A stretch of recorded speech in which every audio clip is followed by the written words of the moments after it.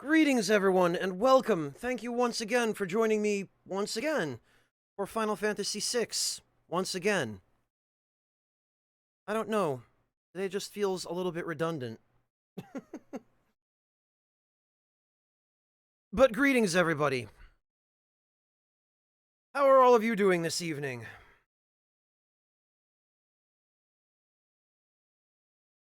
Oh, don't worry about it, Cassidy. It's fine. There just aren't enough hours in the day for everything I need and want to do. But that's any day, work or no work. Even if I don't have any particular obligations on a given day, it's always still busy just trying to get things done that I want to get done, even if I don't absolutely need to get them done. At any rate, though, speaking of things that I both want and need to get done,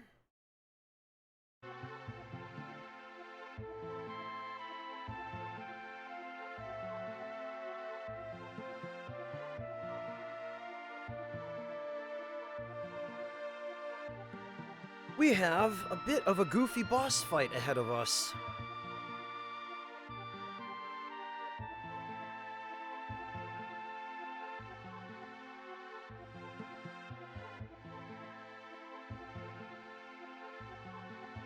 Well, I'm glad you had a good dinner, Pavel. I'm also glad I managed to catch you today. Hello, Luigi, welcome! Well, then you're really going to like this nonsense. Starting off the stream strong today.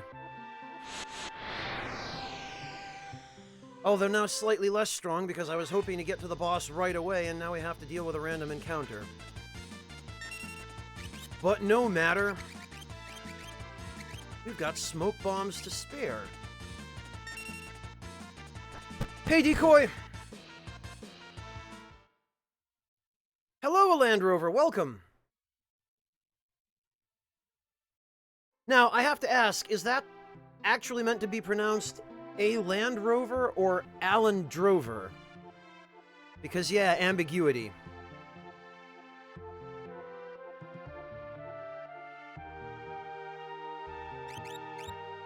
Alright,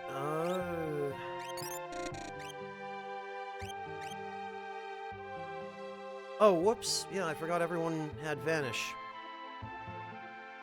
Oh, well. Hello, Adelakas. Welcome!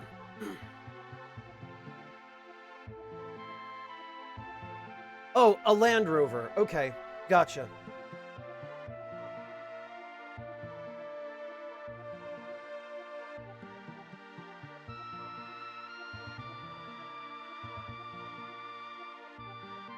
Huh, that's a great image, Cassidy. Here's an even dumber image, though.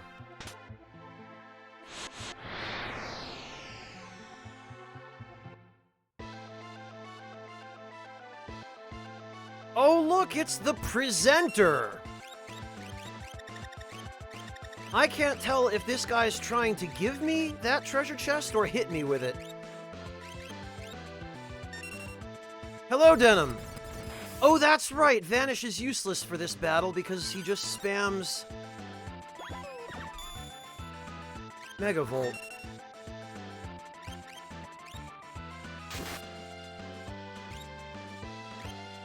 However,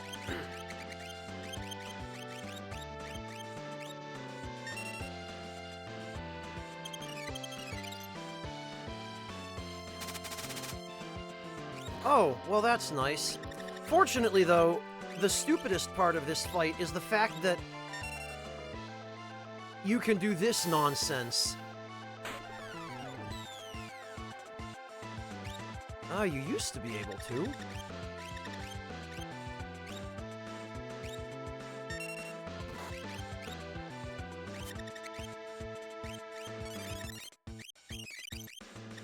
I don't think they changed it.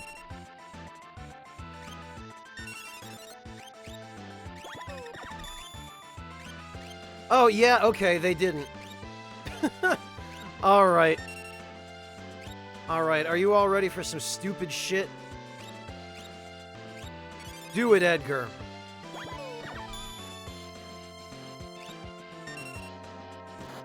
Oh, for some reason, I guess the head doesn't vanish.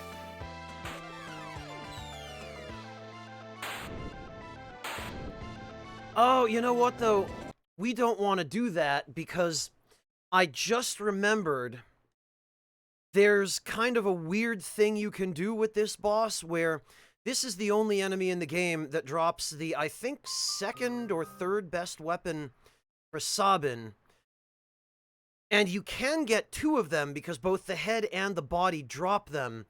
But in order to get both, you have to kill the head and the body at the same time. Hello, Mycomancer, welcome! Yeah, Luigi, the first boss of the game is actually Welk, but just with a different head.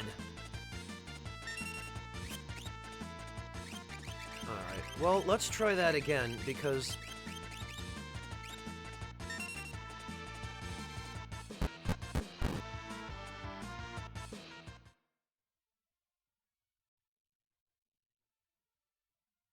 Yeah, same, Monotone.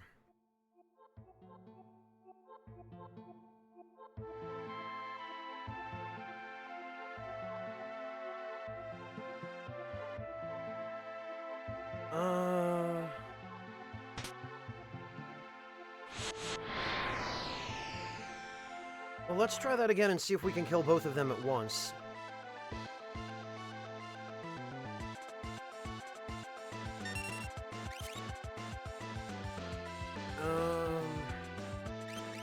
What would be the best way to go about this, though, I wonder?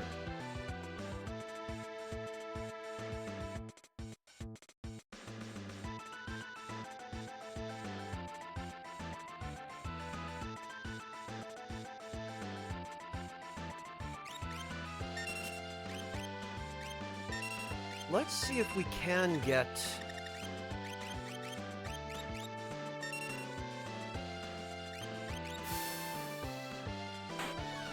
Yes, there we go! Boy, what a stupid boss, huh? Look at that crap. And we got the 2 Dragon Claws from that. There we go.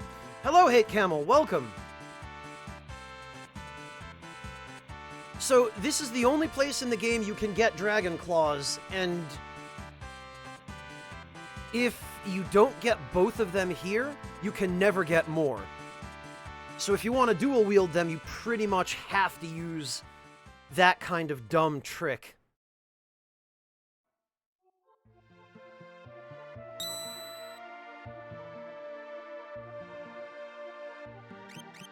So first...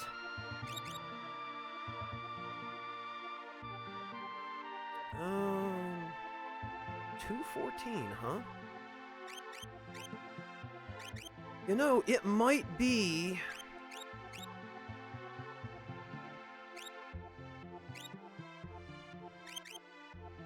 It might be that it's time we...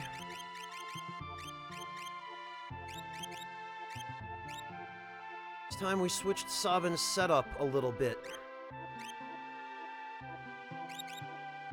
I think maybe if we give him the dual Dragon Claws, the Regal Crown, and the Power Sash,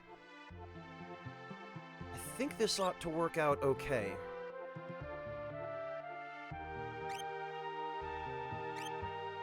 Of course, now he's going to need to be in the front row.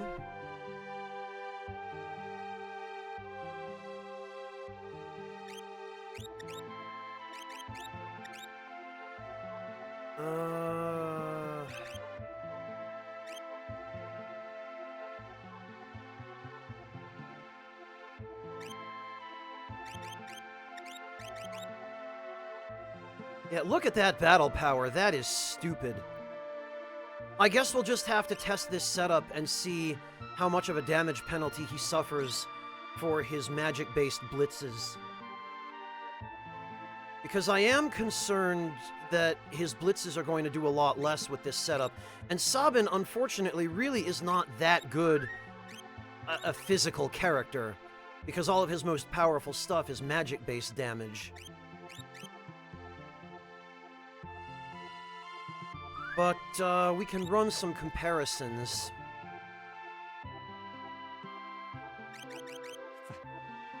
Thank you.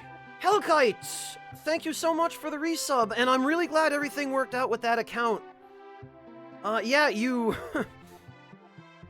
you lucked out with the timing on that, Hellkite. I was just about to contact my guy over at Twitch support,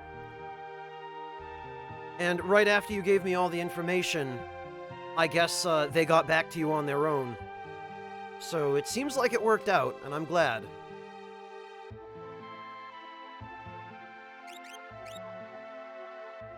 Oh, that's right, and we're using a similar kind of setup on Celis now. This is actually really interesting, the dual enhancer setup for her, because it seems to do identical magic damage to the 2 earrings, but it also gives her the added bonus of being a good physical character as well. Well, Pavel, that's not actual mileage there. That's not an accurate play clock, because I've left the game on while doing other things for probably 45 of those hours. Alright, let's see. Sheesh! Okay. Alright, Sabin, alright. Maybe this is fine.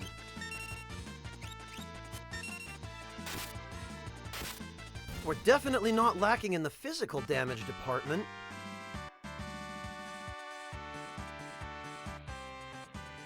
Hello, Takezu! Welcome!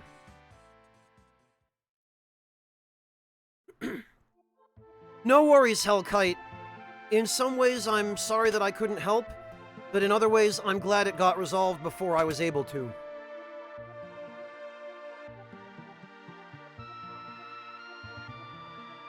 Okay,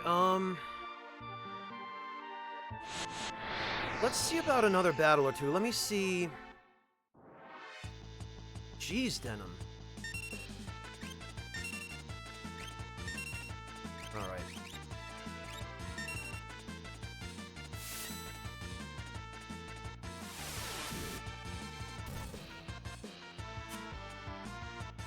Okay, 4,300 from Aurabolt.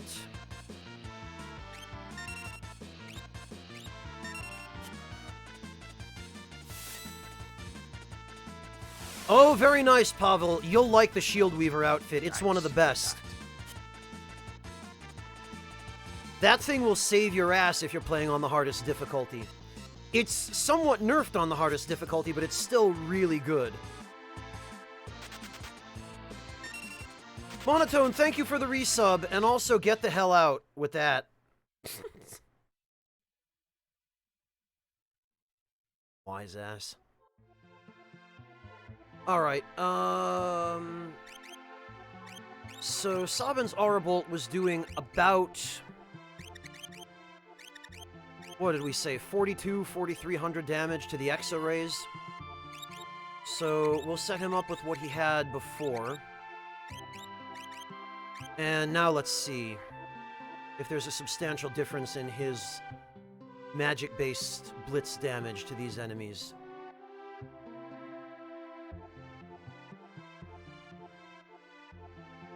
Oh yeah, Pavel, the DLC outfits are almost all awesome.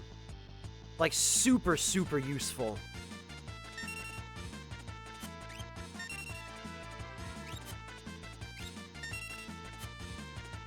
Alright, let's see.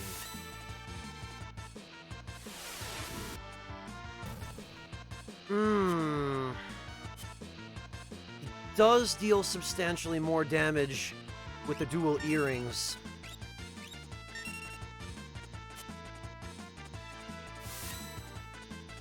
That is tricky.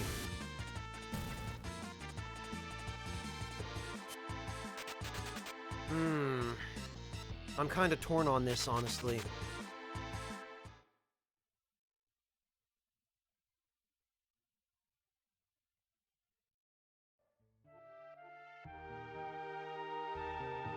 On the other hand, I think it is helpful to have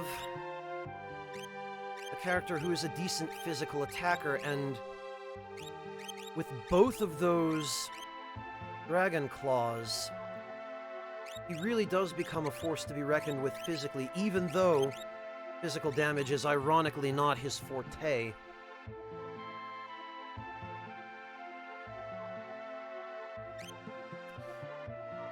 Well, I guess we'll stick with this setup for now.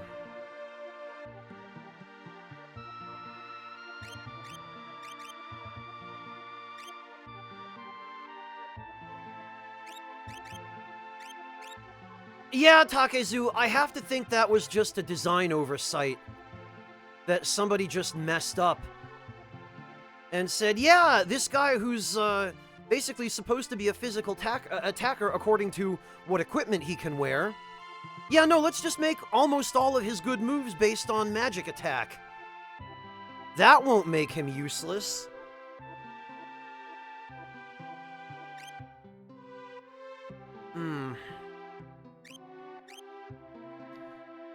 Another thing we need to do before we get into this next battle is we need to change the last digit of our gil.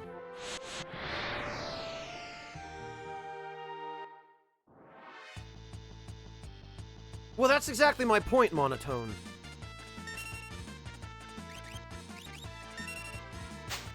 Oh, right, whoops, I forgot. Setzer has an instant death weapon.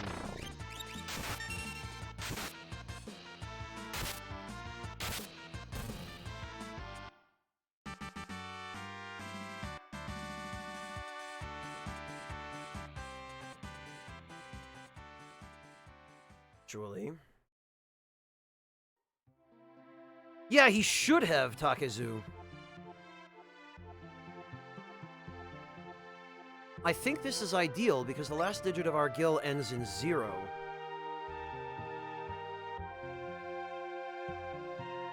Daryl sleeps here. Huh? Oh no!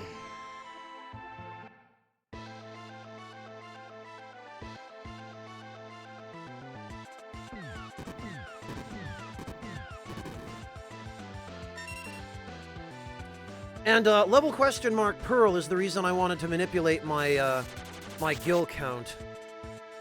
Oh, that hurts. I probably should actually do something here, shouldn't I? Ugh.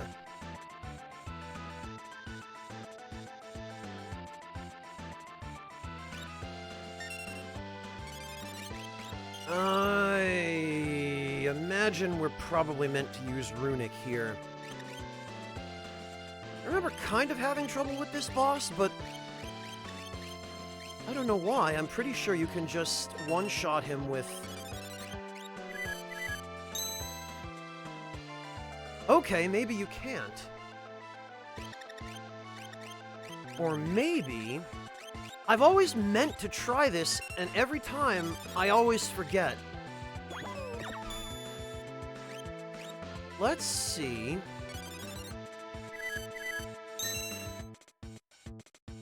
Oh, it just heals him. Okay, right. Fine then.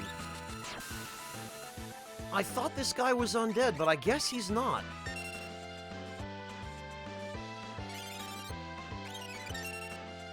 Yeah, Luigi, he is, isn't he? The Dullahan is actually a creature from Celtic mythology. Oh, wait, really? Oh, no. Okay, I was gonna say, Pearl isn't affected by Runic, but yeah, it definitely is.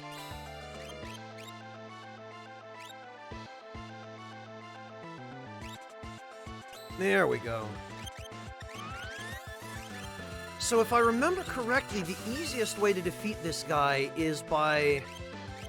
I think by blowing away all his MP, because there are some enemies in this game, uniquely... I don't think any other Final Fantasy games did this, or if they did, I'm probably just forgetting. But there are few enemies in this game that will die when their MP reaches 0.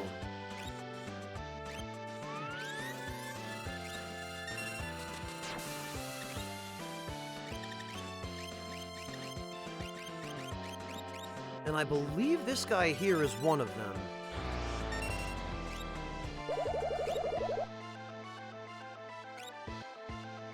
Does not seem to take that much MP damage, unfortunately, but...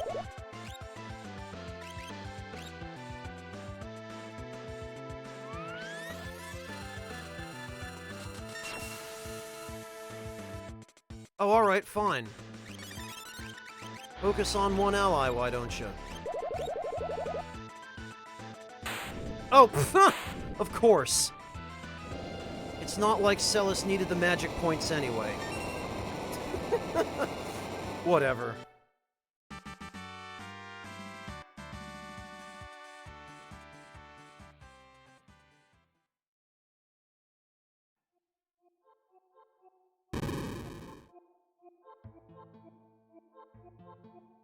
It's fine, it all works out.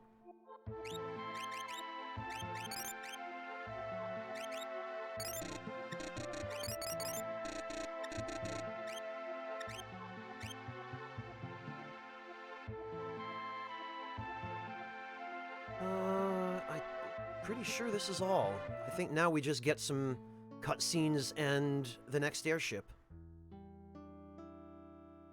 This brings back a lot of memories.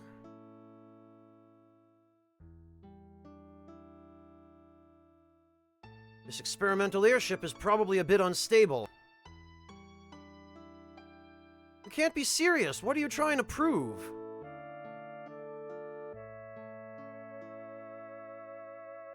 Watch your step.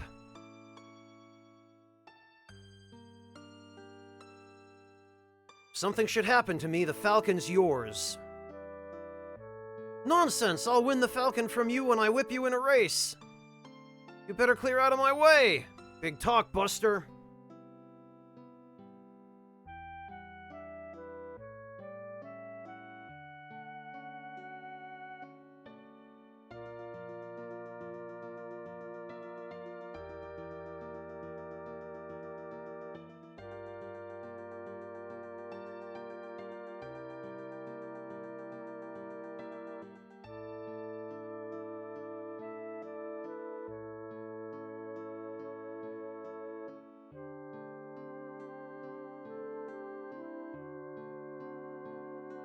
There's nothing like flying!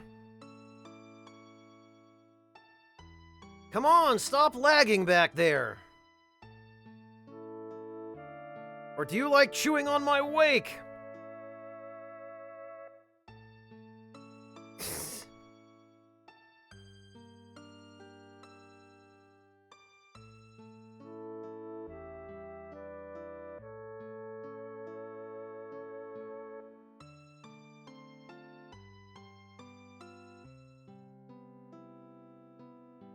Listen to you!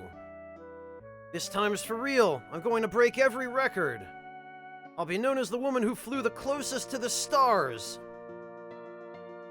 Back before sunset, I'll be waiting for you on our hill.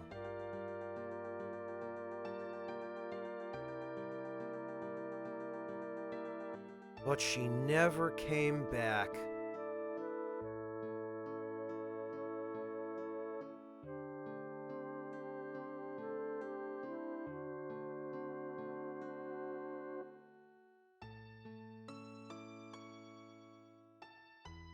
The wreck of the Falcon was found a full year later in a distant land.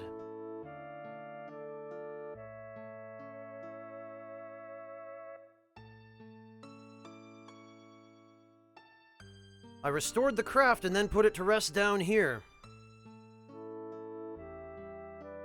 This is the Falcon?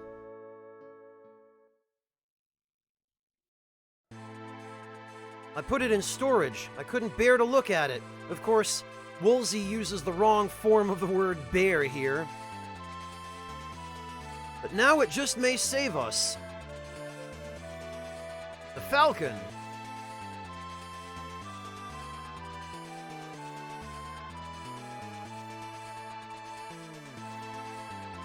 It was in storage underwater somehow.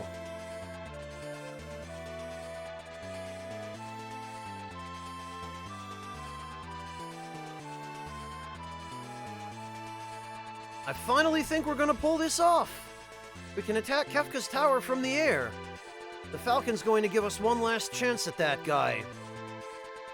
But first we need to find our friends. Right, first things first. For once I feel hopeful. Oh look, it's a bird!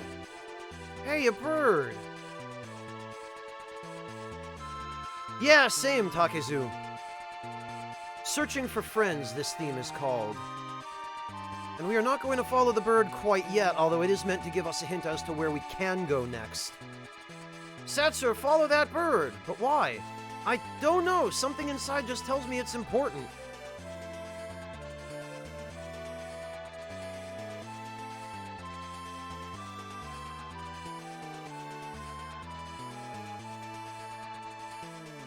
But now we have control of the Falcon. And now things have finally opened up for us, so the first thing we're gonna do, before anything else, is we're gonna come right back to Solitary Island, because there's gonna be some yummy treasure for us to pick up, or there should.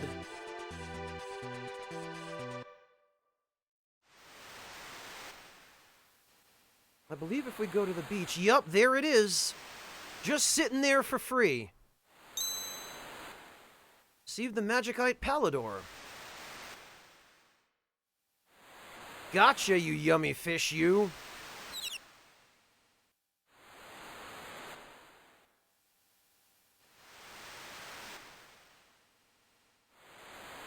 Hi, Sid. I feel much better, thanks, Celis. And that's pretty much all he does for the rest of the game, is he just hangs out here and tells you how much better he feels. However, see about that Magicite we just got, shall we? Party members use a jump attack. This is a fun one. Hasteга and Slowga.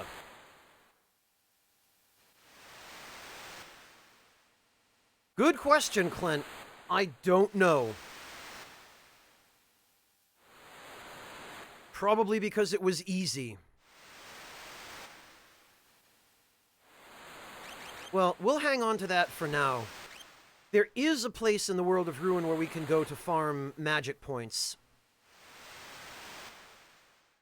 And now that we have the Falcon, we can actually reach it.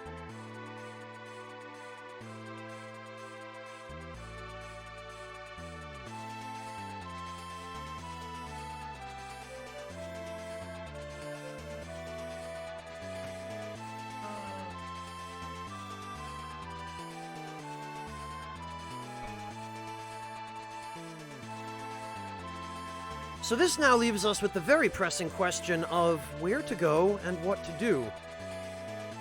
Because now...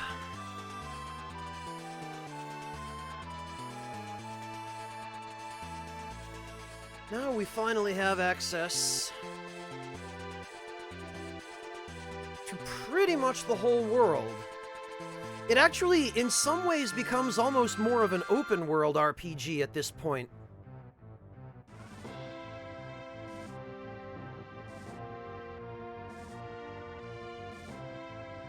Okay.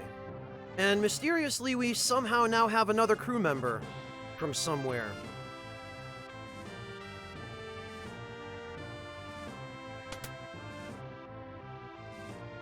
Alright,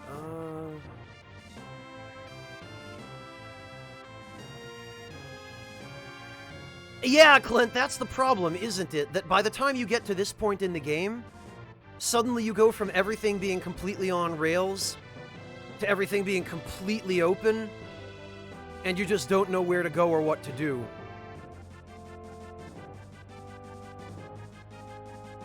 I don't think there's anything important in here.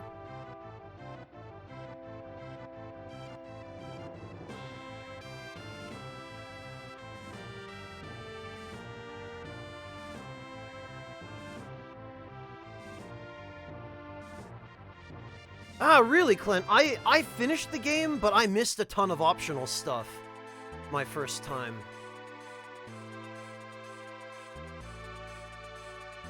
Alright, we need to...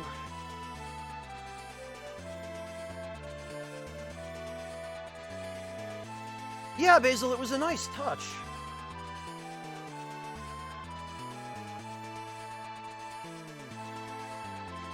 And now I need to figure out what we're going to do next, because...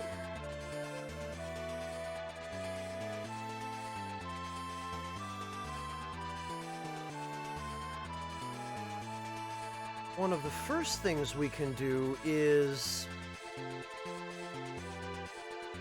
we have access now to all the shops.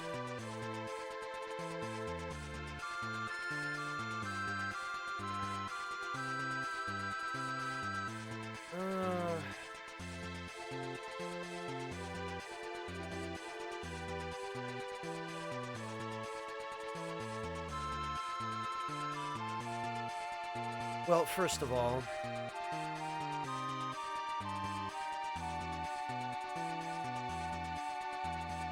if I remember correctly,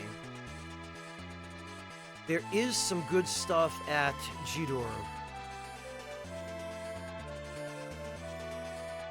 I think this is Jidor.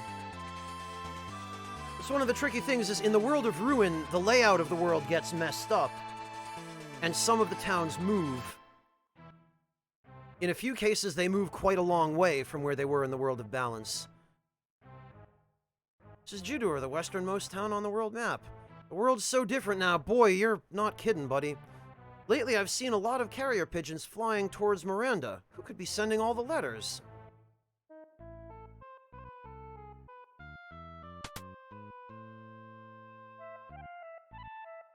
Yeah, Basil, you can, and I need to go get him back as soon as possible, because being able to steal is kind of important.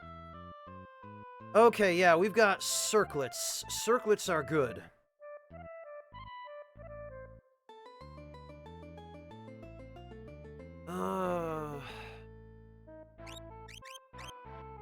We'll get a few of them.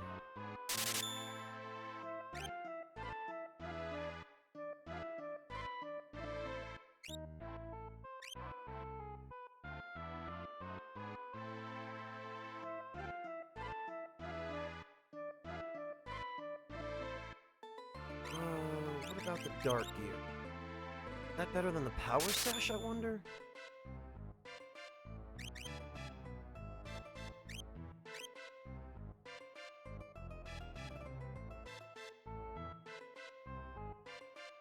Oh, that's right, and the new music plays in Jidor now.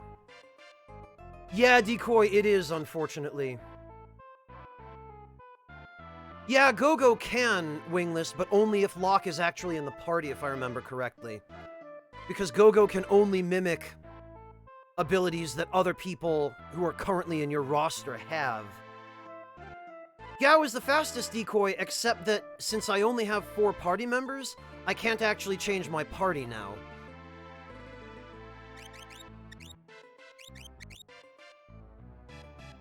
Oh, Regal Crown is an improvement for Sabin. The Dark Gear... The Dark Gear is a substantial improvement for Sabin as well, with the exception that it cuts his vigor by 5 points, which is gonna hurt. But it preserves his magic, and it gives him 5 speed. Stamina is absolutely worthless. It's not important at all. No, Takezu, you can actually set which commands Gogo has. Gogo, unlike other characters, does not have his own command abilities. You set them on his status screen. I'll be able to show you that when we go get him.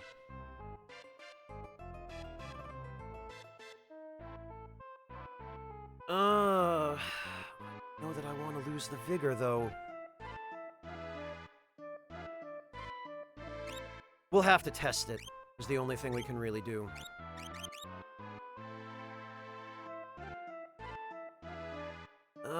The circlet would give Celis a little more magic power and strength, which would be nice, but...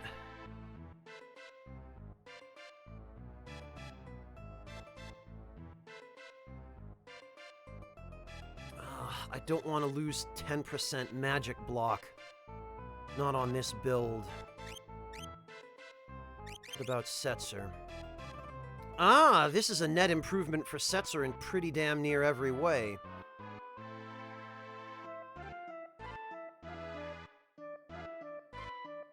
Alright, he gets the circlet. And I guess the diamond armor.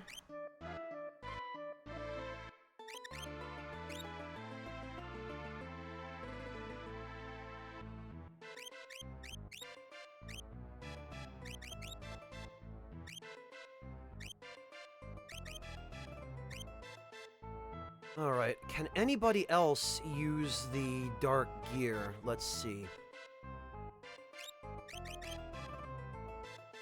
Gao. Oh, Setzer can. Really?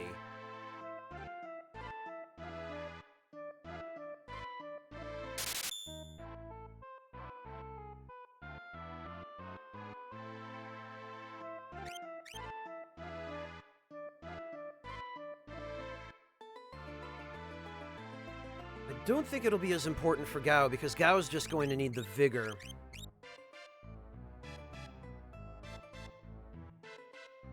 Wear DDD because I prefer it to the versions with bad sprites, and where all of the fun setups were nerfed.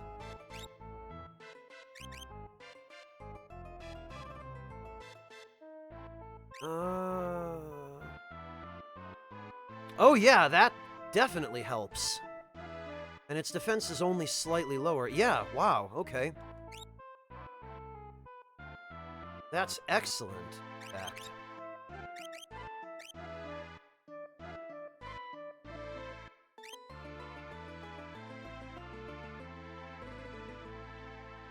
Alright, well I think that ought to do for now. Let's go check the weapon shop.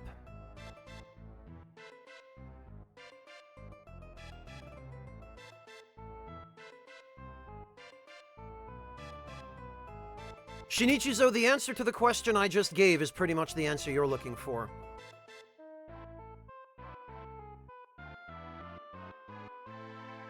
And also because, as opposed to the SNES version, this version is available on PSN, so I don't have to muck around with, playing it on PC.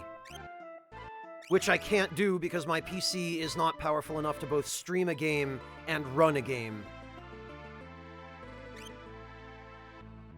We've got the Partisan. That's a pretty good weapon for Edgar. Oh yeah, DDD, the GBA version is probably the worst, well, one of the worst versions of the game. The mobile version, I would say, is the worst. But the GBA version nerfed a bunch of the fun stuff and didn't really fix all that many of the terrible bugs. And it actually introduced some of its own bugs.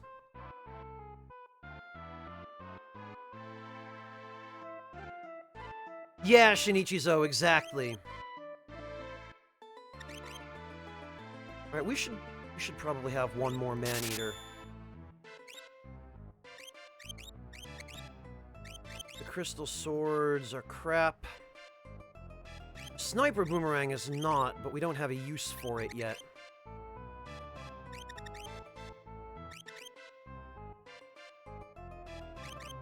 Alright, the diamond armor we can ditch. Power sash. We can get rid of at least a couple of those. I don't even know why I have so many Gaia gear.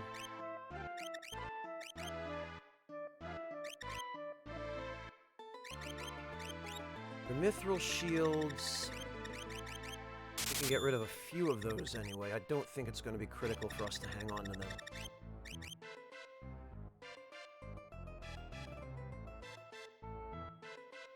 Oh, good. I'm glad to hear that, Denim. It often does. Sometimes you just... If your connection is hiccuping, you just need to give it a good kick. We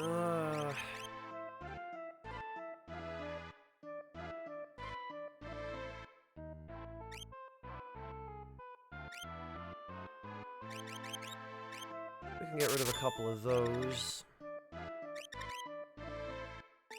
I don't know why we have 3 back guards. I don't even know why I got the other 2. Sarina ring is worthless.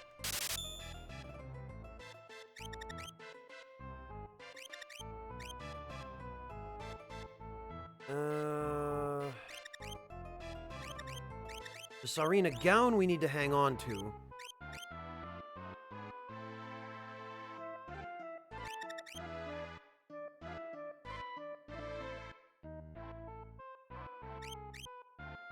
I bet it was, Pavel. Yeah, DDD, that's the one thing that I miss about the later versions of this game, is the extra content, but to me it's not really worth it. It's not worth having to deal with all the other stuff throughout the whole game. I just wish they would release a definitive edition of this. But even if they did, all of the fun stuff would still be nerfed. Or most of it would.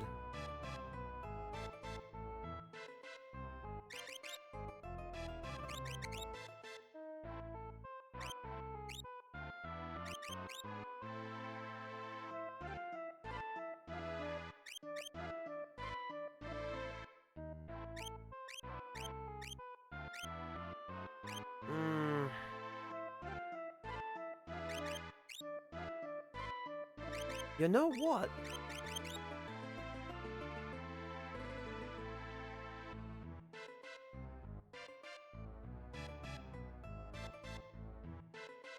The Regal Crown is honestly not all that bad. And I would just as soon save the Genji helmet for a 255 defense setup.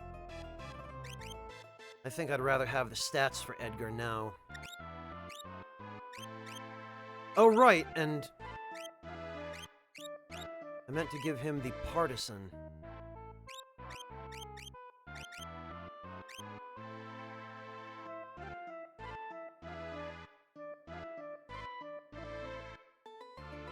Another thing we need to do while we're here... I saw the Emperor recently, a painting of him, that is. It's in Ozer's house. In a world like this, you have to keep an open mind. Yeah, I bet you do. A while ago, a little girl entered the art collector's house. The house to the north belongs to Ozer. He's a collector of fine paintings. The other day, I read Ozer's diary. It was just laying there. Art that evokes the end of the world is popular now. Yeah, I bet it is, isn't it? Ozer sought out a highly skilled artist to come and paint for him. Now, if I remember correctly...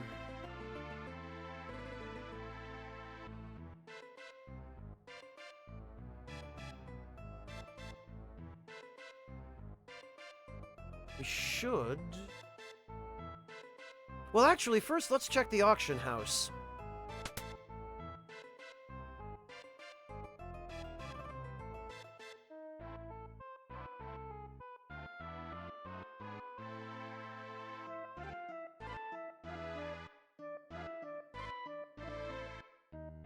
See anything you want? The auction's about to start. Yeah, let's see. Let's see what we got.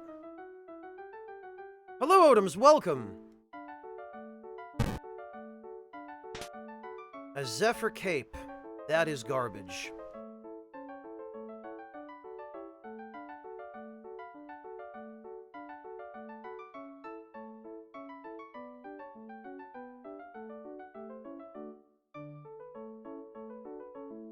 No.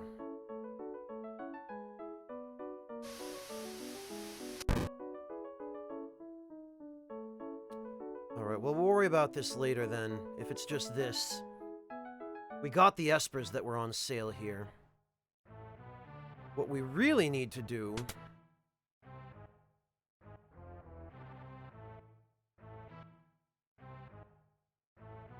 somewhere around here... should be a lamp.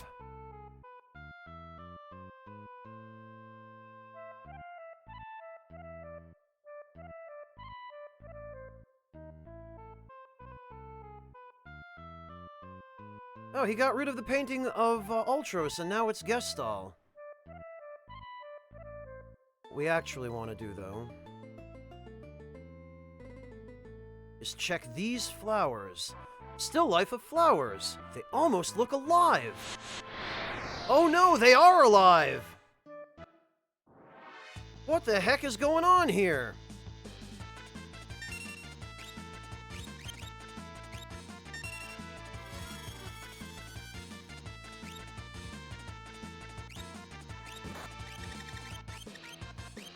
charm is super bad news.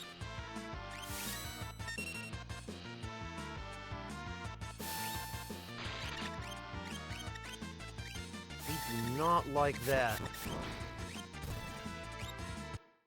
However, we do want it for Gao, which is why we're fighting these things now.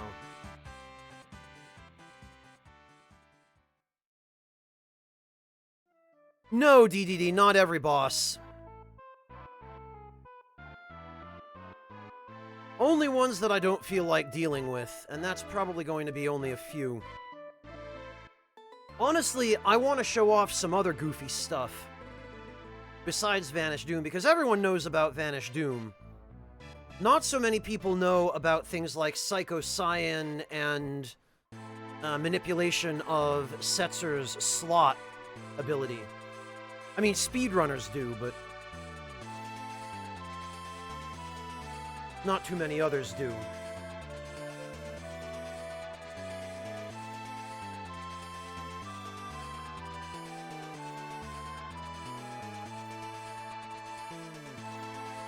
Alright, so the next order of business is...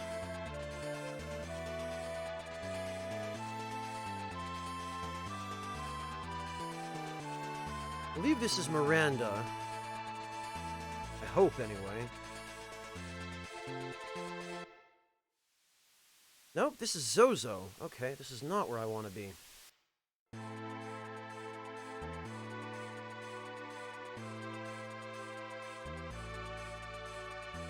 Miranda should be up here.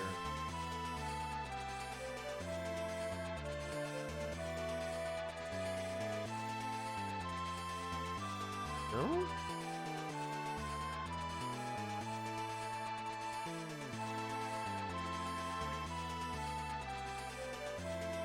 Oh, wait a minute. No, Miranda is on the southern continent, isn't it? Or it's on what was the southern continent. It's, here, I think.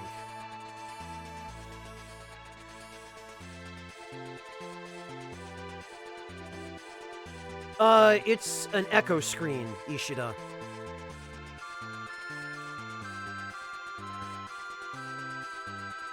Yeah, Clint, it's an echo screen because of the way it affects the RNG for slots.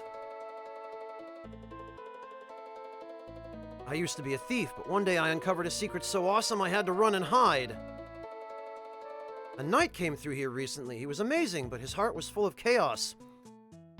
When he can cope with his pain, he'll be the mightiest warrior alive. A spell ago, some oddball came strolling through here, kept calling people thou. Yeah, gee, I wonder who that could be. I've learned a lot about our new world from the thieves and travelers that have come through here. What shall I talk about? Narsh.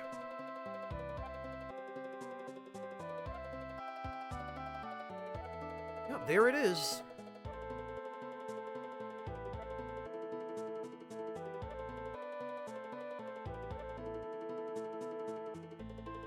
Alright,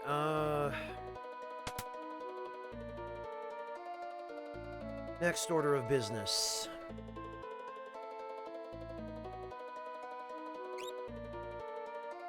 Okay, a gravity rod, the sword breaker.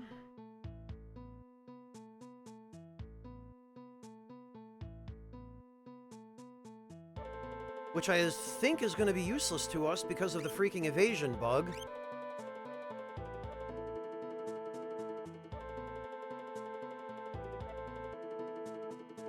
However, I think we are going to want a couple of falchions, because these, I believe we can bet at the Colosseum. I don't remember what we get from them, but I do remember it being something good.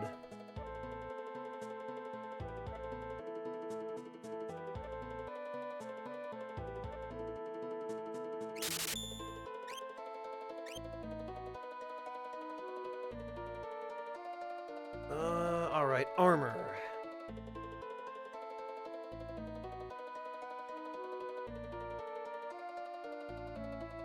You know that guy in Zozo who says this place is dangerous? He's the only one guy in that town who tells the truth. Maybe he can help you. Your own past can be your worst enemy. Friends, family, gotta let them all go. Be one with the wind and sky. Recently, Lola has been receiving a lot of letters. Must be from that guy in Mobliz.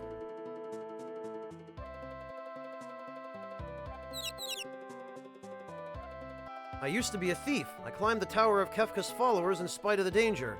But I got hurt and had to turn back after the first treasure room. What a chump.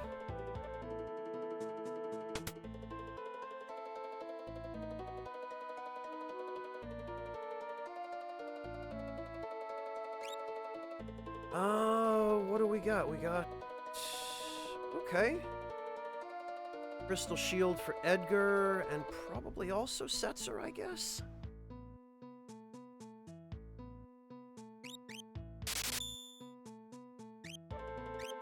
Crystal helm sucks. The Oath Veil sucks.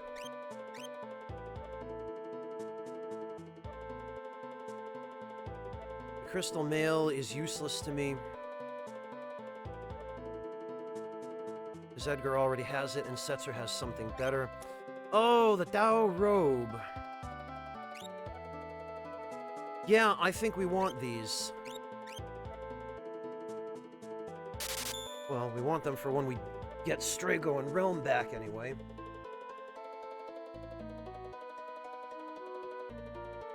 Clint, I thought you were gonna say a crab.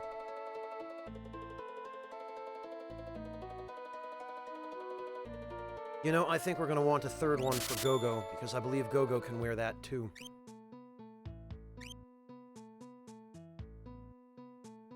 Oh, and you know what? We should also...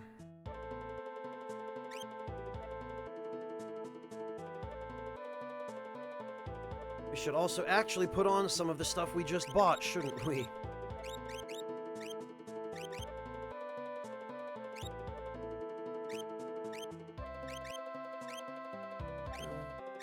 There we go.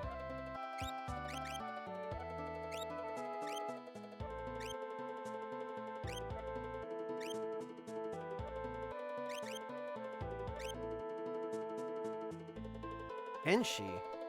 What does that have to do with crabs, Denim? I feel like you're making some reference that's going over my head. And we can get rid of...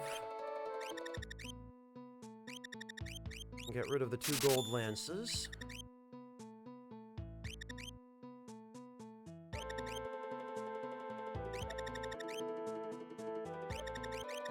Actually, we can get rid of this. That we'll hang on to.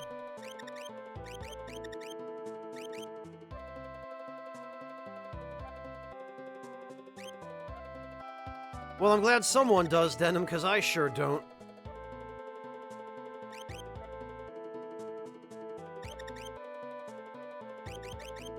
Guess we can just get rid of all this crap, then. No one is going to be hurting for shields now.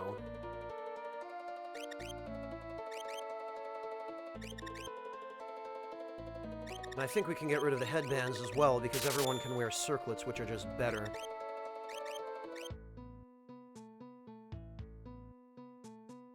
We don't need all those tiger masks.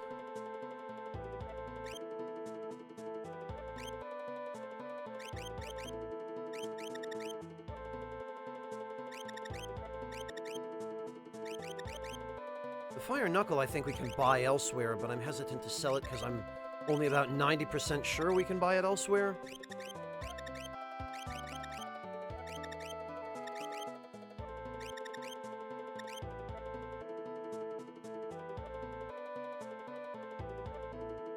Okay, well, we made enough back. We'll rearrange that.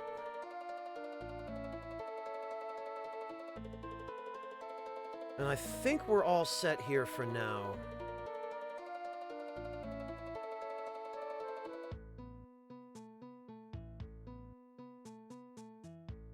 So first of all, let's go learn Bum Rush. This, I think, actually ought to be pretty simple.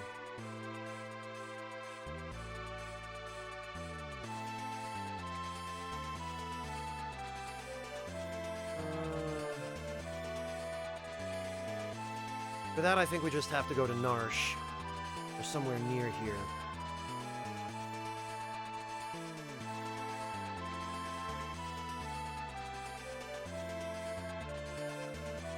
Where is Narsh? There it is.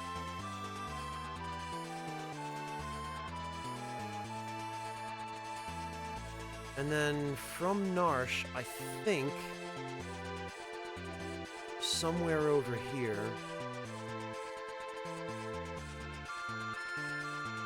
There it is. We land here. And oh look!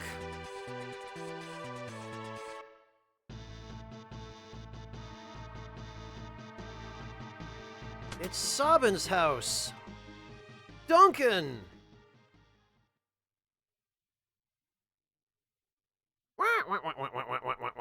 Why the surprised face? Did you think I'd gone? Duncan, I'm so glad you're safe.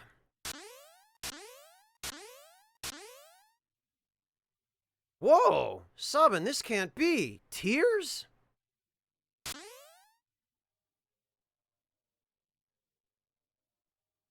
Wahaha! Nothing happened to me. The earth yawned right open to take me, but I scrambled to safety.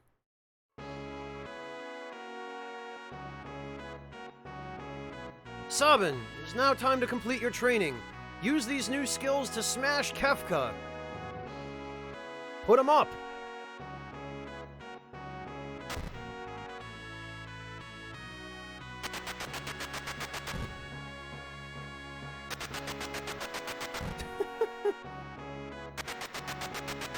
Also, I love how Duncan is just a palette swap of Bannon.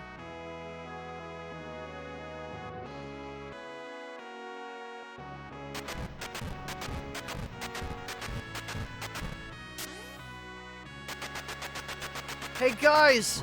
Anime!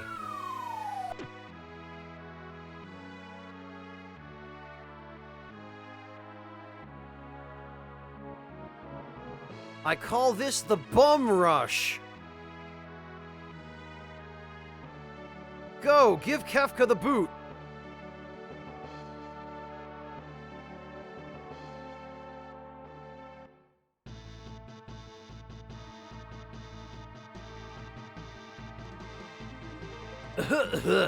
Don't worry about me. Go, destroy Kefka.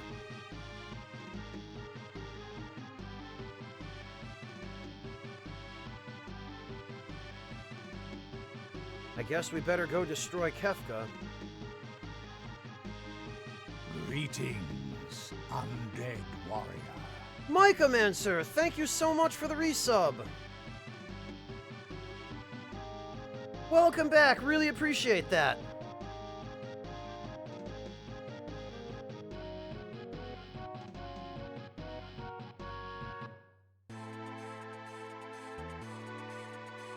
Don't worry about it, Luigi. It happens.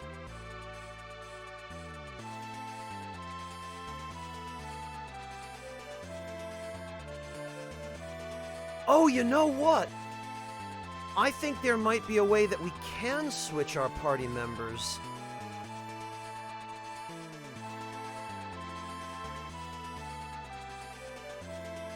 We have to kind of manipulate the game a little bit, but I think there is a way.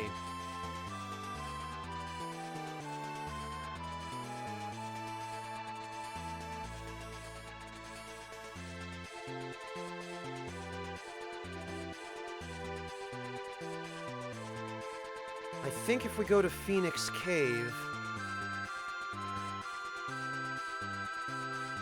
Yeah, okay. We have to form two parties here.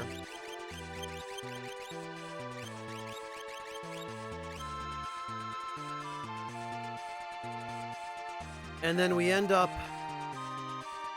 Yeah, I think this ought to work.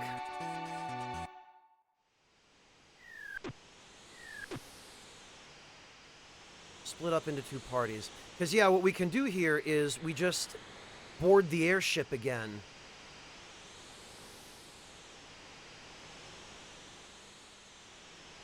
And then it leaves us as just Setzer. There we go.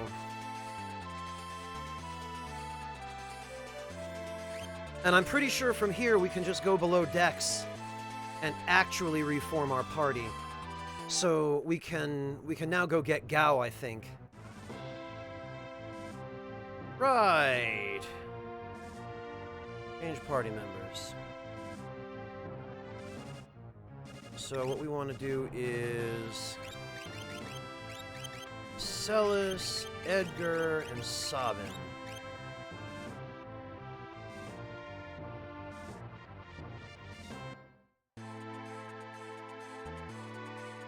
Yeah, Luigi, Setzer is one of the few characters in the game whose Amano art actually looks like his sprite.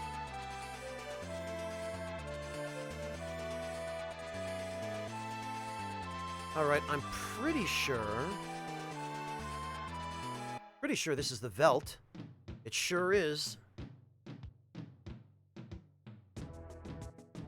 Ah, not bad, my Commander, not bad at all. Yeah, it used to take a lot longer when you were playing the original version of FF7.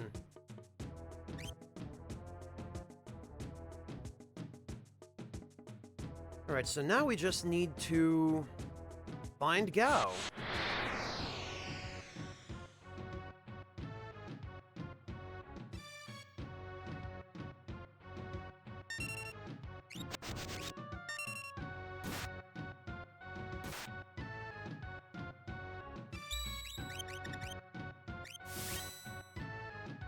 Oh, you know, I should have... Oh,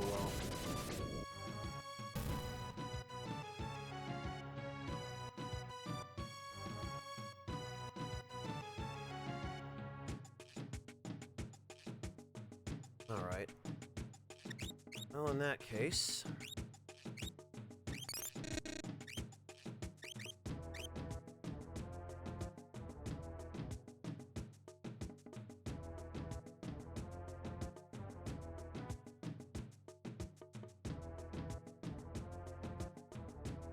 Come on. There we go.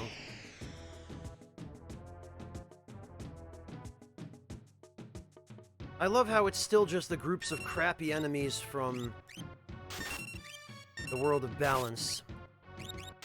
Alright, let's get some Phantom going on here.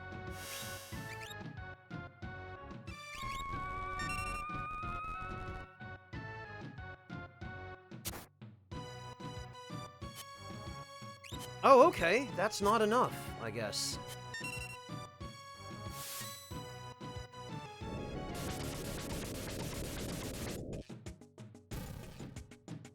There he is!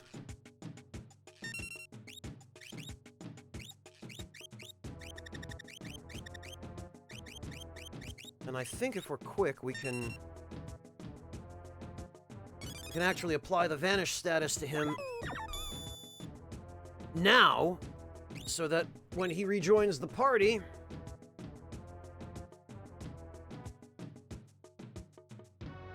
There we go. Oh, you were playing the German version of FF7, Mycomancer? Yeah, that doesn't help, does it?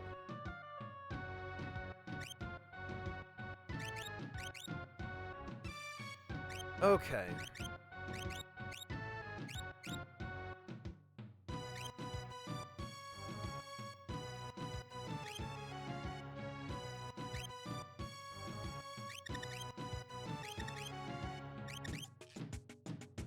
That's right, the hero ring is equipped on somebody else, isn't it? That could be a problem. I need another hero ring.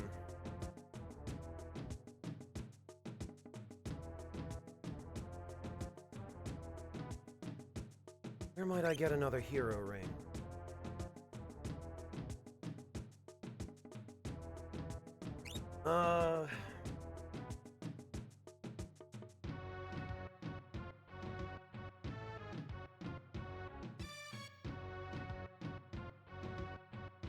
I think we might be able to get one at the auction house, actually. I remember there being one there. I remember there being one on Triangle Island, I think.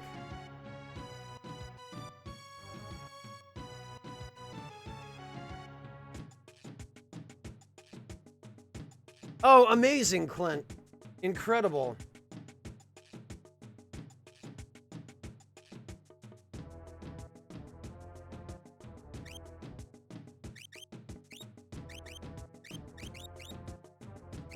Alright, how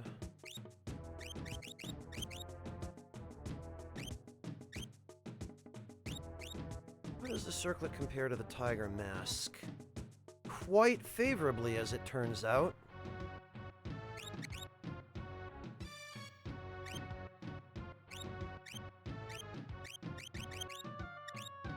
And... oof. Yeah, that 5 vigor. The defense is definitely better, but...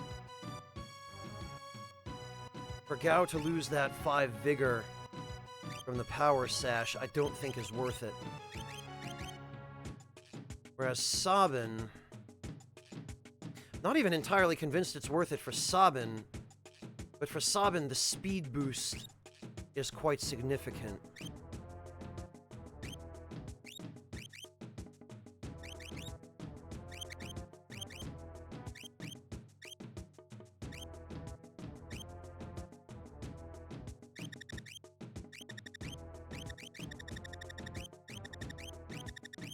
Well, we'll need a shield for Gao, I suppose.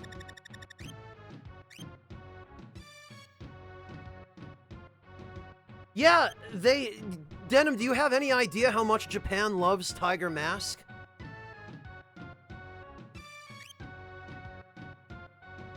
Alright, well, I guess it's back to Jidoor.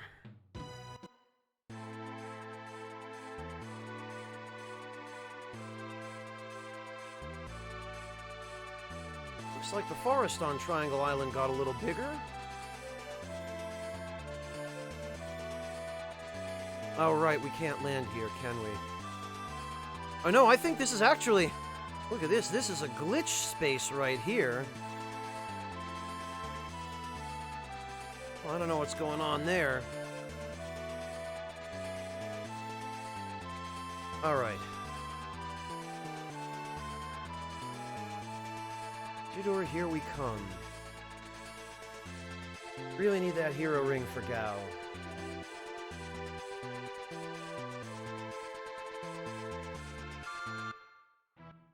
Of course, I hope we don't have to wait too long for it to show up.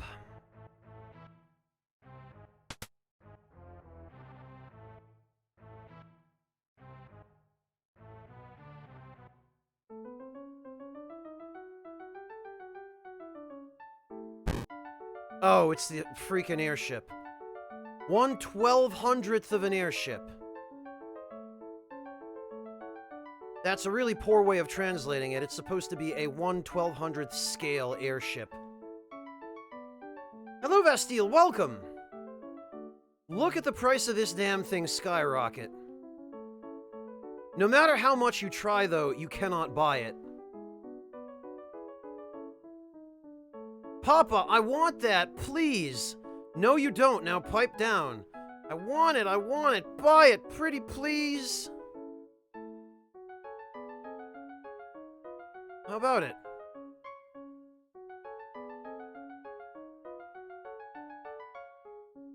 $1 million GP! Wow, Papa. What? 1 million GP? That's, by the way, I think one more GP than you can actually carry. Yahoo! Thanks, Papa, yahoo! Ho ho ho, alright, but just this once, and keep it a secret from Mama! Well, we have our treat for the day, let's go home. Yahoo! Yippee! What an asshole. Come back again real soon.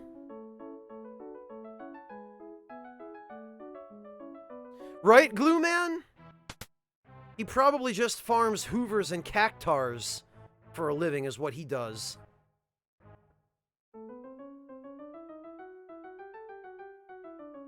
Please be a real item. Oh, god damn it. It's the Imp Robot.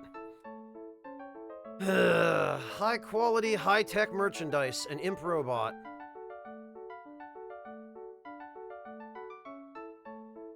about you just stop wasting my time?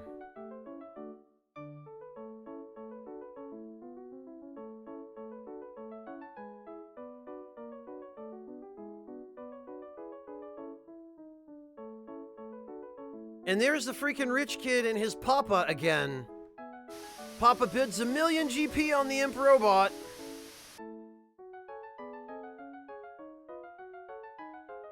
Just this once. Keep it a secret from Mama.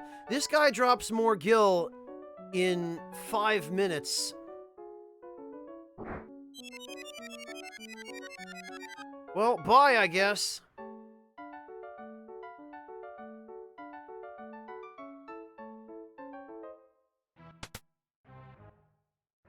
Right, DDD?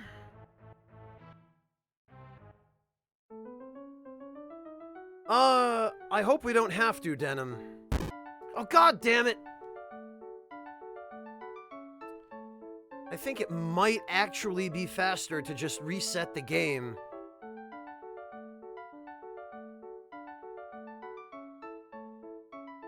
No, actually, I don't think it matters. I think it's about the same amount of time now that I run through it in my head.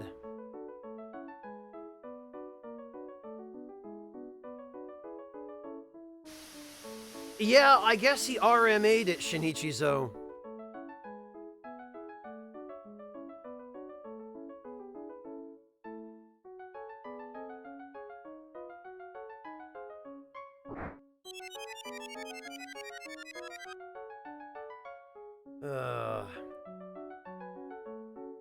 These are cute the first time, but when there's an item you're actually trying to get, they're a huge pain.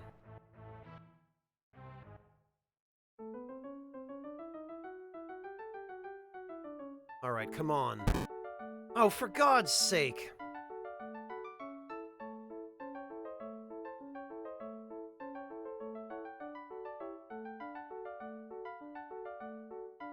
I don't know, Land Rover. I don't think Daddy's credit card is even breaking a sweat here.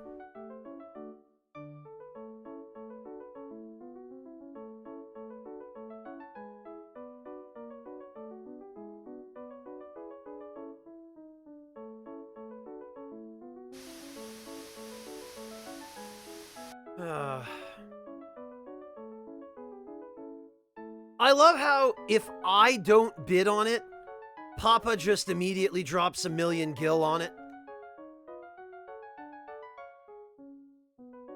He's like, screw it. Fear my infinite wealth.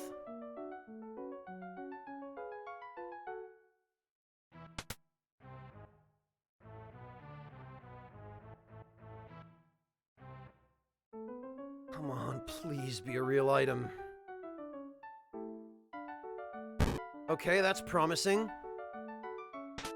Finally! Okay, good. That is what I came here for. About bloody time. Oh, it's gonna end up being 20K. Oh, Jesus. Oh, screw you guys. I hate you so much. Mine. Look at Celis, she's so happy. Unfortunately, you can only get one hero ring from this auction. No, Luigi, but, the Trino auction kind of does a similar thing. It references it a little bit without using the actual song. There we go. Tell you what, a Land Rover. Celis's credit card is what got the workout today. That was a substantial portion of our war chest here. Sure is a good thing I ended up with about 800,000 gil by the time I was done farming what I needed on the floating continent before we left there.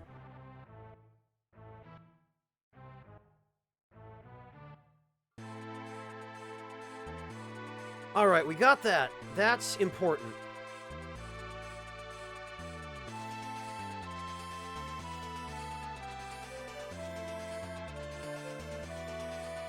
But what to do next?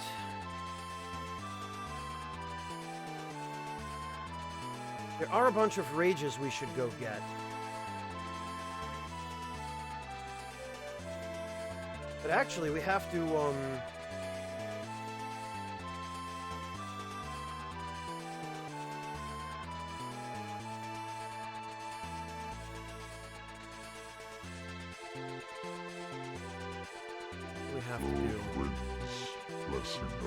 Luigi, thank you so much for gifting that sub to Denim. That was awfully kind of you.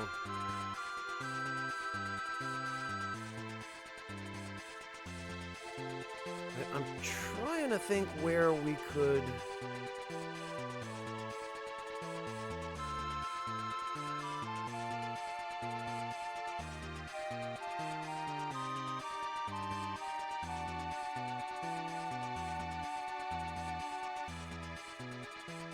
Actually, we should see what's around Jidur before we leave.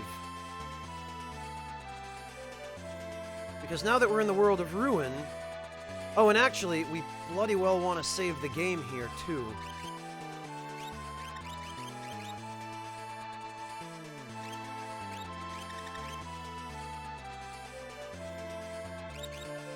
Celis should probably have Palador for now.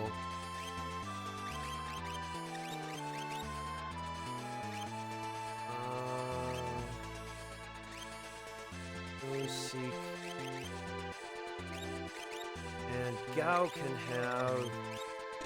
Oh, of course, Setzer has Fenrir. Why did I even...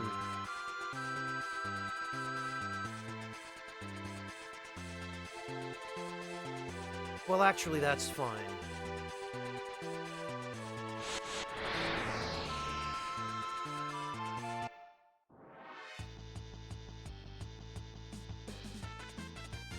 Oh, actually...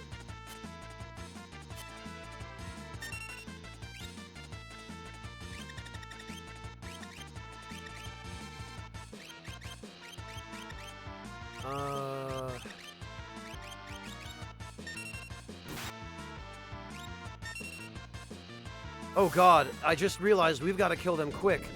Because those Spectors have the blaster attack, and if they use that on us when we're vanished, we are screwed.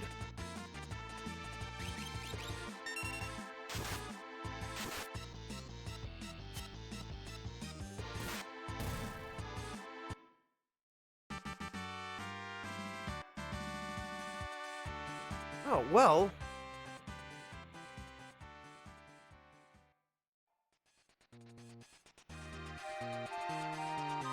Yeah, before anything else, we had better save.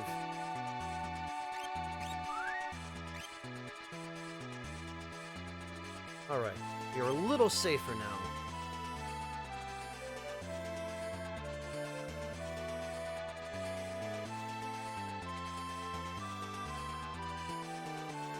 Let me just make sure we've run into all of the enemies in each of these areas, because...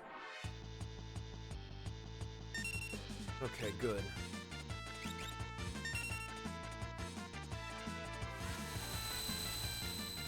Oh, you know what? And we should go to Jidur and actually...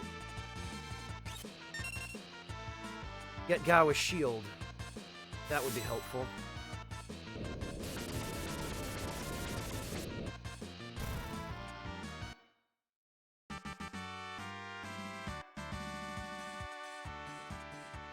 Which, at the very least, now we've just earned enough money to do from these last couple of battles.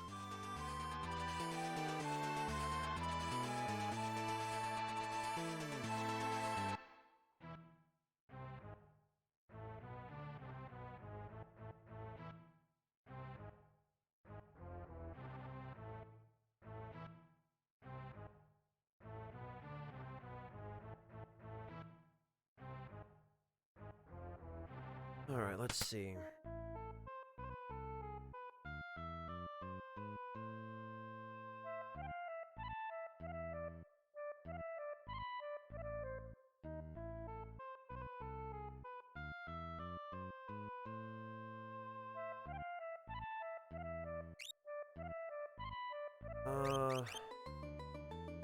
Oh, not here, I guess.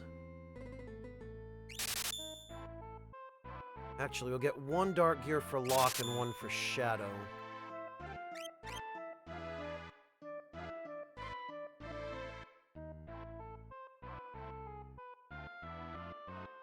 Maybe shields are at the weapon shop. I don't even remember now. Kids don't get old. It sucks.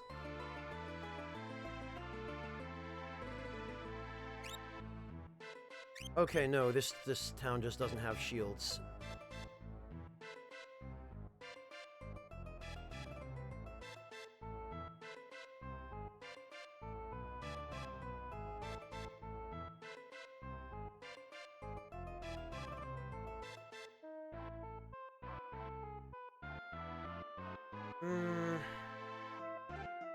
Trying to remember which town did.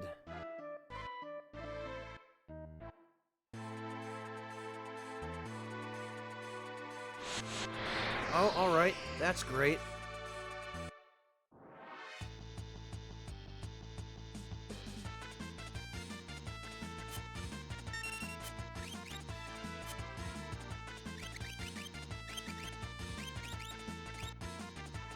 Alright, we are out of here.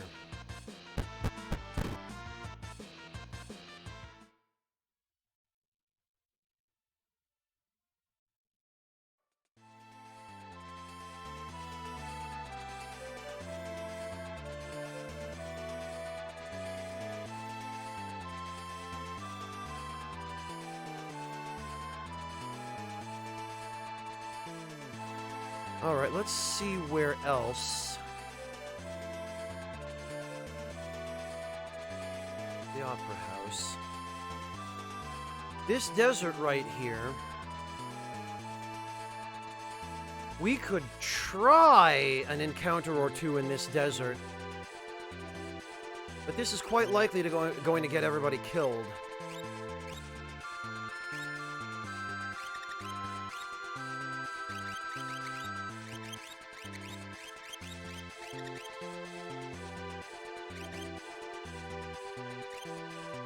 Matter of fact, let's...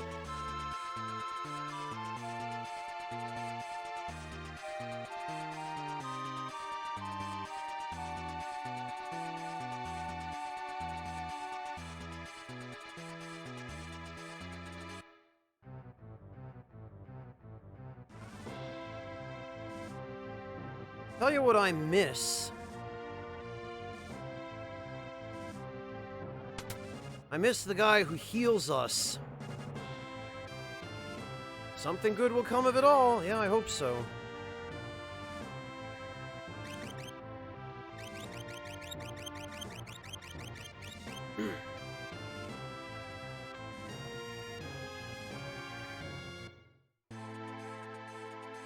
Okay. So we need to get that Esper off of Setzer because that is doing none of us any good.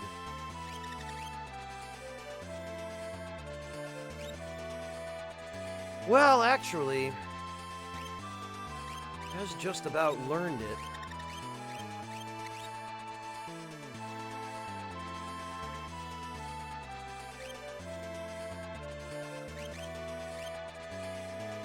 Oh, hello, breakfast. How are you?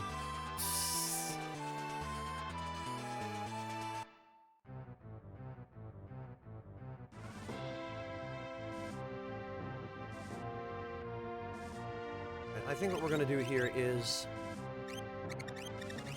remove Palador from Celis.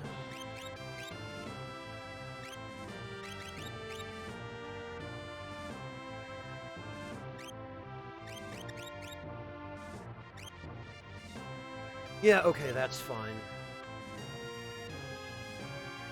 And Celis can sit on the sidelines for a while.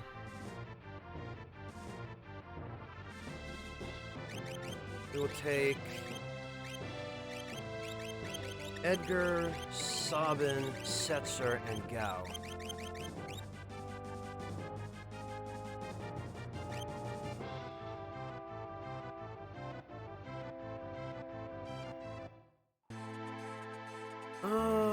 Right.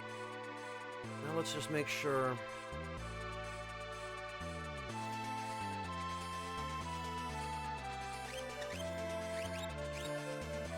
He's got Bismarck, so that's fine.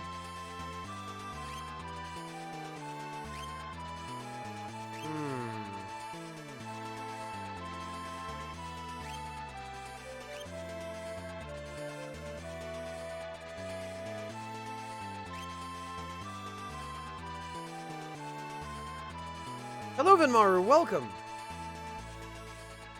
Oh no, breakfast! Why would you do that? Well, I guess it's still probably better than the PS Classic.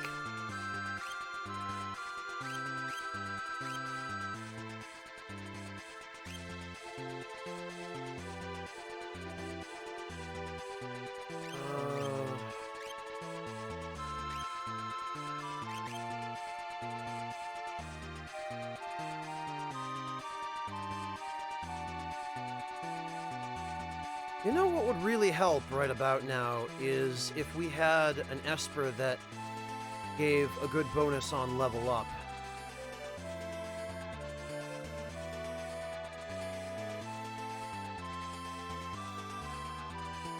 We do have a bit of a dilemma here.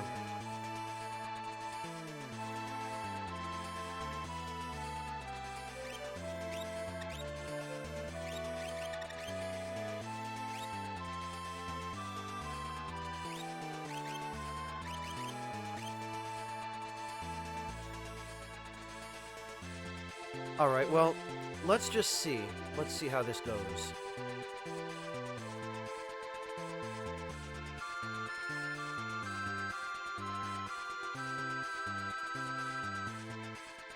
Oh no, Mycomancer! Sorry to hear you got fleeced into that.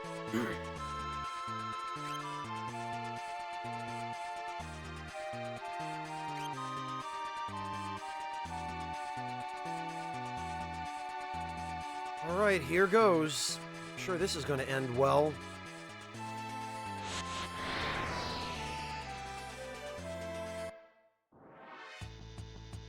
Yeah, I knew it. These things do not mess around. Fortunately, though, neither do I.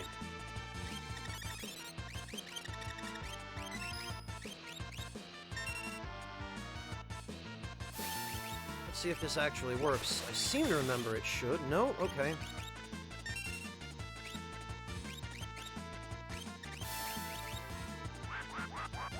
That damn well should. Yeah, there we go.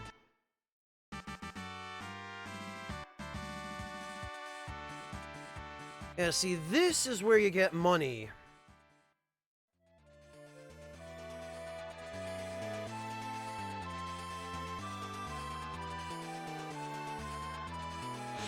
It's difficult, Takezu, but it can be done.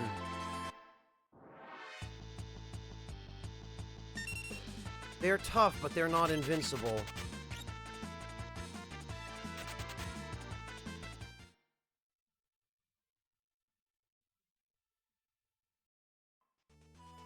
Alright, there is one other enemy we need to try and run into here, with a little bit of luck. Yeah, we did the Doctor, Peter Mayhew.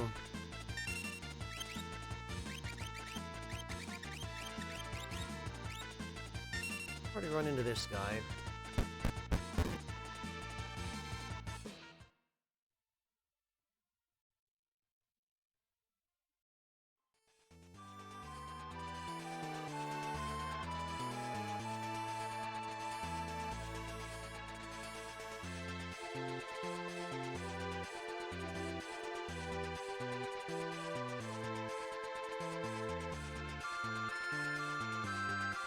You know, it's funny, Mycomancer, I still have NES cartridges whose batteries haven't died in like 30 years.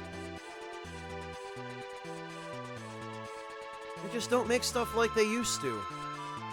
Granted, part of that is that they just don't make stuff that requires battery backups, but...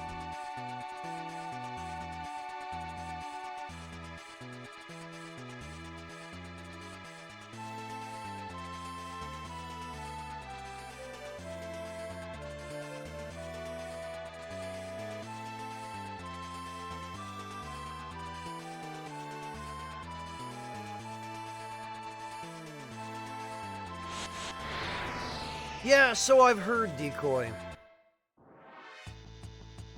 There he is.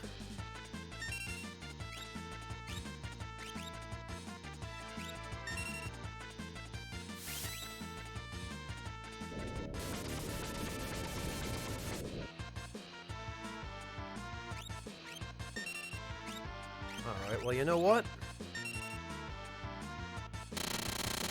Get dead.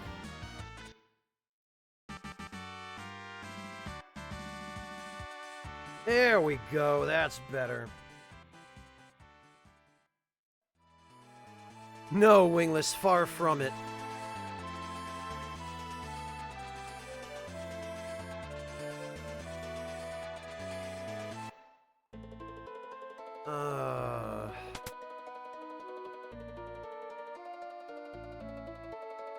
This town, I think, should have a shield for Gao.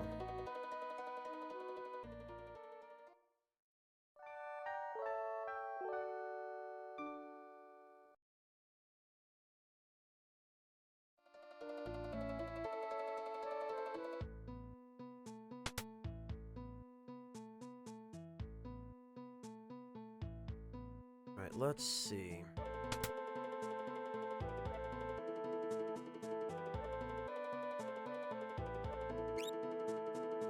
Crystal Shield. Gao cannot use it. Well, that's lovely.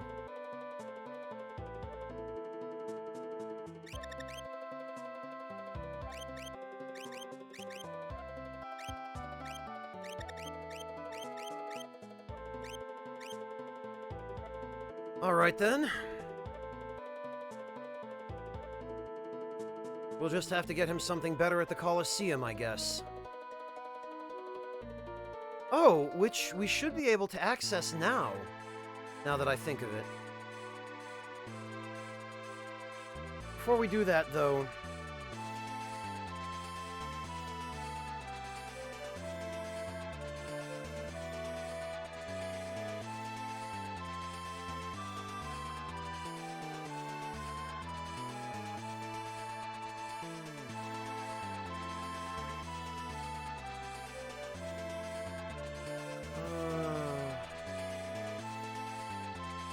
let's just run a quick check.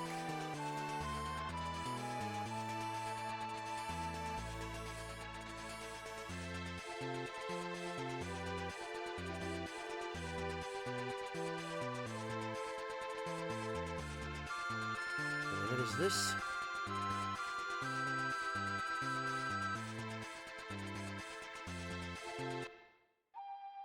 Oh, okay, this is Doma Castle. Alright, in that case...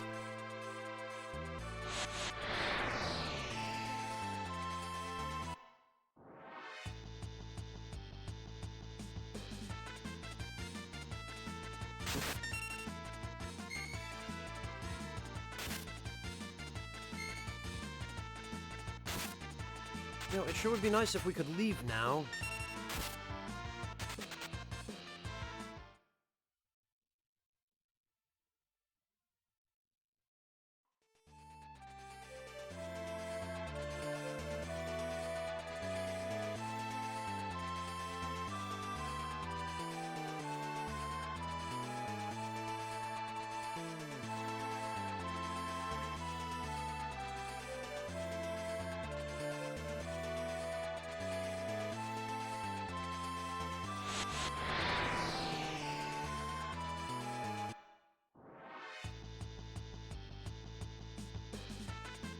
Okay, no, this is not the enemy group I want.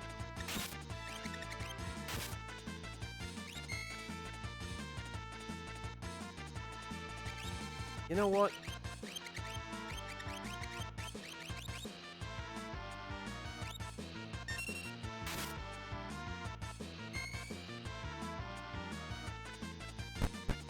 There we go.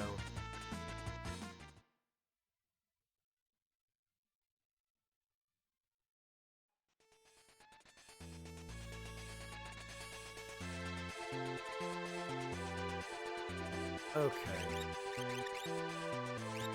Whoops.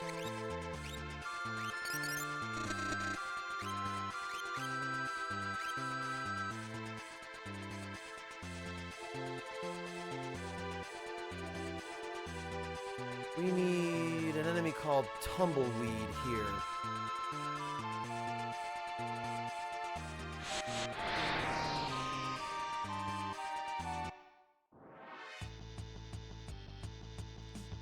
Does not seem to want to show up.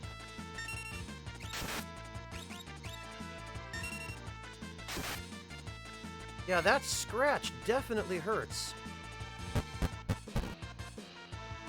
We ought to get somebody with Phantom. What we ought to do.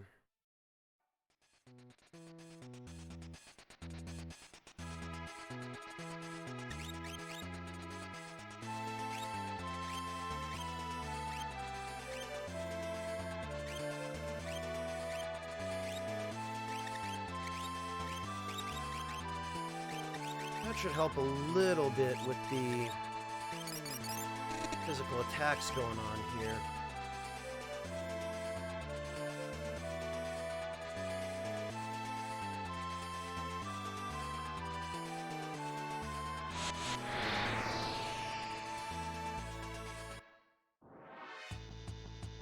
There they are.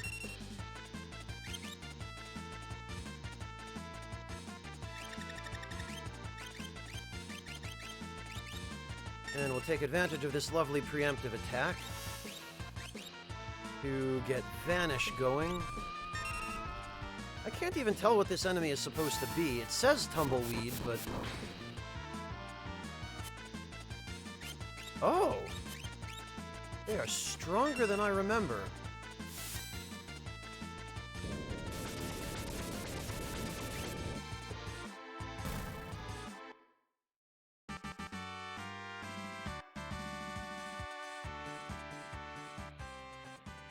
Quite a bit stronger than I remember, in fact. Yeah, I guess a little bit, Glue Man, it does. Iggy, we're in the process. That process is happening even as we speak.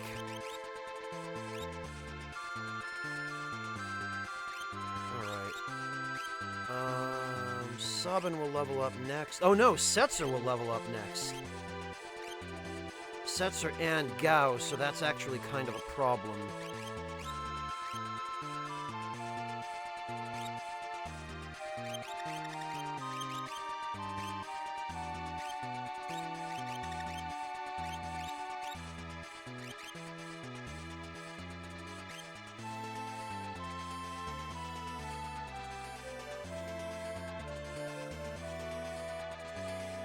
Yeah, Basil, that's true.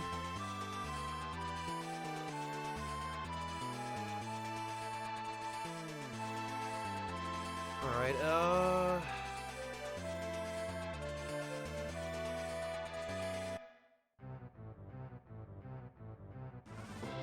Yeah, Iggy, the game does a very, very bad job of explaining to you how that works.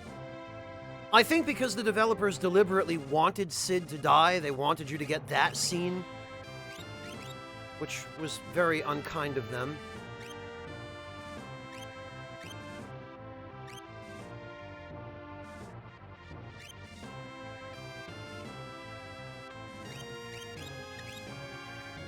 Okay, so Gao has Zone Seek.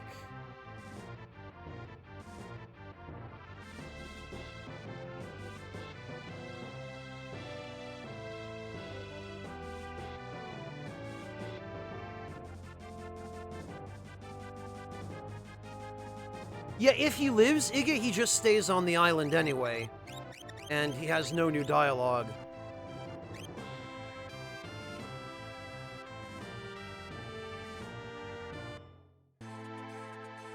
Right, so what we need to do is stagger Gao's level with Setzer's so that they don't level up at the same time. And the easiest way to do that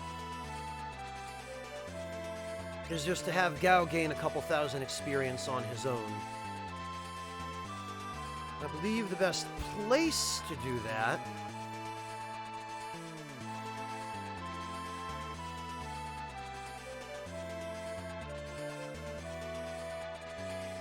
Oh, wait a minute. No, this is Gao's father's house. We don't want to be here yet. Yeah, Samson, I'm getting there. I'm working on it. trying my best, man.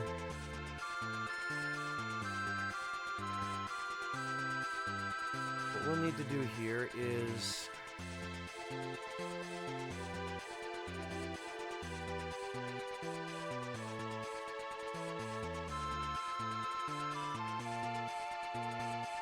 we'll set her down right about here, and we'll save. Just in case, because anything could happen.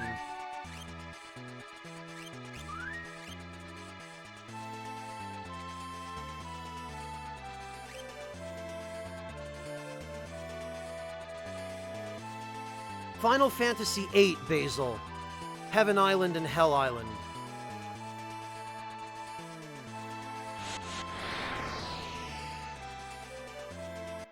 I think it's Hell Island that ends up being the best place to level up after a while. Because I'm pretty sure that's where you can encounter stuff like Marlboros and Ruby Dragons and all kinds of other nasty stuff that gives you tons of experience. Heaven Island, if I remember correctly, actually ends up being pretty crappy by the time all is said and done.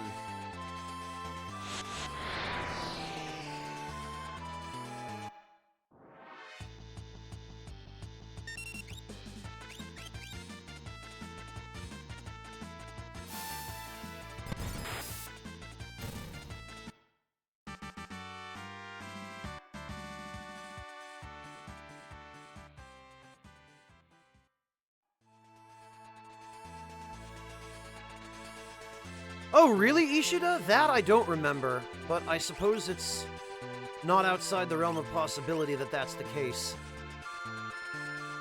I haven't seriously touched FF8 in, God, decades.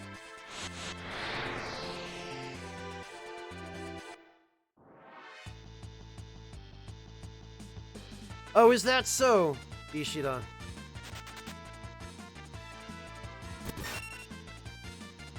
You know what? We need Vanish.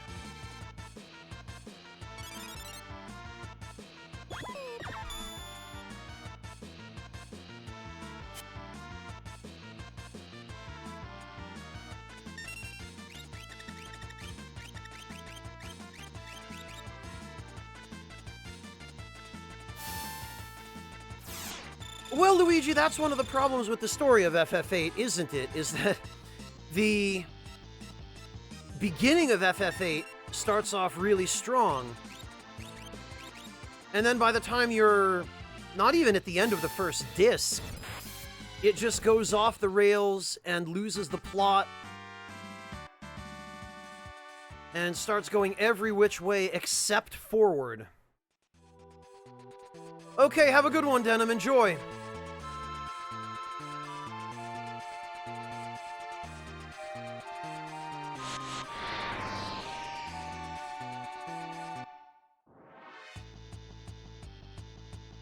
What is it with this place? It's just mesosaurs.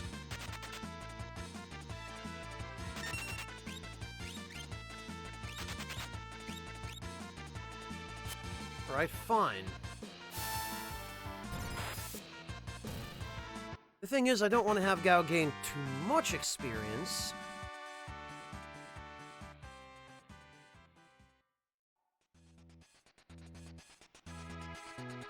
Basil, it's just a kind of fairly simple, hey, we're part of a military academy. We're sent on this mission to do some cool guy stuff, I guess.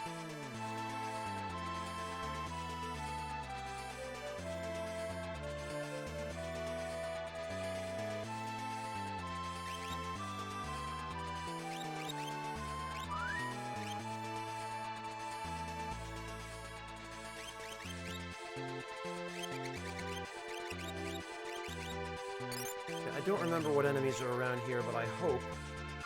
Oh dear! Rui! Hey, how you doing, man?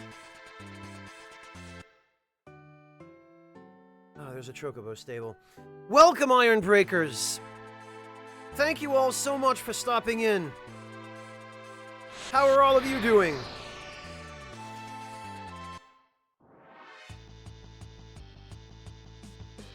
Frickin' Mesosaurs again.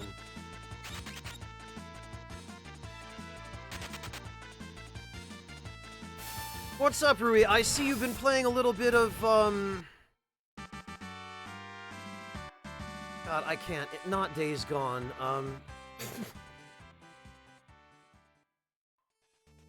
That other post-apocalyptic game.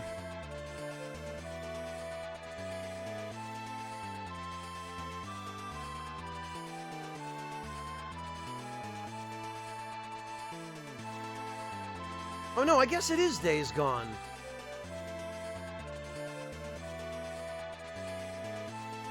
Yeah, okay. Never mind, it was Days Gone. I'm just getting old and senile. Venmaru, these are the Iron Breakers. If I haven't introduced you yet. Man, I really need a shout-out command. But for those of you who don't know him, this is my friend Rurikon. And of course, the Iron Breakers. Cool guys and girls.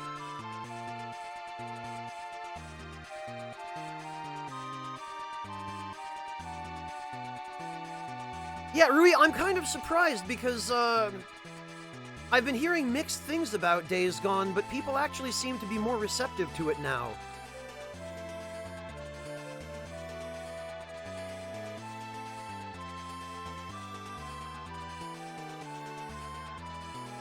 Yeah, Glueman, I can appreciate that. How are you holding up, Rui? You must be, getting ready for bed right about now, yeah? Oh, it does, Paven. Okay. Yeah, because most of the complaints I'd heard seem to revolve around the gameplay rather than the story. I don't actually know too much about the story of Days Gone. I think it's in a post-apocalyptic setting, isn't it?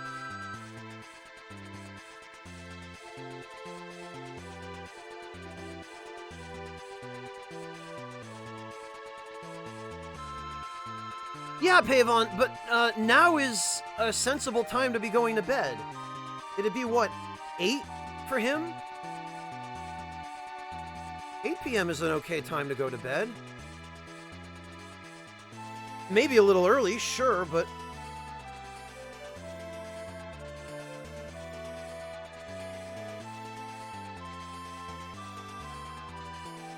Oh, he well might have, Venmaru. It's entirely possible.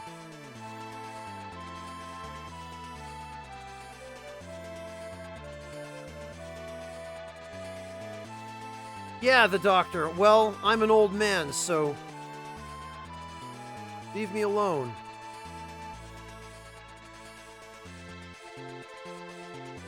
Alright, where does this put us? We have...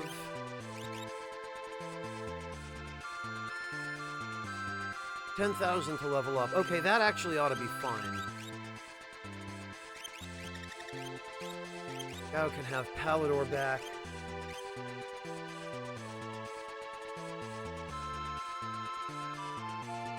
$31, Venmaru.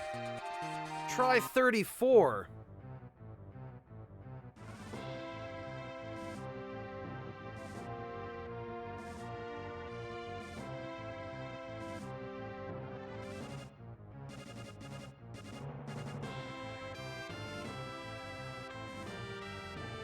Actually, 34 as of tomorrow. God, the time flies, doesn't it? Can't believe that. Oh, that sucks.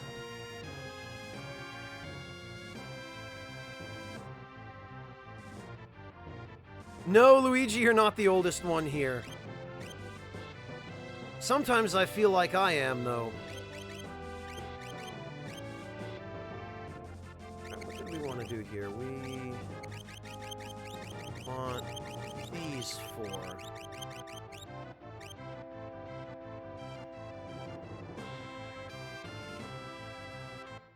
Thanks, Jin. But for future reference, I don't get bent out of shape about that kind of thing, but there's a superstition in Germany, Jin, where if you wish somebody a happy birthday or congratulate them on something before it's happened, I think particularly with wishing someone a really happy birthday, it's considered bad luck. It's no good. The idea being that you're kind of hastening their doom.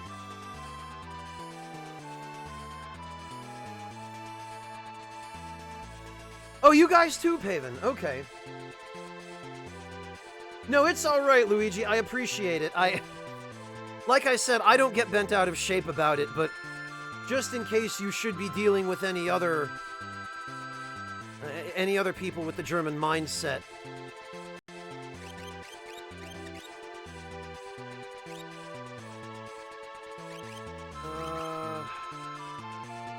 Actually, I think Sabin and Setzer might now...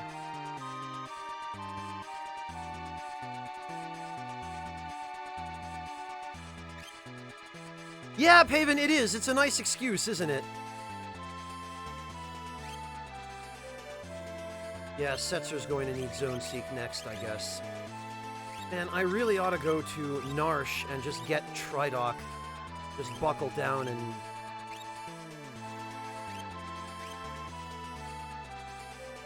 Although I suppose... There's another solution.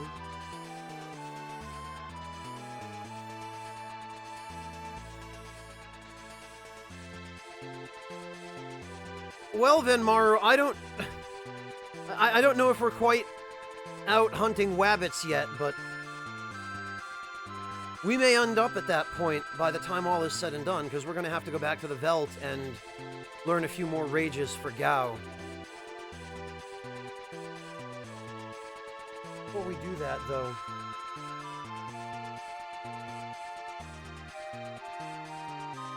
Actually, before we do that, we probably ought to...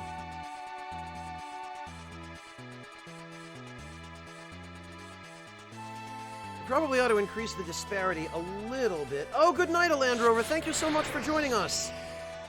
Take care of yourself. I don't think I'm going to be doing anything special for my birthday. I'll just probably stay home where it's safe and not go out and drink and not die. Because I'd really like to make it to 35. That would be great.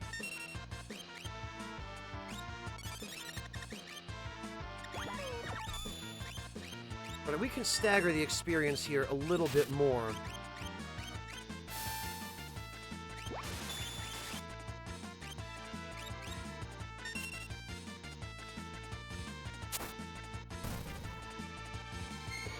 Yeah, I never have, Robo. For that reason, among many others. Hello, Hazard. Welcome.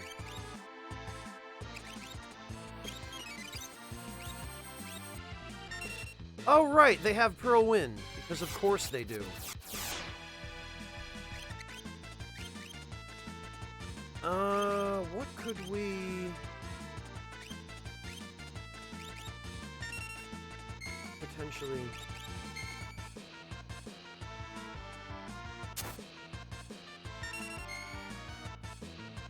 I don't think they're supposed to be dinosaurs, Clint. I think they're supposed to be birds of some kind. Oh yay, Choco Bop. Thanks, Ted. You translate good is good. It's great.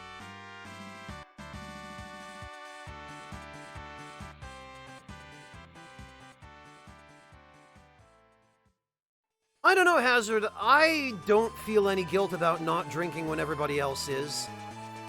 I just get something to drink that's not alcohol. I think mostly what people care about is that you're just there and are part of the group.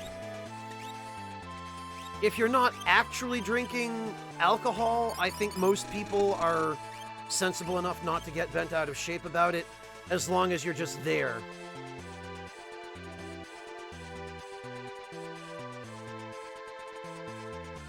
Oh, shush, Clint.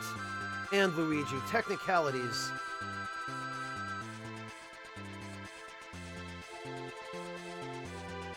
Well, Jim Henson crossed with maybe Tim Burton. I kind of feel like is what's going on there.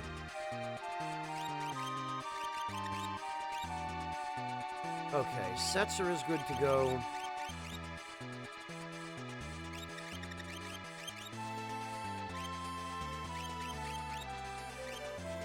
So we can give Zone Seek now, I guess, to Sabin.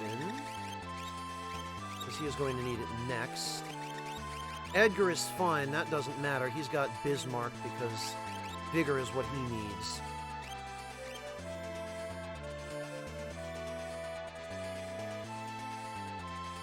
Clint, if you're addressing that question to me, no, I didn't. You have to understand, Clint, I had a very underprivileged upbringing when it came to things like pop culture. Because my parents didn't believe that any of that was healthy. They thought the only thing that was healthy for a kid was to be outside, getting bitten by snakes and stepping on nails and catching his death from tetanus and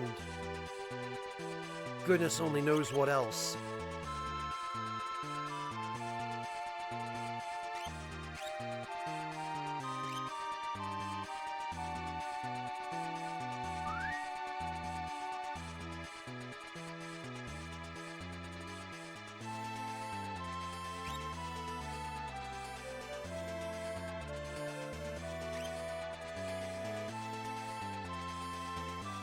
Alright, so here comes a real fun challenge. Let's see if we can survive this.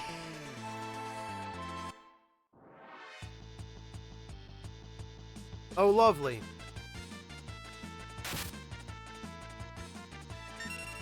This could potentially be a problem.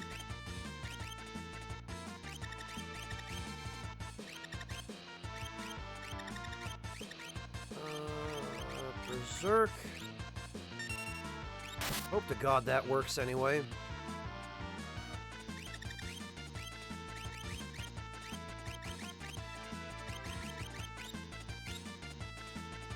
We'll find out. I don't want to cast it twice if it fails the first time. Yeah, okay.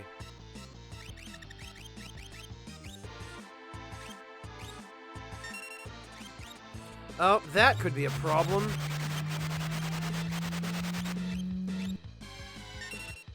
Yeah, that's a problem.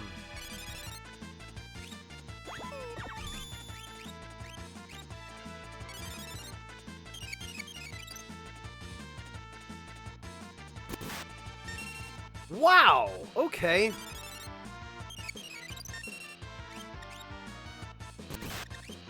Alright, well, first things first, then.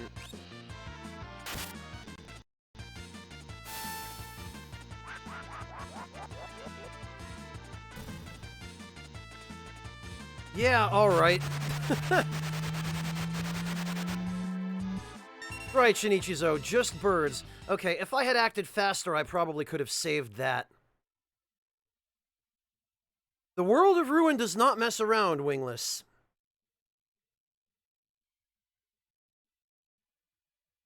They are dangerous. There is another dinosaur in this forest that's even more dangerous. It's the Brachiosaur. But I want to run into these things so that they'll show up on the Veldt, because their rage is quite useful. And I mean, they're manageable if you don't have this happen to you, although I'm pretty sure the only way you can encounter them is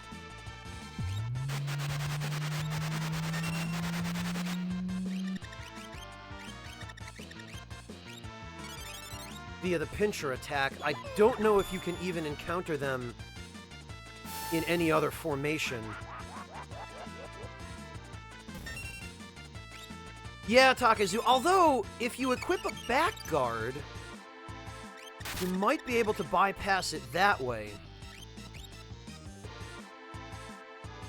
Yeah, there's a certain hilarious irony there, isn't there, Gloomin?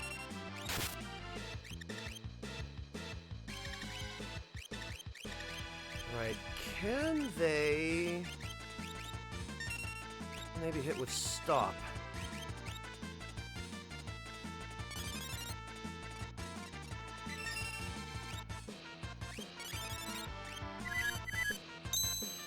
Looks like maybe they can.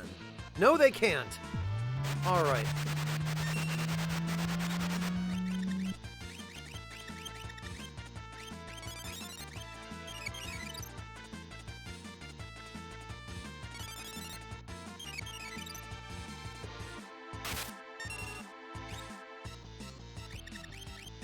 Alright,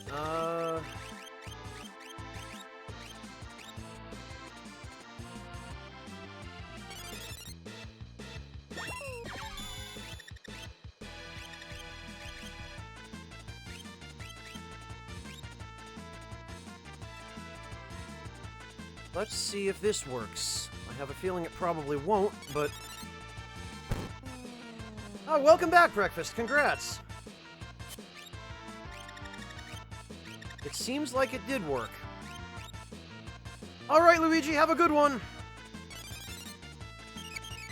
That should at least prevent him from being able to...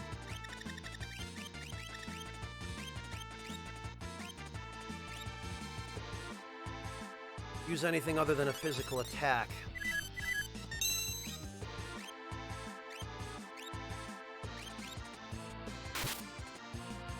Oh god. Wow, alright.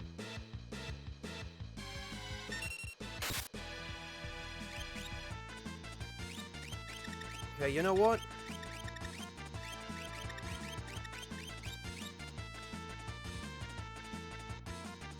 At least now there's nothing you can do to me.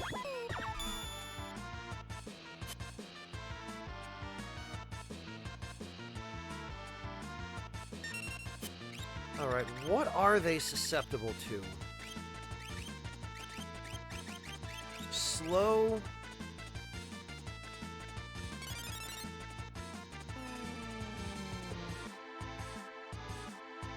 Oh!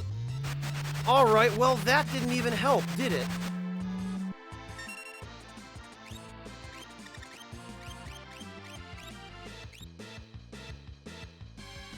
It just... okay, this is one of the enemies where Banish an Imp changes their sprite, but doesn't actually technically turn them into an imp.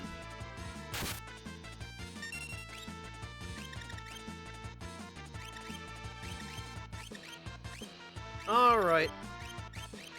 Alright. I know when I'm beaten.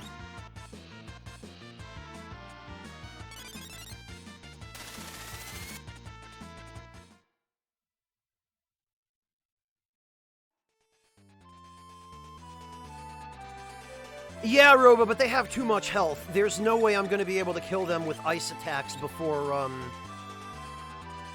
they start spamming Meteor. Like, it's gotta be... it's gotta be quick.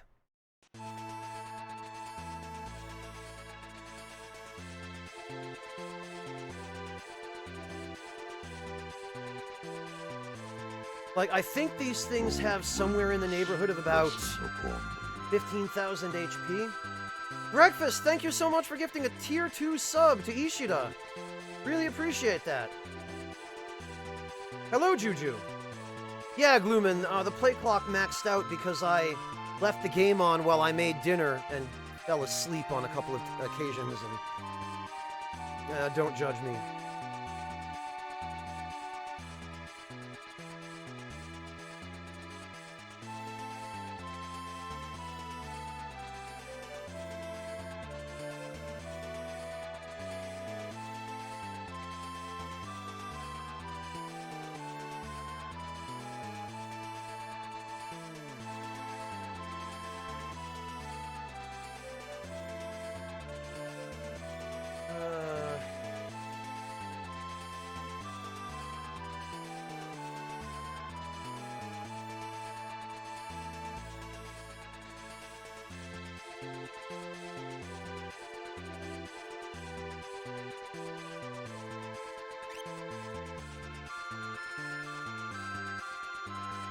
Well, let's see if we can pull off at least one victory against those things.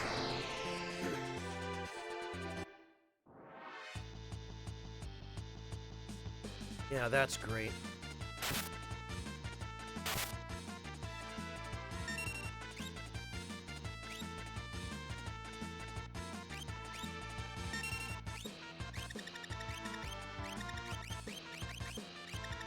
This is one situation where I feel no guilt about. See, and this is exactly the kind of thing.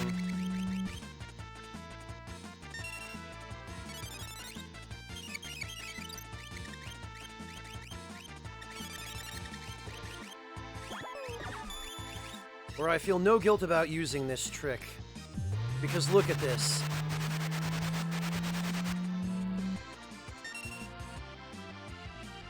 That's, well, no, Basil, you don't want to buy it.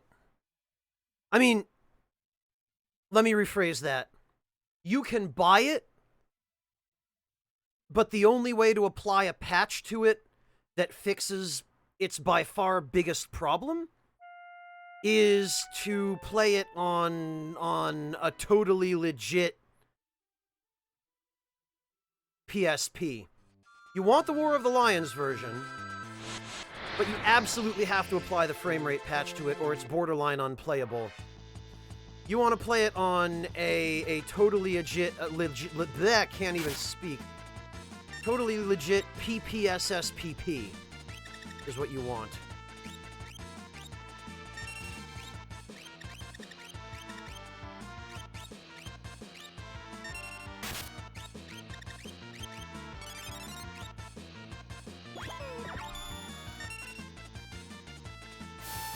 Oof, geez, Mojo, I hope you're doing okay. Jeez.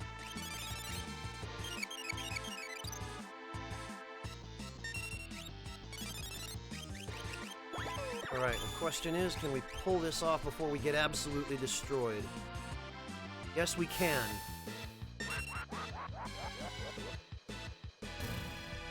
Yeah, Basil, what you could do is you could buy it on PSN to support Square Enix, so that way your moral quandary is somewhat mitigated when you play it on totally legit PPSSPP.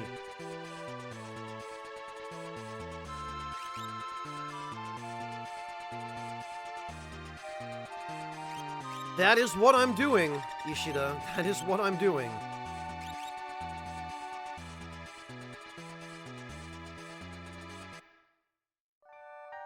Well, welcome home, Mojo. I hope you're feeling okay.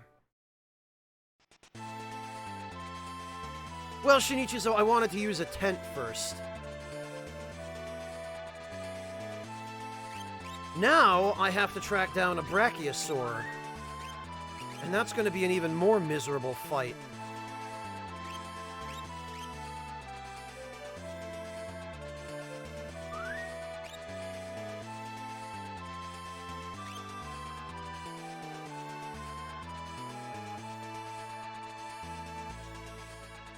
Takezu, I'm pretty sure you can Vanish Doom a Brachiosaur.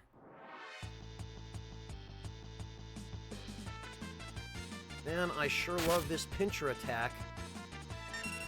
Which is what you run into 90% of the time in this blasted forest. Fortunately, though, this still works.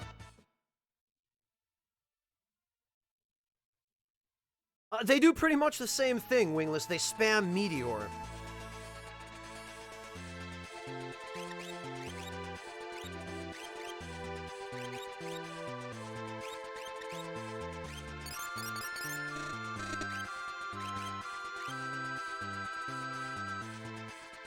But I think their rage does something different because it's the Tyrannosaur that has a rage that uses Meteor.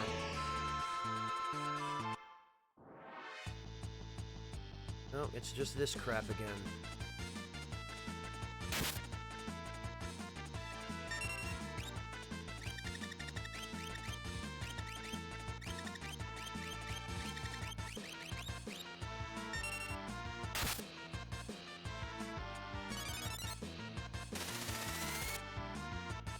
Basil, I have heard that it's going to have some level of backwards compatibility.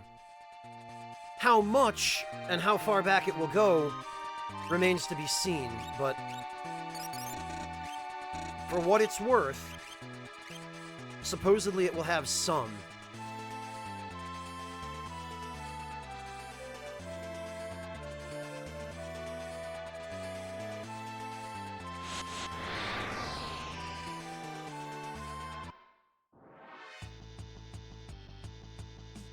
Oh good, and there's that formation.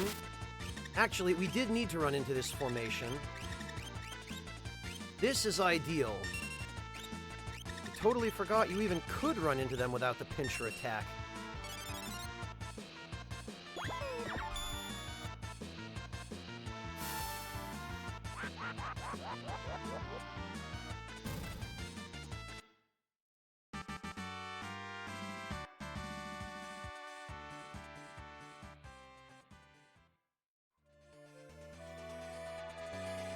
Okay, and we definitely want to save now that we've encountered that formation.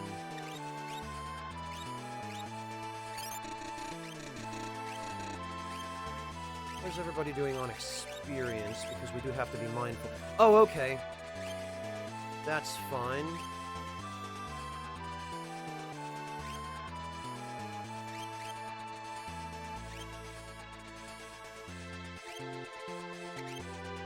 Okay, Gao is going to need Zone Seek next.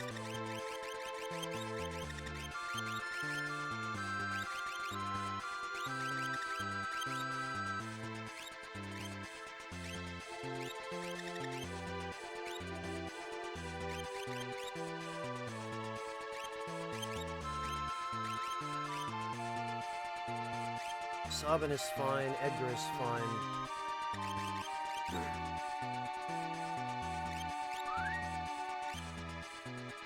Well, Ishida, or just thinking it isn't important or deciding it's too expensive.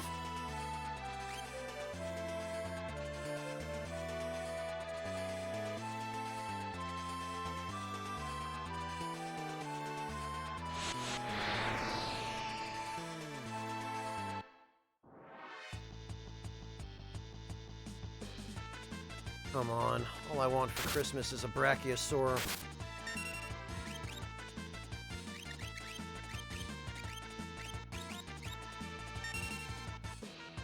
Well, the same effect, Ishida, just different reasoning.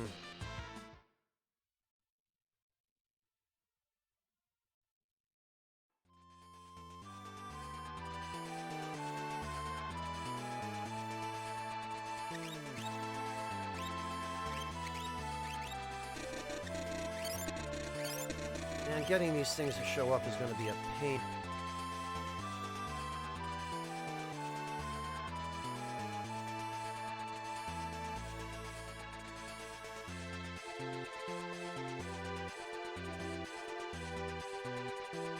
The important thing is, once we get everything on the overworld, we won't have to worry about this again.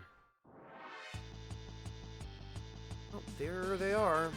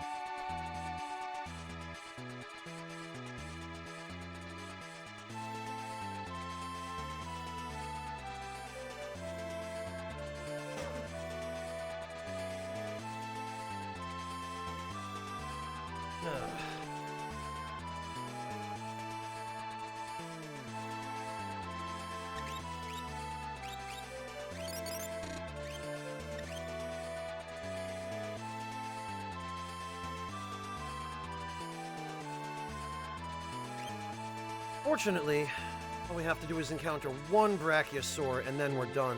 Because they can only, I think, appear in groups of up to 2? Maybe even just on their own.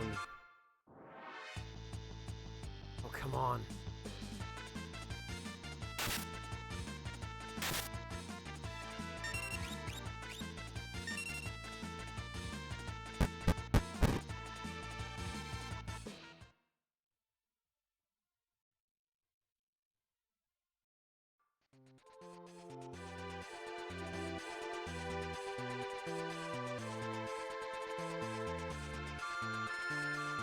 Fortunately, everybody is just tough enough to be able to survive one turn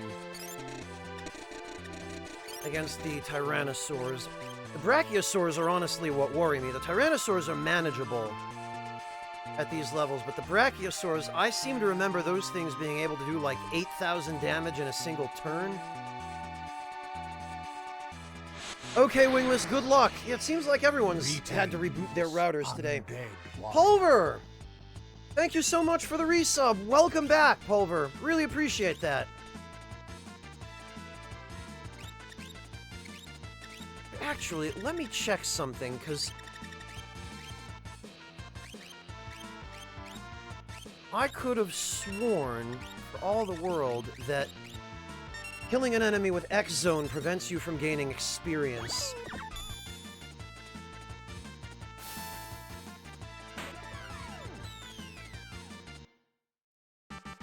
It does not. Okay.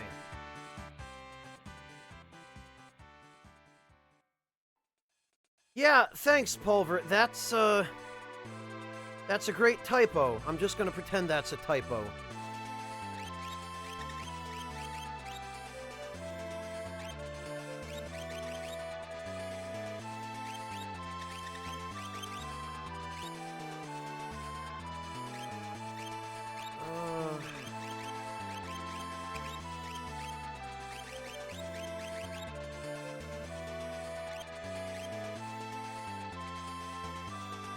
I've been alright, thanks, Pulver. It has been a while, hasn't it? Yeah, I've been working on finishing up the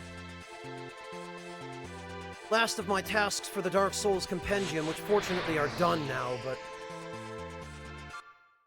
that alone has been enough to keep me plenty busy.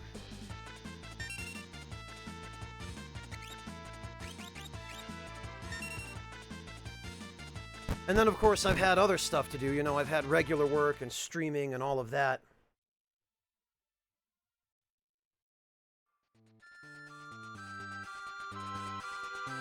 In this game, RoboXGP, you mean the Phantom Forest?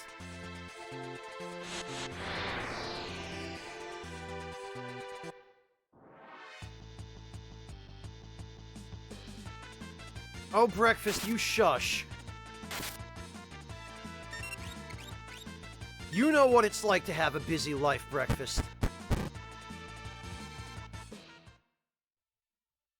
Oh, Super Mario World for the SNES. Okay, gotcha, Robo.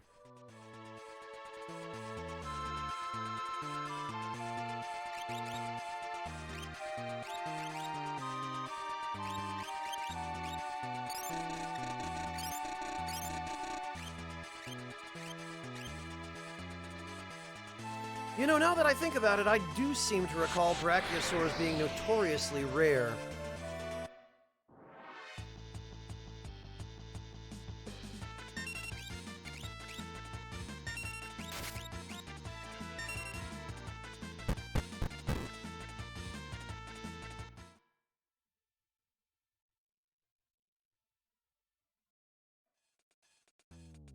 Oh, Breakfast. Oh, they're gonna be extinct by the time I'm done with them. Just wish I had a way of stealing now, because I believe you can get economizers from them, or ribbons, or something really valuable. Damned if I even remember what at this point.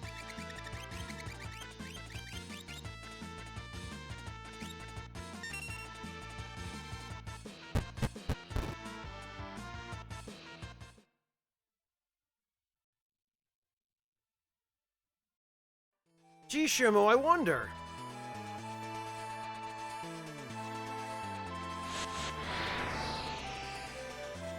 Most of it I find in the cushions of my couch. Oh, there he is!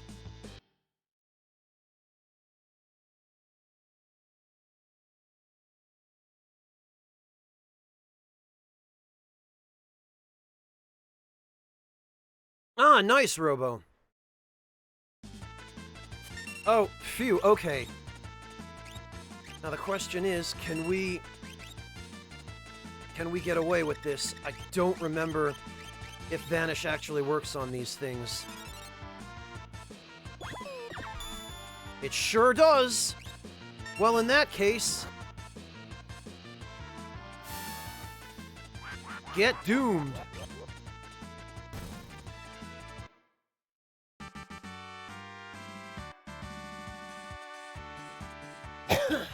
10 magic points. That's not bad. Alright, we got what we came here for. We are done.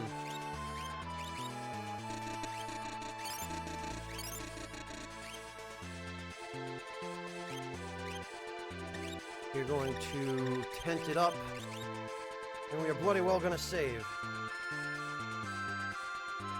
Yeah, Ishida, it sure is a good thing Gao had enough health to survive that. 'Cause otherwise it really would have screwed up our experience intervals. Although, maybe that would have been for the better, since it's Gao, and he could stand to be a little further behind Setzer.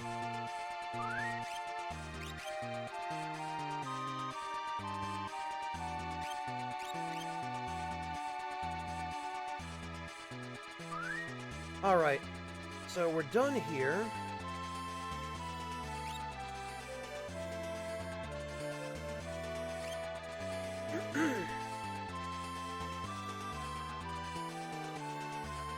And now we need to...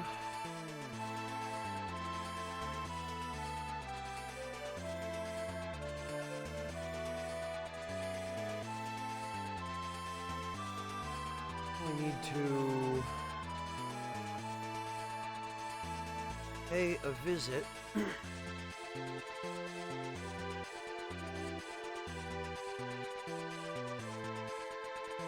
Do I think it's Tamasa?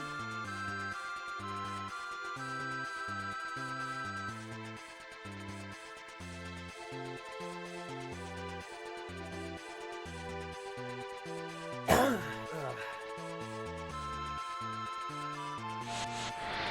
think this should be... Yes, okay, there we are.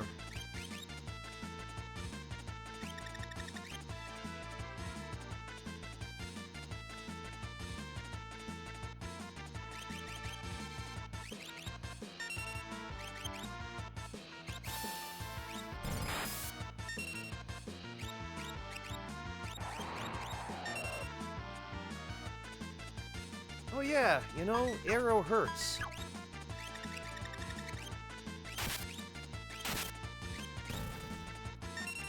Okay, well... It's honestly a really disappointing amount of, magic points for an enemy that's supposed to be that strong.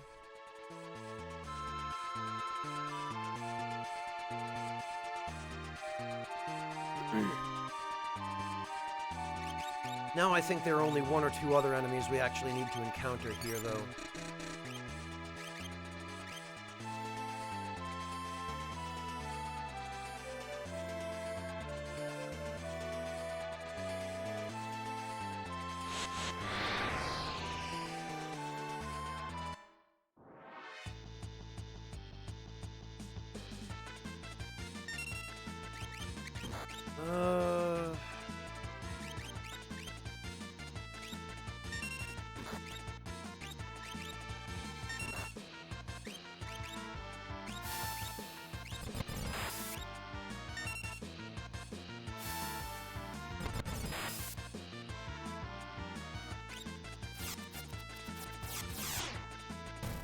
Okay, that works.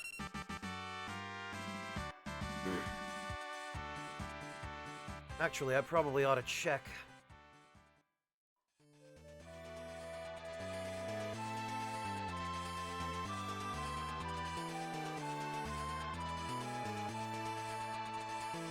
And make sure nobody is about to...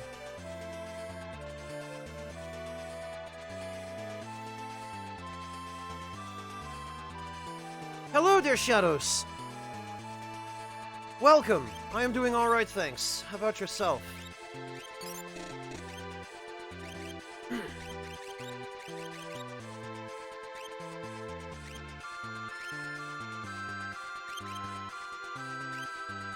Okay, Sabin is ready for Zone Seek again.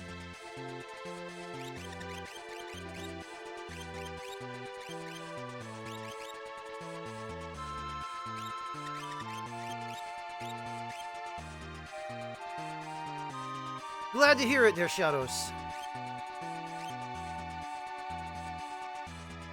Alright, I think there's only one more enemy here that we need to run into.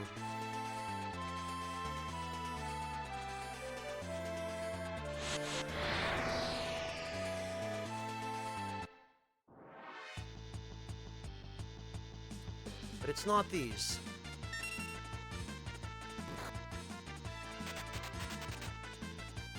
Come on, Edgar.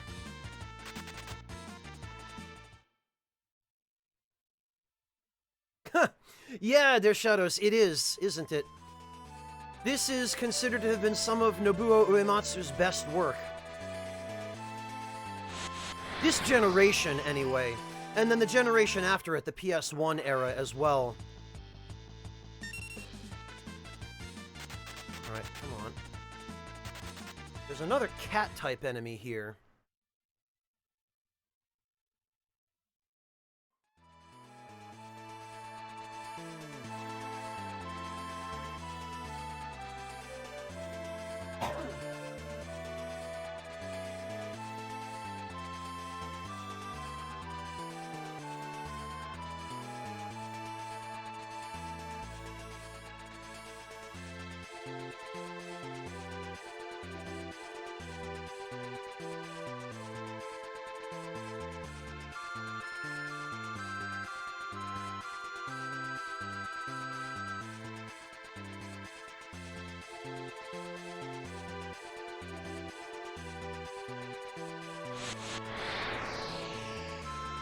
No, Breakfast, I was just being a wise ass. I've never actually played Hide Lied Breakfast. Frankly, I've never even heard of it.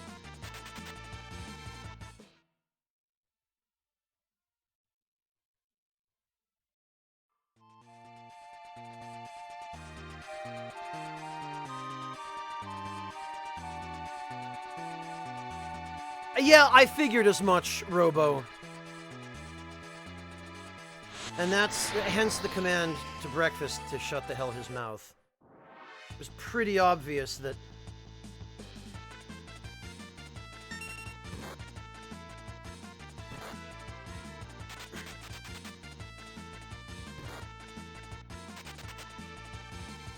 Yeah, that's...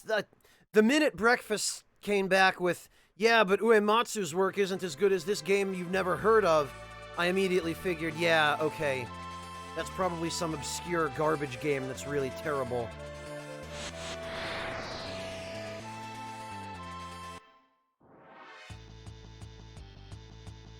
There they are! It's not a cat, it's a bear. I don't know why I remembered it being a cat.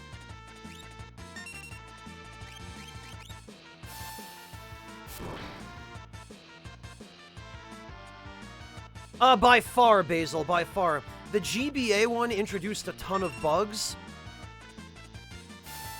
And rather than fixing existing bugs, it just nerfed a bunch of the fun setups that had existed before that.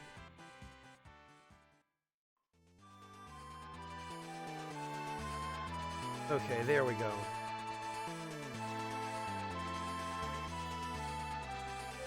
I'm pretty sure...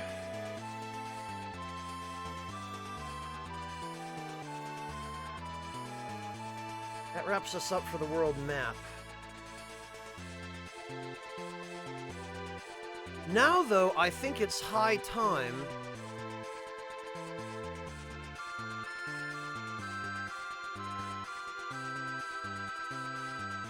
we checked out...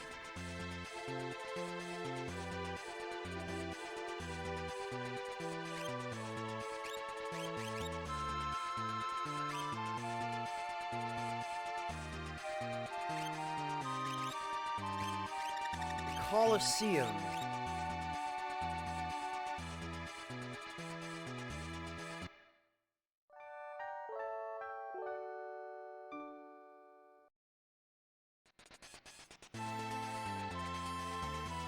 We're definitely going to save here.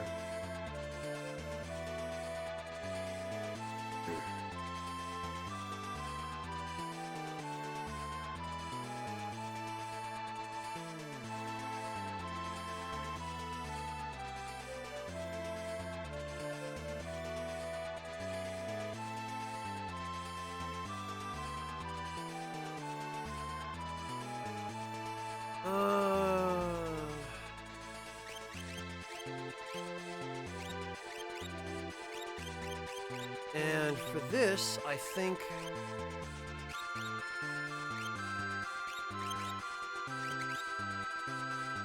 Oh, you know...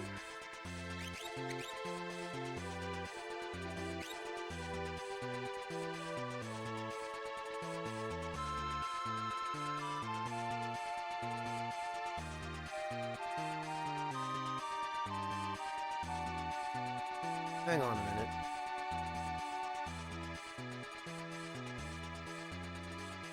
Because I think I meant to buy 2 of those Doom Darts, but I think we might need to go get more.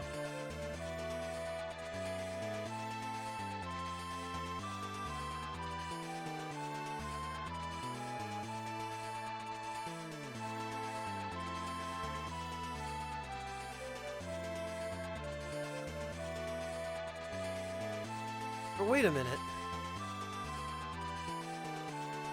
Didn't they sell these?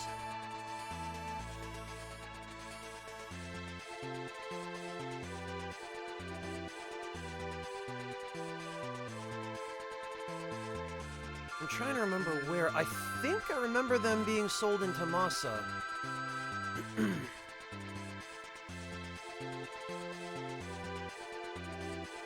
Let's see if we can find them here.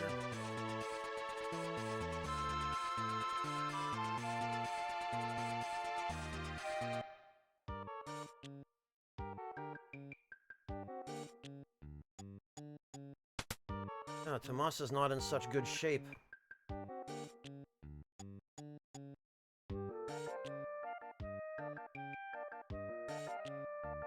Oh, no worries, Samson, it happens. Da Vinci brush, amazing. There they are, the Doom Darts, okay.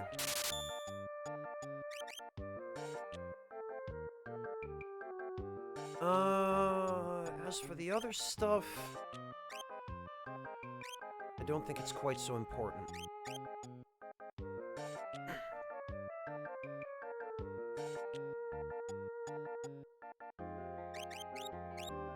Alright.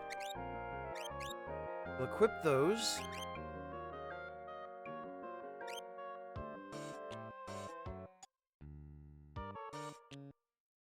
Let's see what we've got for armor, because I don't think we've actually checked this out yet.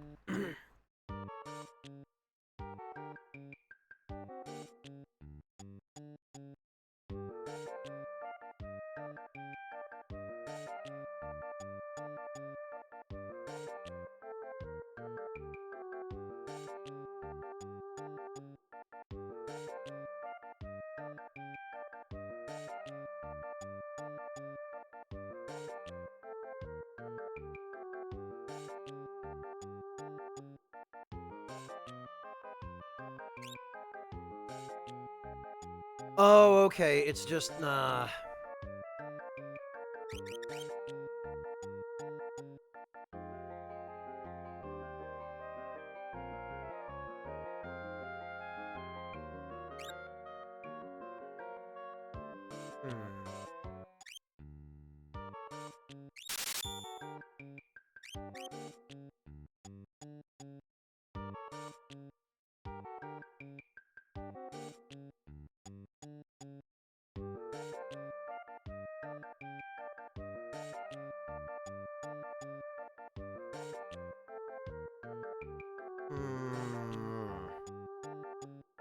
Alright, it looks like there's nothing else here we need.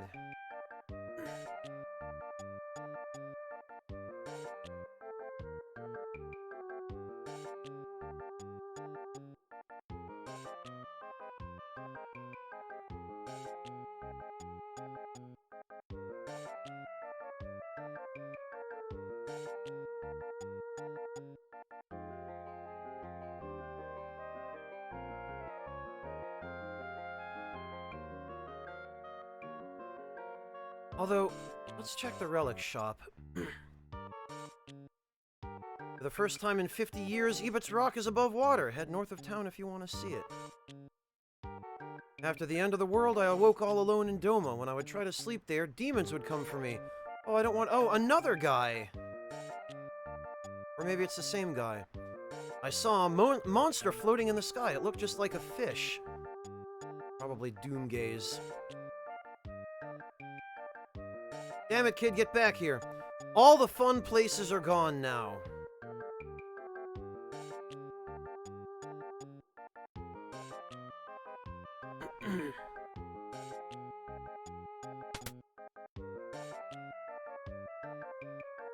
Oh, right, no one's gonna be here.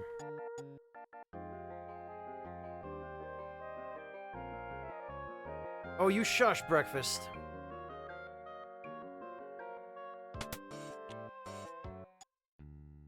Ah, yeah, Wingless, we did. We ran into it and we beat it. It's only been a year since the world changed, but it feels like forever.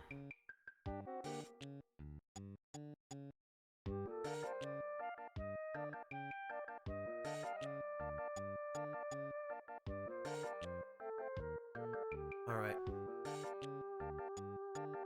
Let's see if the relic shop has anything new.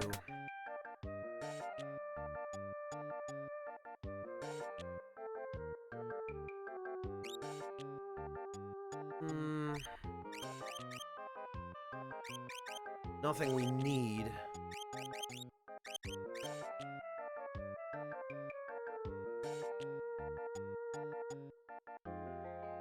Yeah, maybe a little, Robo. I guess I could imagine it being played by an accordion.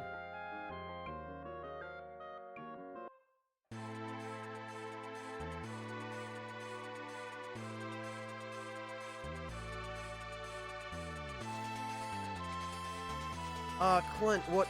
Oh! Right.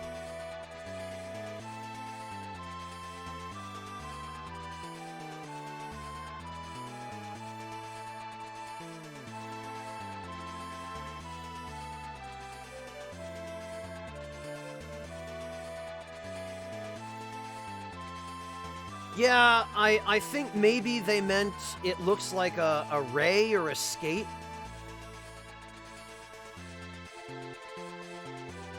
That's the only thing I can reasonably think of that he even remotely resembles from the ocean.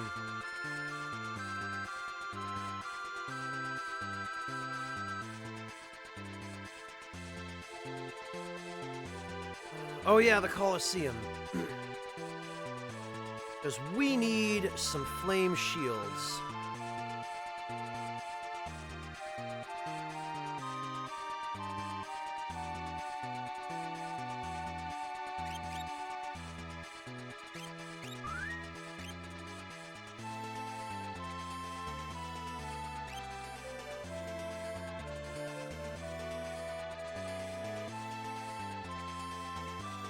Alright, let's see.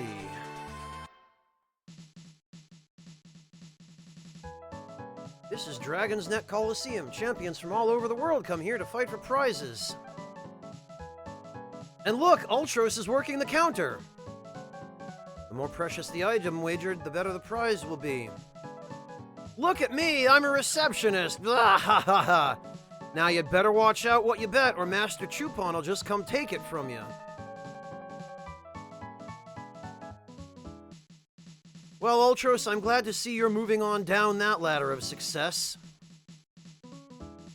I'm an Imperial Trooper, probably the last of them. I have some valuable information for you.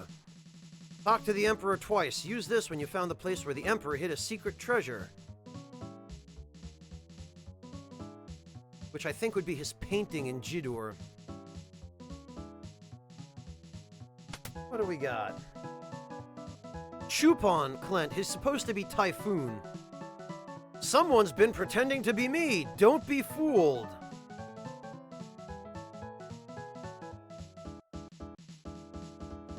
I know, Clint, right? Thanks, Ted. Again. Okay, so what we want to bet, for starters, is a falchion.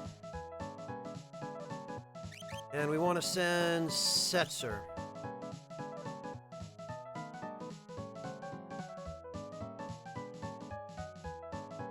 The unfortunate thing about the Colosseum is that your ally is under AI control.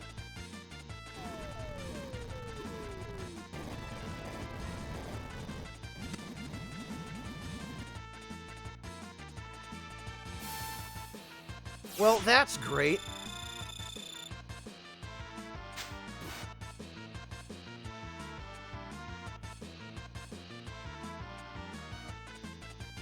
sets or Y. This is what I hate about the Colosseum. If you could control your allies here, this would be much more reasonable. Yeah, we're just gonna have to restart this, because this is the one thing about Final Fantasy VI that I truly, truly hate, is the fact that the Colosseum forces AI control on your characters. Because you have absolutely zero influence over the outcome other than what you equip them with. And it pretty much requires tons of resetting. Tons. I trust them when they're under my control. Circular. I think at this point we might just have to give him a wall ring. God damn it, of course.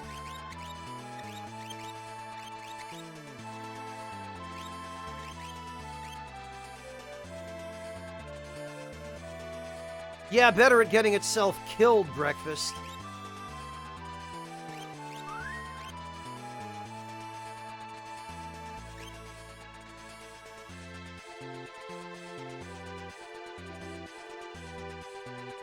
Any ideas why what, Amateur Sniper?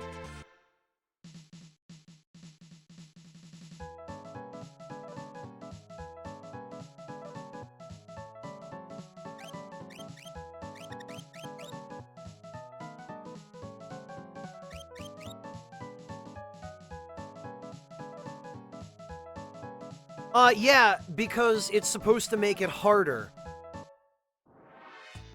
I guess somebody on the dev team thought that it would be too easy if you could control your characters. Oh, that's nice! Appreciate that.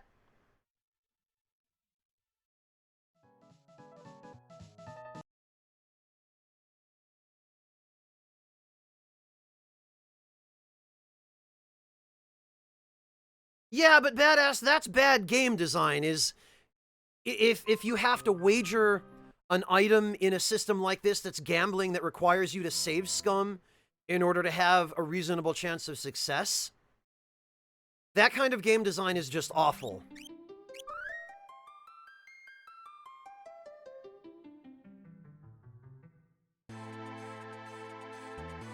The Rage Ring is actually useless in the Colosseum, bad luck. Because all that does is causes you to throw your party member, or it causes Umaro to throw party members at the enemy. But if Umaro is the only member of the current lineup, there's nobody for him to throw. He can't throw himself. So the Rage Ring does nothing in the Colosseum. It's useless.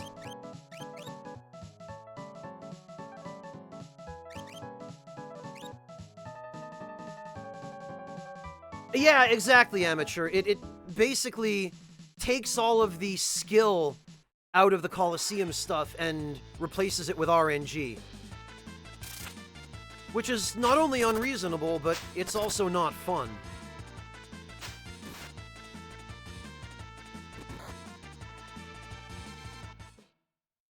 Like, this crap. Lord wins. Breakfast, thank you so much for gifting another Tier 2 sub to RoboXGP. Jeez, man. You really are going for 300, aren't you? Well, fortunately for you, this isn't Sparta.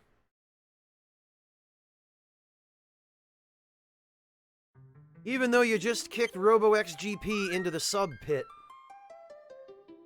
Alright, Breakfast, take it easy. Have a good one.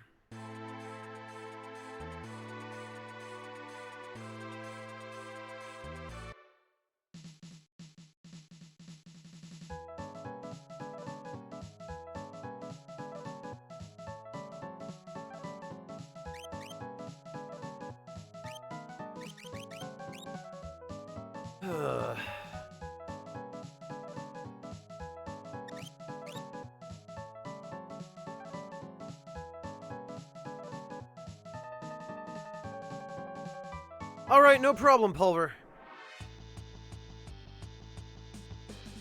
Alright, come on.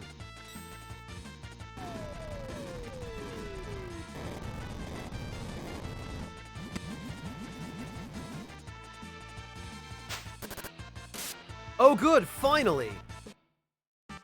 See, that's how it works with this crap. It's either I insta-die or he insta-dies. So now we go save.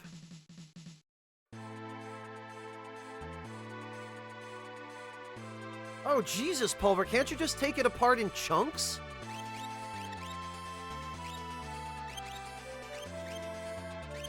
You know what? Gao can have a flame shield for now.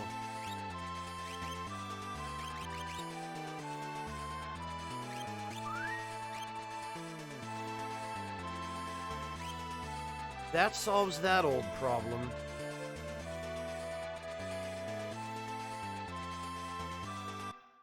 Oh, okay, Pulver, I see. So you do it deliberately for that.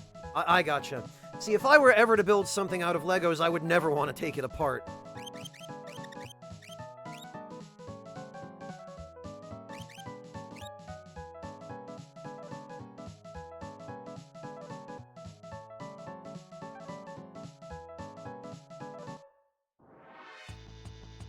Alright, come on, Setzer, do it.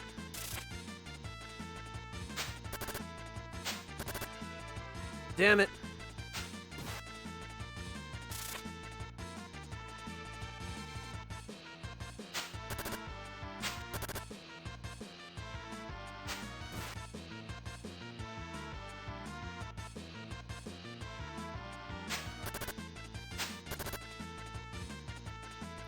Well, we tried.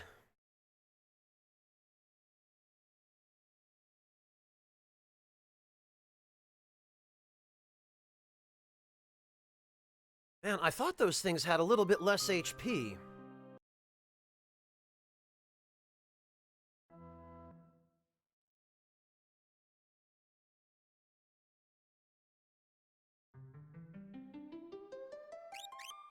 Oh, speaking of Umaro, there he is.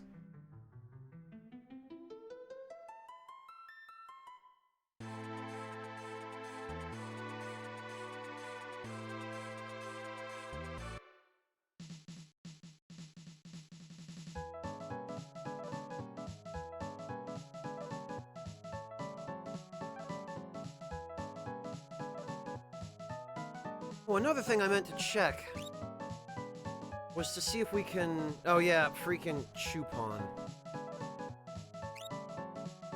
We can't cancel.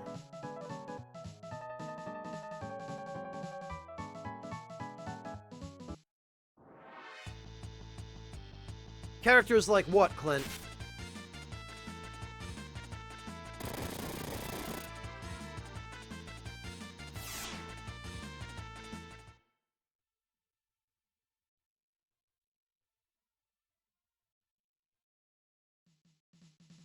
Oh, you mean like Umaro?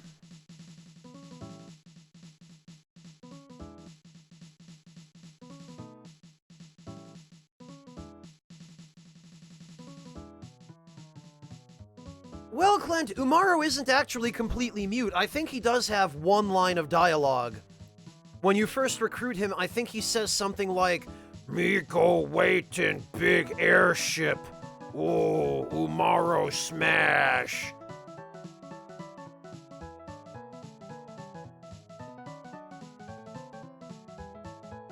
But I mean, I guess that's more a technicality than anything else. He doesn't really have any meaningful dialogue.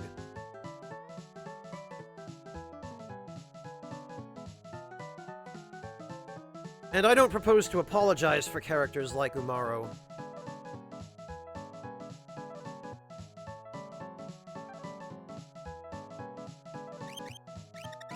Alright, can we get another flame shield? I hope we can.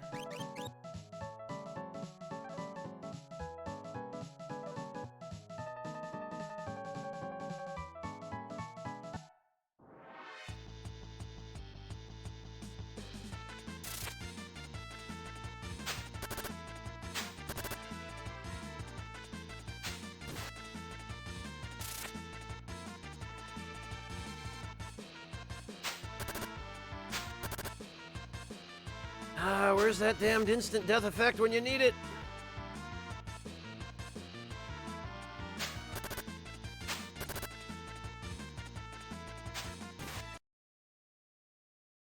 was Basil, but I think most of the reason he's weird is because his design is so bad. So inferior. You can't change any of his equipment except his relics. You don't have control over him.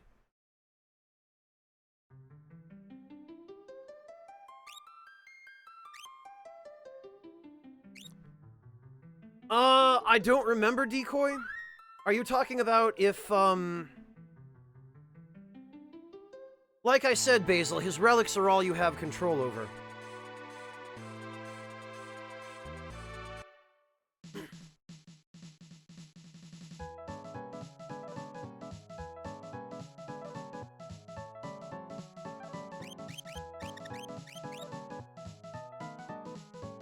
Now, supposedly, these Doom Darts have a 25% chance of inflicting instant death.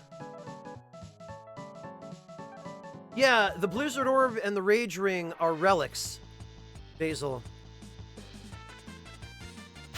Oh, and we got a preemptive attack somehow.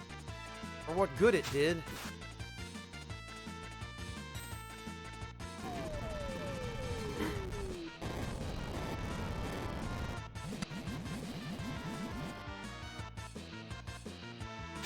Oh, come on.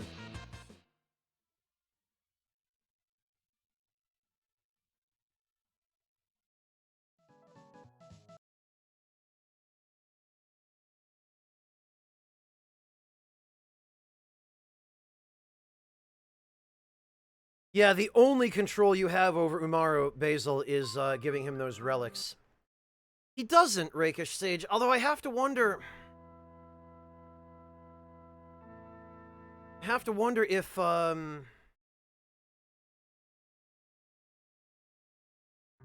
what magic counter, Takezu? There's no such ability in Final Fantasy VI. Oh, you mean on the enemy? Yeah... He doesn't normally counter with magic. I think I just got really unlucky. Although he did seem to use 2 attacks in a row. He used Flare right away and then threw something at me. I'm pretty sure he just counters any kind of attack with a throw, though. It's just random what he throws.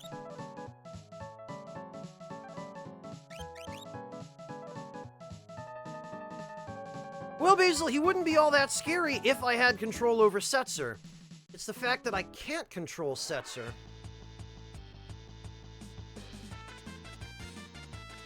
It is the only reason... Oh, lovely.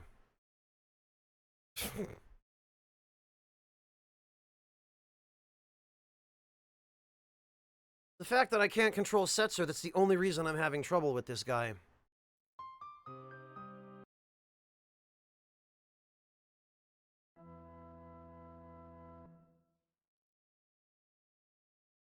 I'm pretty sure he counters anything with throw, Takezu. I think him throwing in the flare, like just casting flare, is part of his normal script. Shermo, because you can get extremely good stuff from here at this point in the game.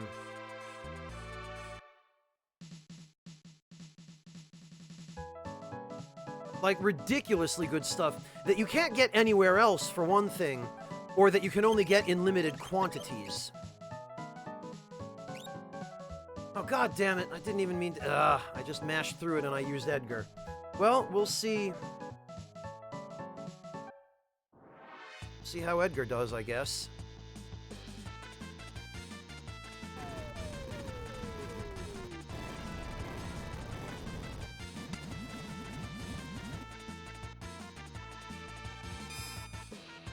Really, Edgar?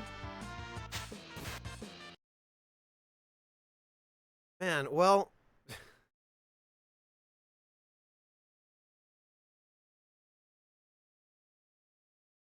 That's what I get from mashing. But of course, this just encourages it.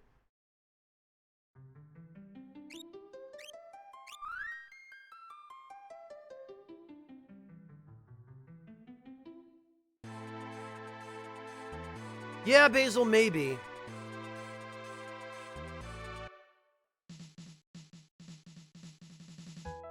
Let's try that one more time.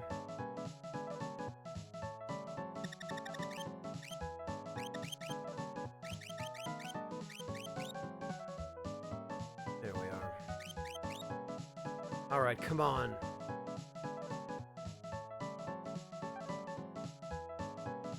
Oh yeah, Decoy, the awful grind that is Mementos.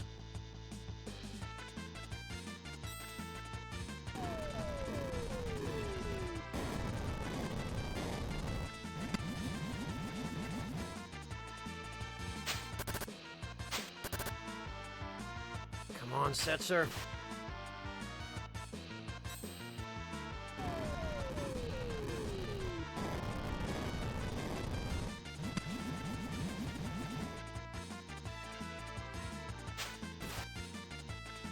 Well,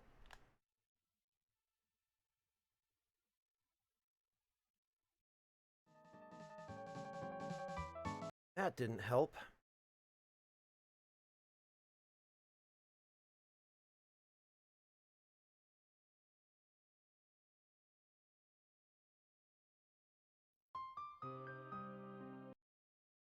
Hmm.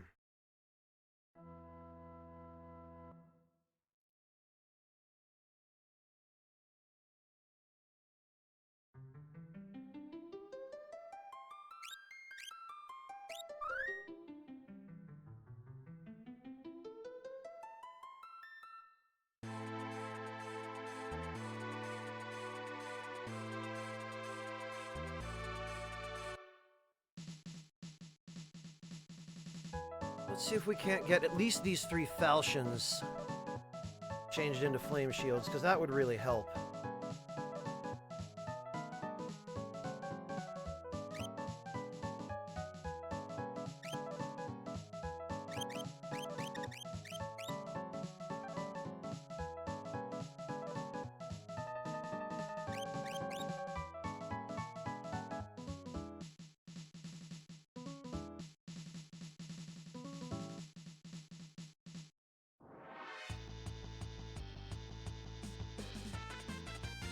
Yeah, right, Rakish Sage?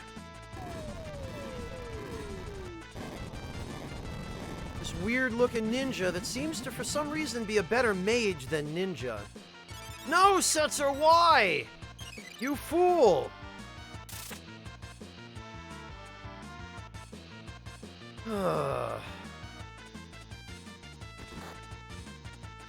Great. This is why I hate this RNG crap.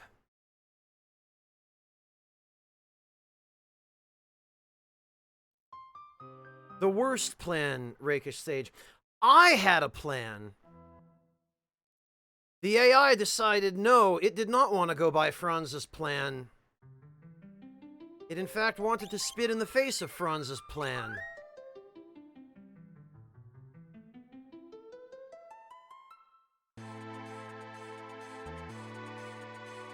Mad Dragon, because Setzer is the only person right now who has the ability to dual-wield weapons that can potentially inflict instant death. Which we have to rely on for a victory here.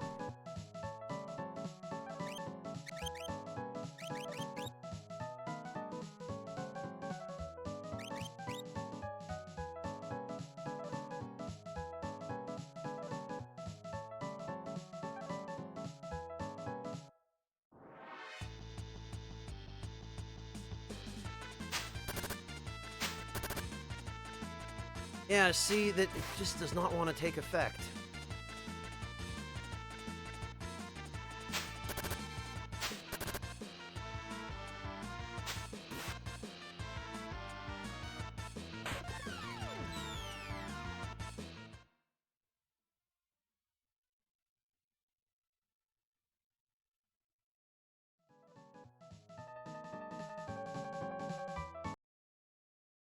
Yes, it can, Basil. We just had it happen once. We got one flame shield.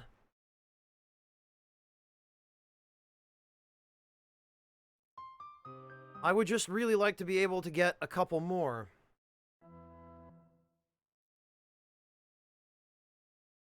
But for whatever reason, the instant death effect on those Doom Darts just does not want to activate again.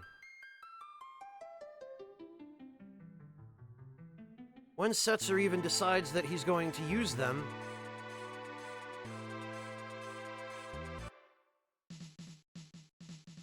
Oh, amazing, Clint. So, while you were letting your dog out, Setzer decided to cast Cure 2 on himself with a Reflect Ring equipped.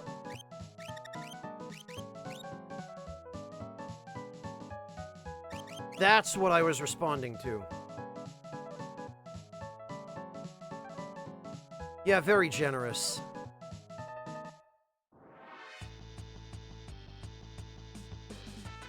Alright, come on.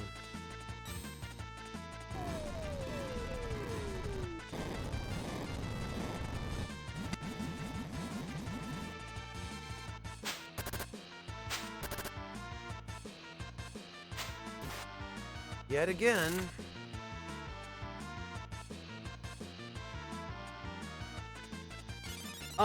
Yeah, it does seem that way, Bad Luck.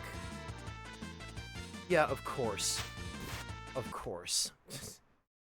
Just waste that second turn.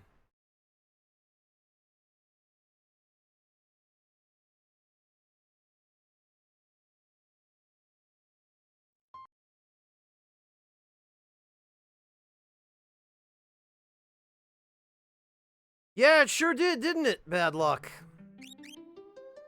That seems to be what was happening every time I fought this guy.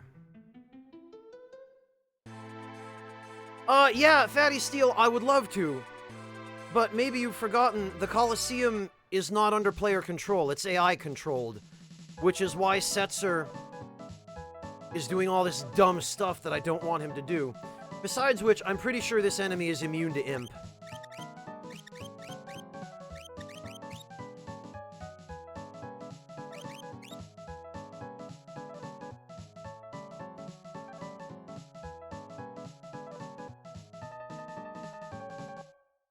Oh, Imp Setzer. I see what you mean, Fatty Steel. This freaking, I swear.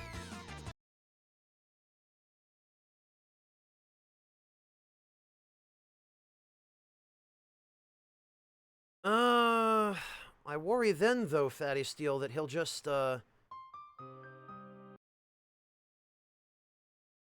Yes, Bad Luck, they cancel each other out. Okay, Fatty Steel, in that case, I see what you're suggesting, and maybe it's worth a try. Although I don't know if being an imp will cancel out the special effects of his weapons, I know it will nullify their attack power.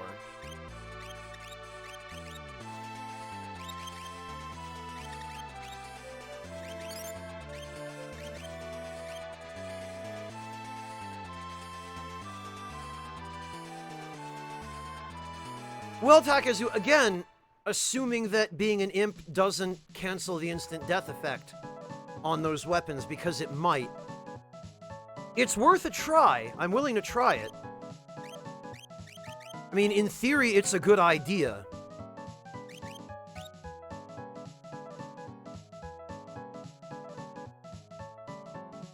What, as an imp? Fatty Steel, really? Oh, we'll try. We'll see. Well, of course, unless this crap happens. Oh, good, but he missed.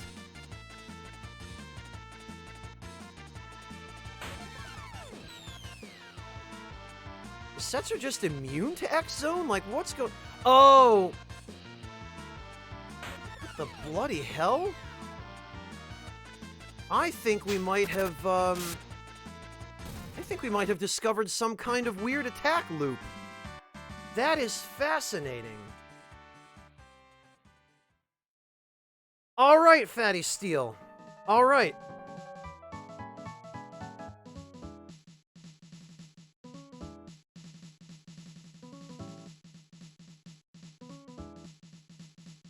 +1 for you, Fatty Steel. That is, that was a good suggestion.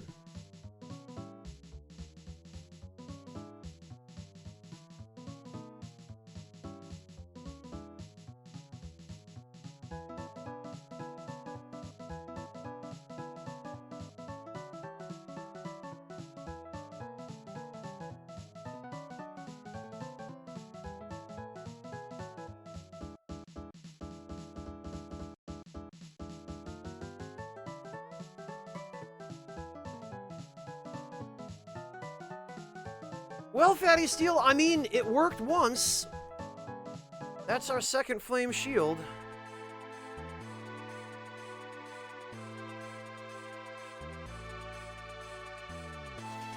Circular, it's called mods, man. Just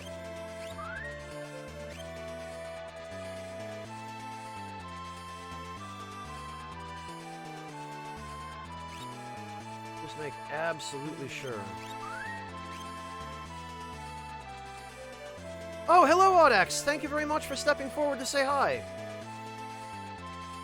Alright, Fatty Steel, let's see. Let's see what could possibly be going on here, because now I'm curious as to whether that was actually luck that Setzer evaded X-Zone 3 times in a row, or whether that was legit just X-Zone doesn't work on a character that's an imp.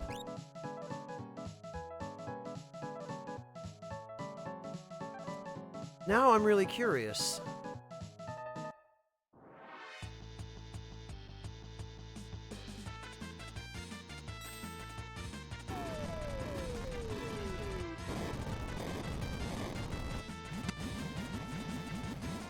Yeah, join the club, Mad Salt.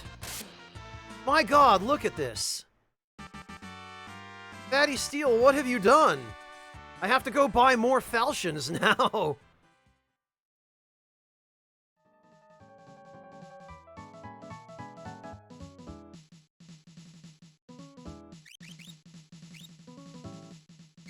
I guess we can give Edgar a flame shield.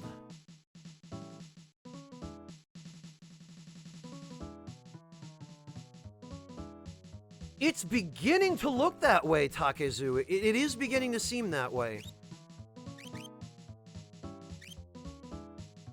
Well, now I suppose we shall just have to test it a little further. Yeah, Zervaria, it's called Kappa in the Japanese version of the game. But I guess Woolsey translated it as imp because not too many people in America at that time knew what a Kappa was.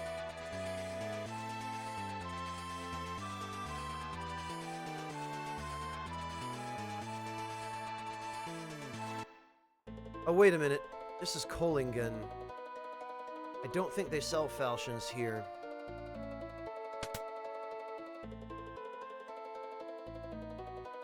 We can check, but I think the falchions were in Jidur. Yeah, alright. Oh, and they have the Doom Darts even here.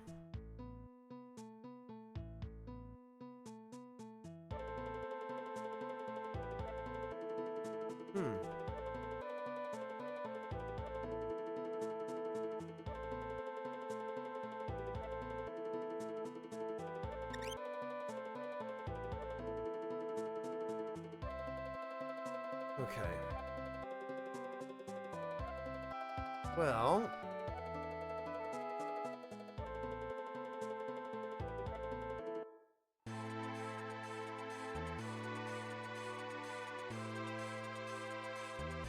down to Jidur we go, then.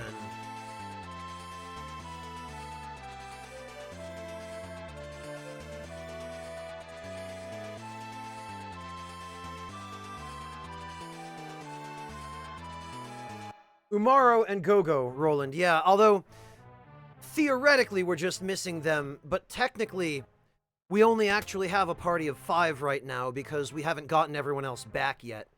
So they're shown in our roster, but we haven't actually gone to recruit them. Oh no, I guess it wasn't.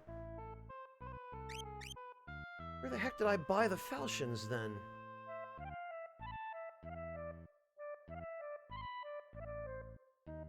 Ah, we're getting there, Semso. We're getting there.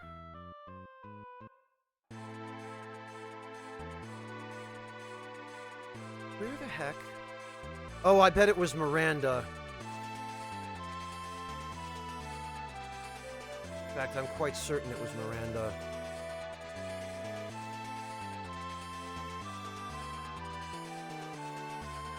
Oh, did you look it up or something, Fatty Steel? Yeah, thanks. I just remembered.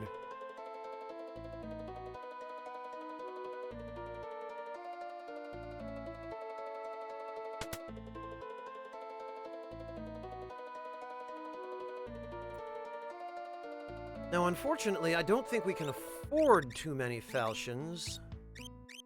Yeah, we can afford 2. Man, and here we are after all that. Something like 800,000 plus gil spent between leaving the floating continent and now.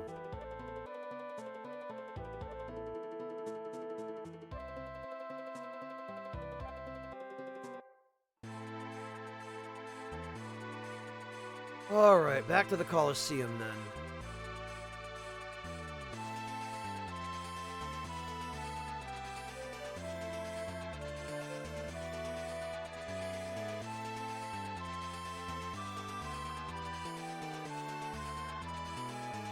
And we definitely save.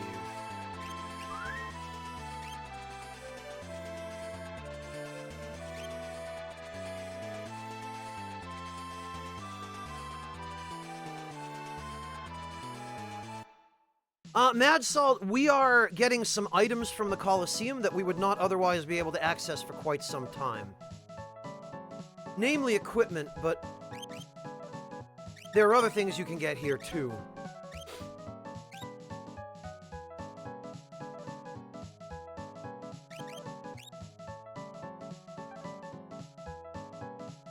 Flame shields for now, and we are going to trade, hopefully, that Tsarina gown for the ultimate armor for Celis.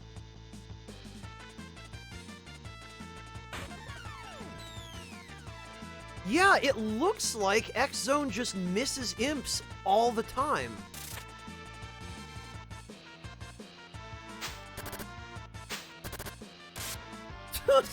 Okay. Alright. That's fine. I'll take it. I had no idea, Fatty Steel. Yeah, for whatever reason, I don't know if it's just a pure coincidence that the Doom Darts are actually working now, or whether being an imp actually has some kind of effect on the RNG that determines their activation, but tell you what, I'm not complaining.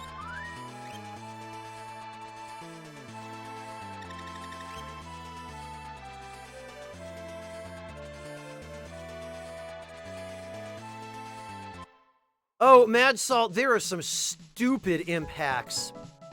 If you turn Cyan... if you have Cyan use Retort, and then turn him into an imp, and then kill him and revive him, he basically infinitely attacks until all of your enemies are dead.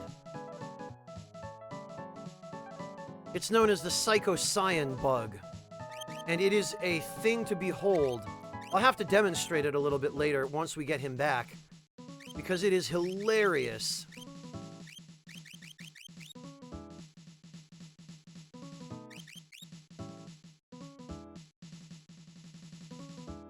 Well, that's the thing, Mad Salt. There is no luck stat in Final Fantasy VI.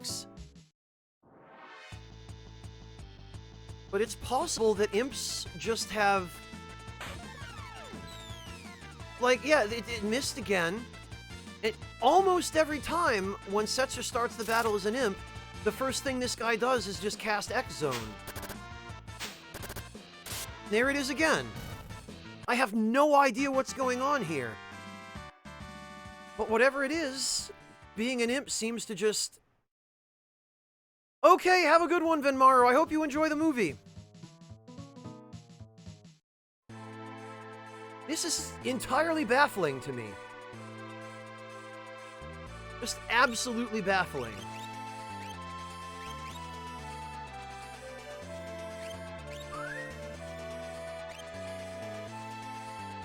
Mad Salt, if it's a spell effect on a weapon, like if it's a weapon that casts a fire spell, or in Setzer's case, a weapon that inflicts instant death, there is a % chance, and it's just a flat percentage, and nothing you can do modifies it.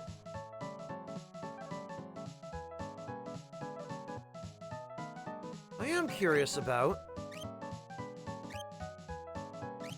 We could bet a couple of flame shields and get ice shields, I think. Yeah. Look at this. I don't know, Basil. I'd have to think somebody would have discovered this already. This would have had to be known after all these years.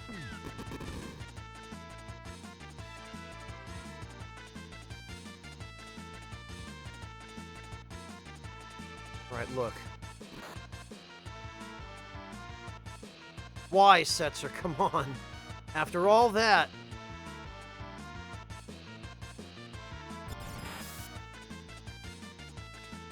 Now all he wants to do is spam crappy spells.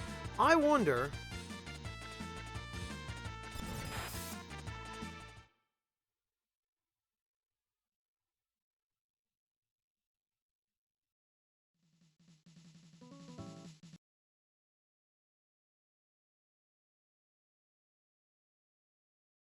if... It might just be a weird quirk of that particular enemy's AI, Wingless, although it's still good to know.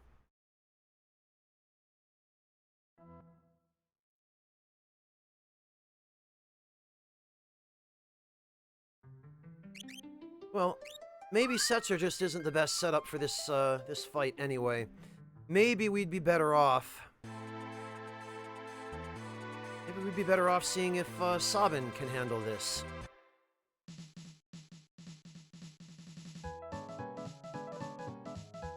We'll try Sabin. Looked what up on the wiki, Mad Salt? Is there a known bug associated with fighting as an imp in the Colosseum?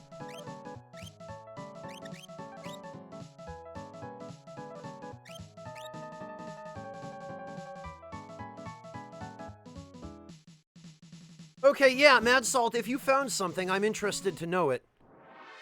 It's not like I care about spoilers after 25 years. 26 now, actually. Well, okay, that went better. Alright. Alright, that's fine.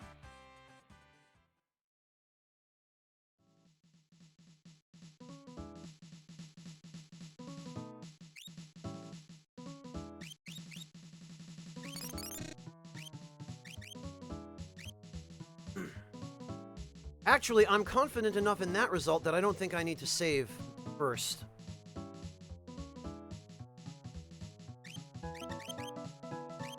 I think we'll be fine.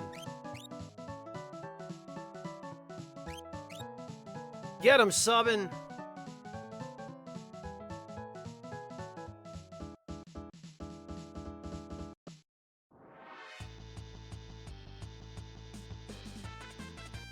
Don't jinx me, Clint!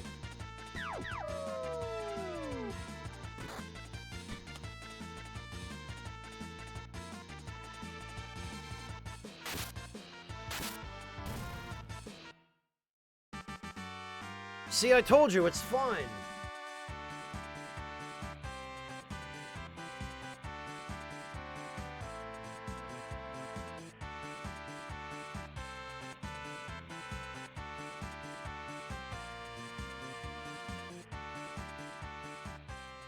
Yeah, I didn't figure as much, Mad Salt.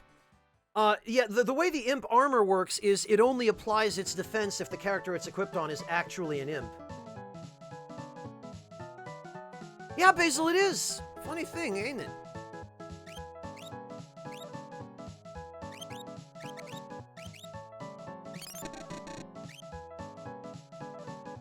Alright, we got a couple of flame shields, we got a couple of ice shields.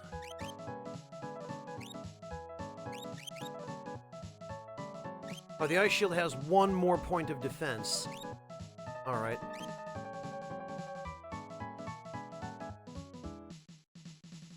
No decoy, just annoyance. Not genuine annoyance, mind you. Alright, let's see. Might be that Sabin could handle the next thing we need to trade. Then again...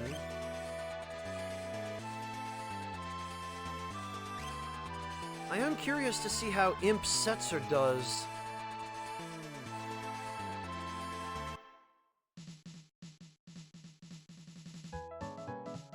Yeah, Fatty Steel, but that's just raw defense.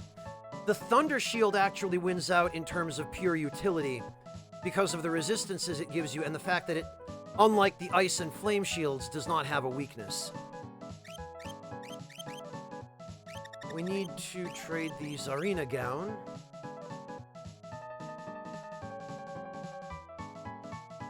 And let's see how Setzer does here. This is probably going to be a complete wash, but I'm really curious now. Welcome back, Sage.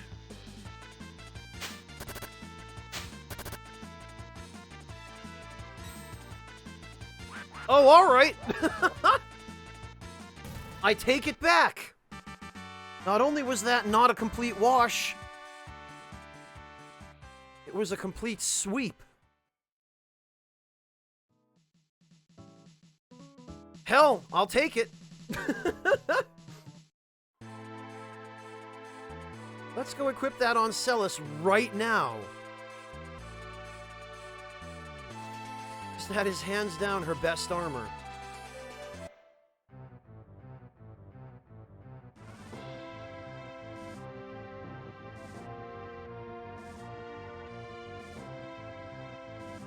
I mean, all that's really intended is that I win, Takezu. We reached the intended goal, just not through the expected path.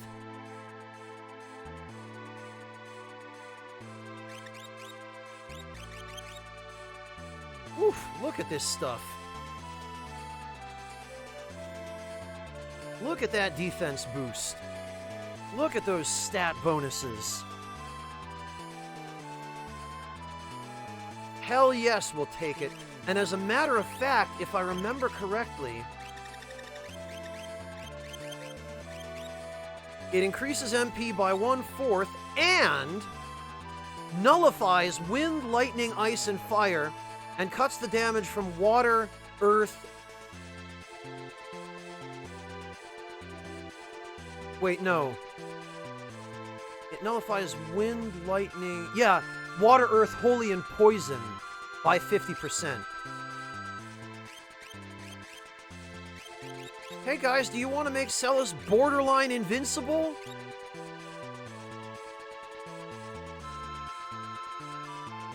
No, it's alright, Takezu. You're doing fine.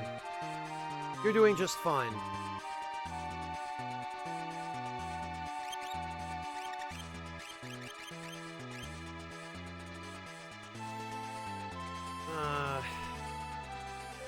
Really, I wish I could justify the circlet, but I just don't think it's worth it.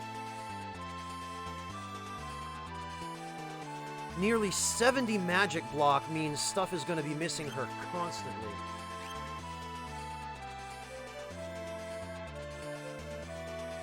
Plus, look at how much MP that gave her.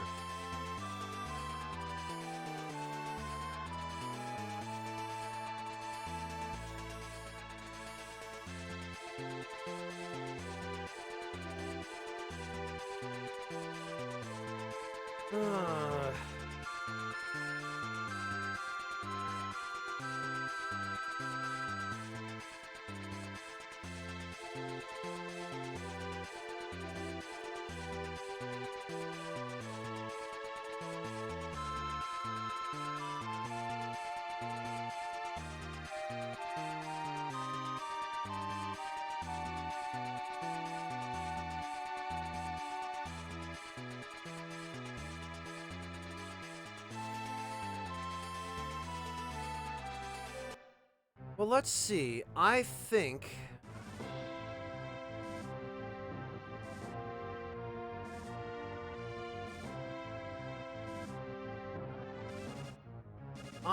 maybe...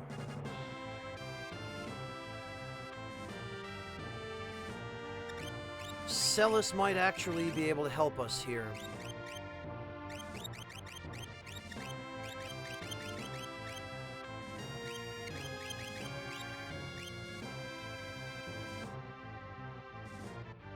You're correct, Ishida. Magic block governs both magic evasion and physical evasion in this version of the game.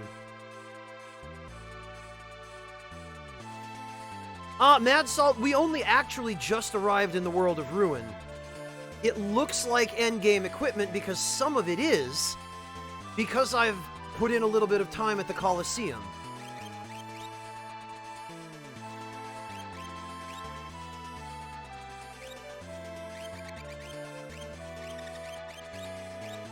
That's just how good the stuff that you can get at the Colosseum is.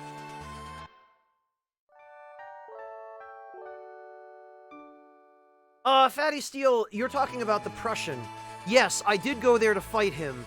We haven't gone to the Veldt to learn it yet, but that probably will be our next order of business. Well, the reason the blind status does nothing, Bad Luck, is because of the evasion bug. Honestly, though, there are just as many fun and beneficial bugs in FF6 as there are bad ones. And that's one of the reasons I prefer this version.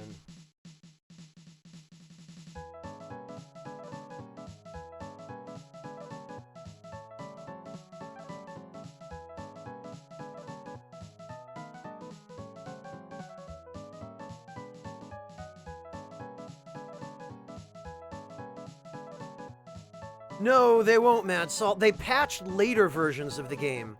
Or rather, they fixed bugs. It wasn't technically a patch, but, you know. Alright, so this could probably potentially go really badly. What we need to do here is bet the Charm Bangle, and guess what we're going to be fighting? Another one of those Japanese enemies. But the Dragon Horn is going to be incredibly powerful. The only thing is, this particular enemy has the ability to use an instant death counterattack.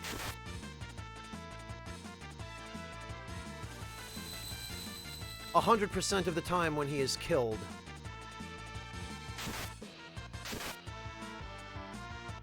So the question will be, will Celis's magic block be enough to help her evade it?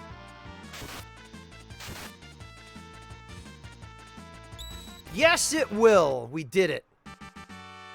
Got the Dragon Horn, so now...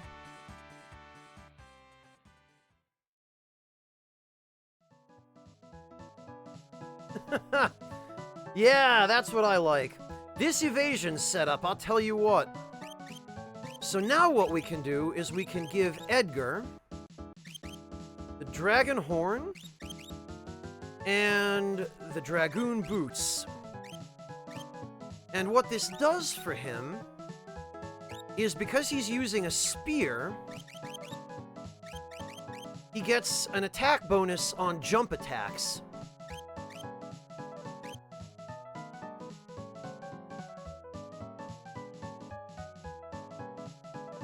And we're not going to need the Charm Bangle anymore, because probably our next order of business will be to go to Narsh and recruit Mog, and once we do that, we'll be able to get an accessory which completely prevents encounters.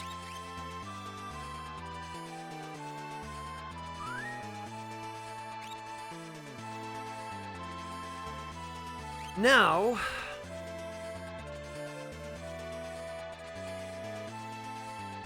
yes, Bad Luck, but the only reason the in-game timer is maxed out is because I've left the game on while I went to do other things, like grocery shopping and running errands and that sort of stuff. So again, it's not actual mileage.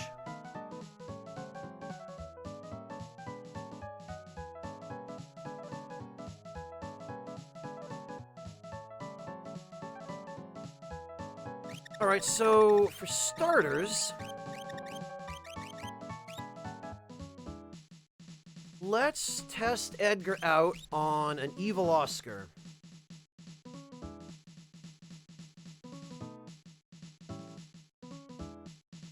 That's FF5, Basil. Although, later versions of this game, starting with, I think, the mobile ports, did have Gilgamesh. Basil, he did appear in this game. So check out what this combination of relics does with a spear.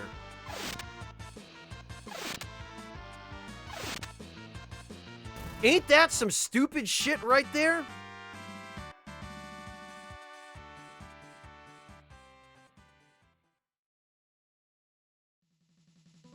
That's correct, Rakish Sage.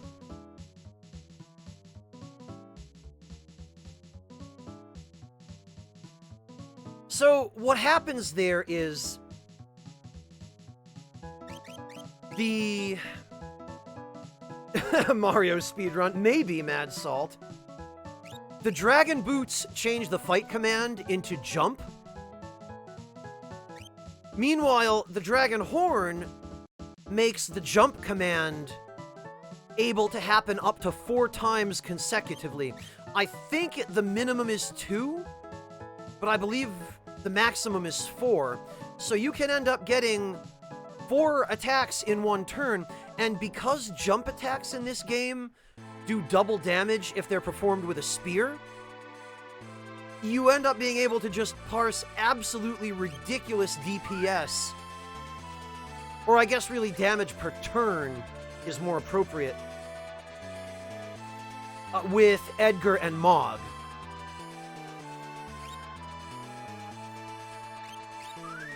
Oh, Mad Salt, you haven't even seen Gao's Nightshade rage yet. You haven't even seen Psycho Cyan. Like, that's what I mean by all the fun setups. There are things you can do that just absolutely shatter the difficulty in this game.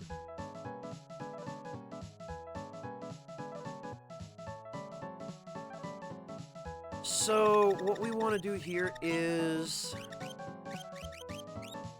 we'll try that again.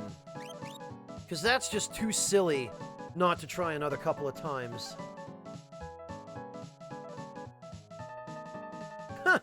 Right, Rakish Sage? But that's been the case for ages. Ever since what? Final Fantasy IV? Alright, Edgar, come on.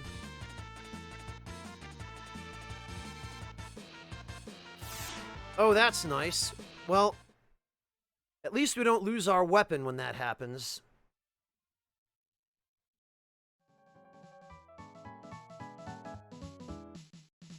That's the thing. I think if you run away, and I know for a fact if you get sneezed out of the battle, whatever item you bet, you get back. You don't lose.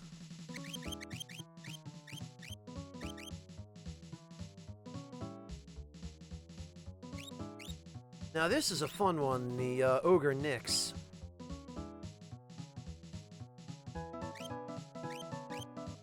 And I believe if we equip this when we jump,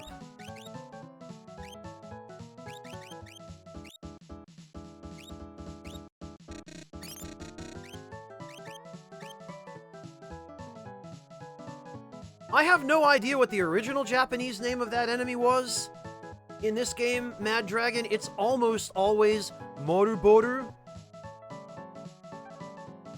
And depending upon the translation and the game, that is sometimes ends up being translated as Morbol or Molebol, or I think correctly it's supposed to be Marlboro.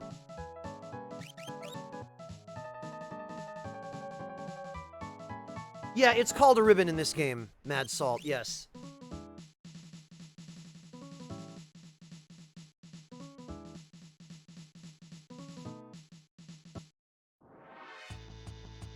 Hey, Vesmic, welcome! My friend, you came just in time. Just in time for some tech. Check this out.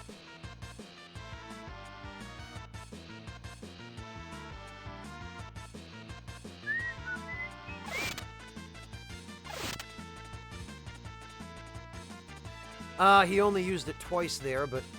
this could be problematic.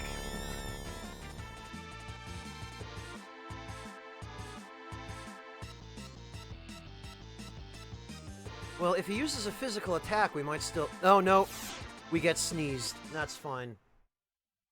So it's actually not so problematic, because we can just try again. But yeah, Vesmik, we are demonstrating some tech here. You see, this is easy enough to fix. We just cast Remedy. Oh, and I guess we also have to cast Imp. Vesmik, have you messed around with the Colosseum at all?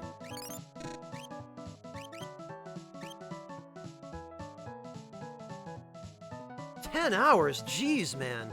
Yeah, the Colosseum is tricky if you don't prepare for it, but if you do, and even I'm discovering things now that I never realized, apparently, there is some goofy stuff you can do with the Imp status, but let's check this out. Let's see if we can make this work. There's a setup you can use with Edgar and Mog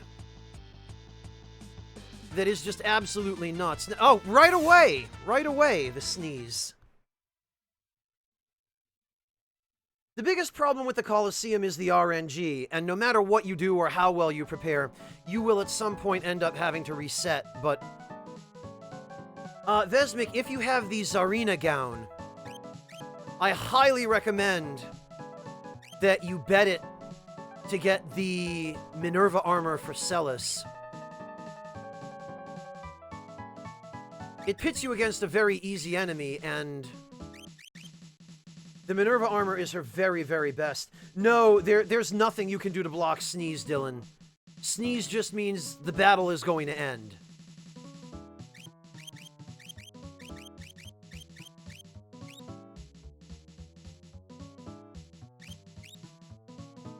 But now if we can get Edgar to do a jump attack, and if it manages to hit all 4 times...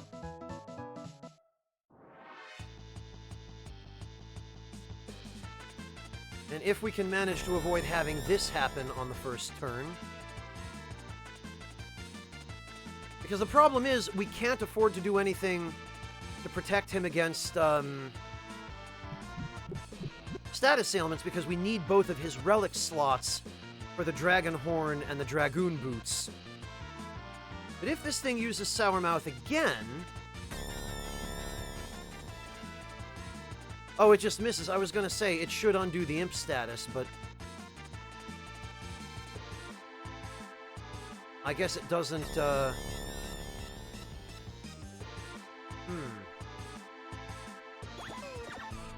Oh, there we go. No, we might still... oh, okay, maybe not. Yeah, figures. I don't have a particular time, Dylan. It's just something that's on my radar vaguely.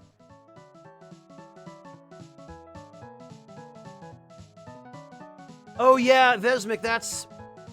you probably went to the dinosaur forest near Doma? Or are you talking about the Colosseum still?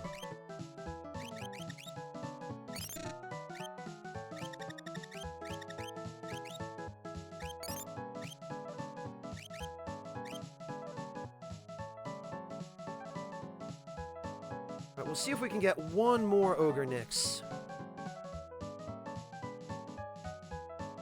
Really, it's just going to depend on Edgar getting the first turn and actually using it for a jump. Pulver, we are after specific equipment here. We got most of what we want. We got some flame shields and a couple of ice shields. We got the Dragon Horn, which is one of the most important things. Damn it all.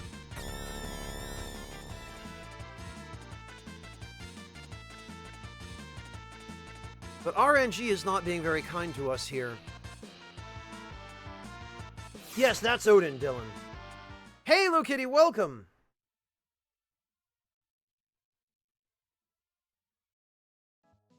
Oh, gotcha, Vesmik. Yeah. The Merit Award is incredible, though. Once you get it, you'll find it was well worth the effort and the time.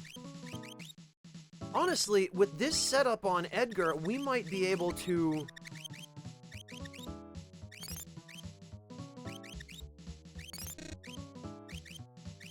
ah, very nice, Low Kitty.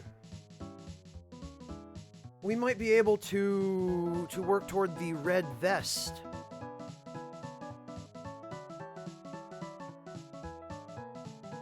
Right, we'll try for one more Ogre Nix, and if we don't get it, then at least we have one.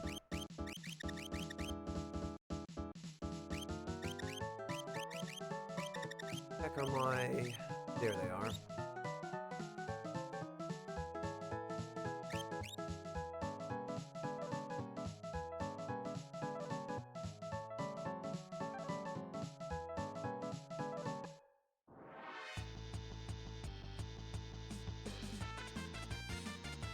Damn it, every time. Oh, no! Okay, well, it broke. That's great.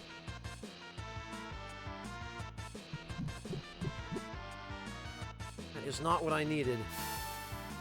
No, Edgar, why? You fool!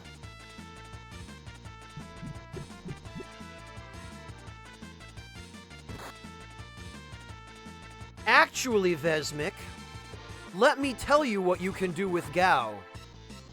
You keep the merit award on Gao, and you keep the offering. But you give Gao the what's it called? The Tempest Sword. Oh, alright, Edgar, that's an interesting strategy.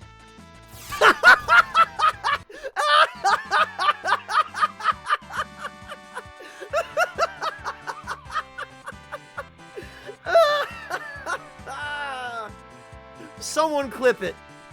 Clip it right now. Oh my god. Alright, alright. Final Fantasy VI AI, you win this round. Let's all have a hand for Edgar. I could not have asked for a better result.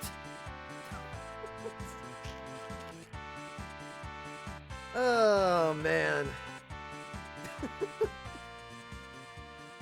Well, Vesmik, welcome to the Colosseum. We're not doing that again.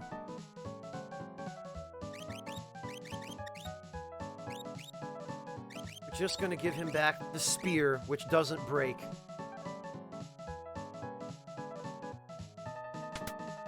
Thank you, bad luck. That is fantastic.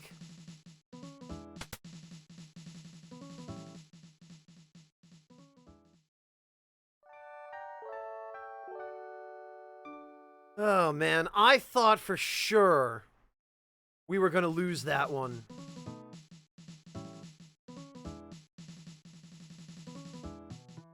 This is my Colosseum. Finally, the whole world is at war. I'm so happy, and I owe it all to Kefka.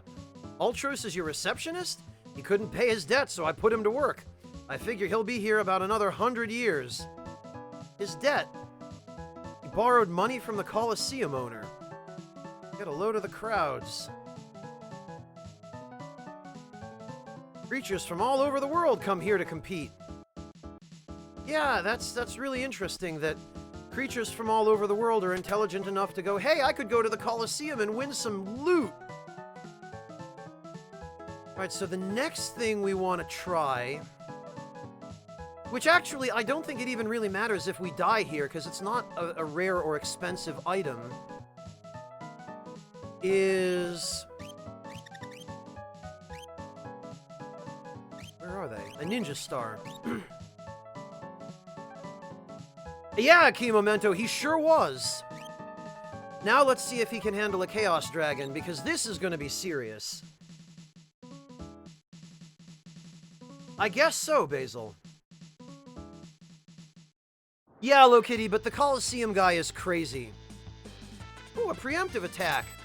No, damn it, Edgar, why? I needed you to jump, dude. Well, that's instant death.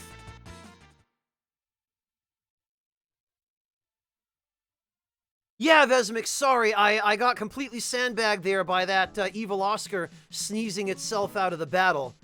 What you do is you give Gao the Merit Award and the Offering, and then you give him... Let me find it here. You give him one of these, the Tempest Sword. And then you put him in the front row, and you have him use his Stray Cat Rage. And you just see what happens. Deathbed, welcome!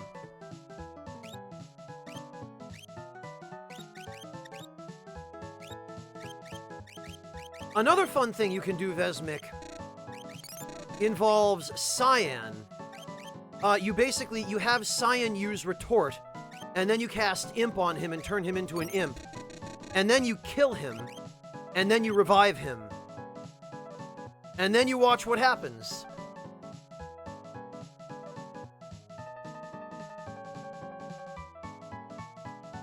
Oh no, Lokitty, I hope the dog's okay. Alright, let's try that again. Maybe this time.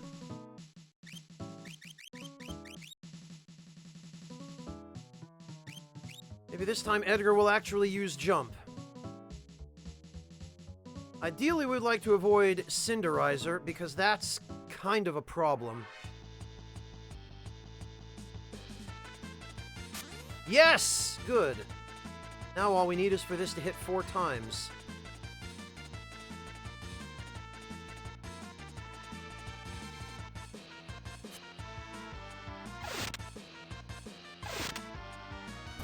Okay, yeah! Good. It's good. We did it. Actually, I'm pretty sure that was the hardest part of this whole process. Now that we have the tax star, we can pretty much go the whole way and get the red vest. Yeah, they sure are, Rakish Sage, aren't they?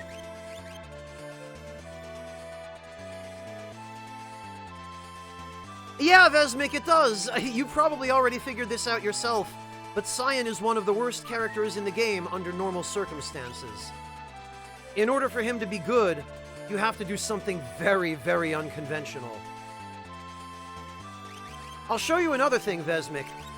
If you take Edgar or Mog, or any character with a spear, well, really that's just going to be Edgar or Mog, you give them a Dragon Horn and Dragoon Boots. You make sure they have a spear equipped.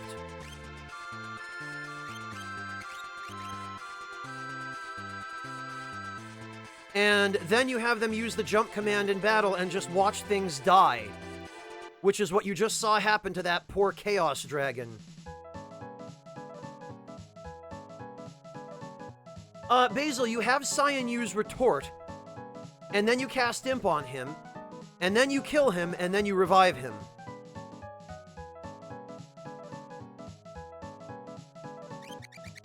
Alright, where is that tax star? This shouldn't be a problem.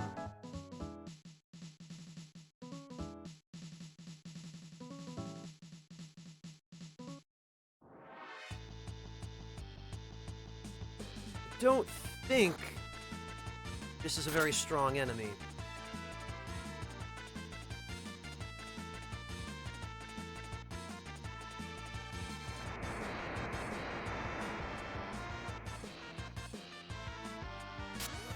Okay, yeah, now he's dead.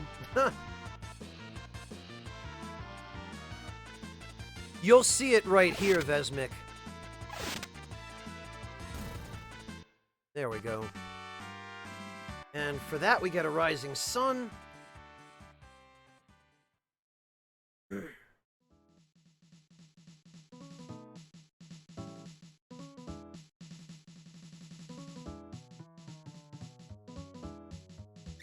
And...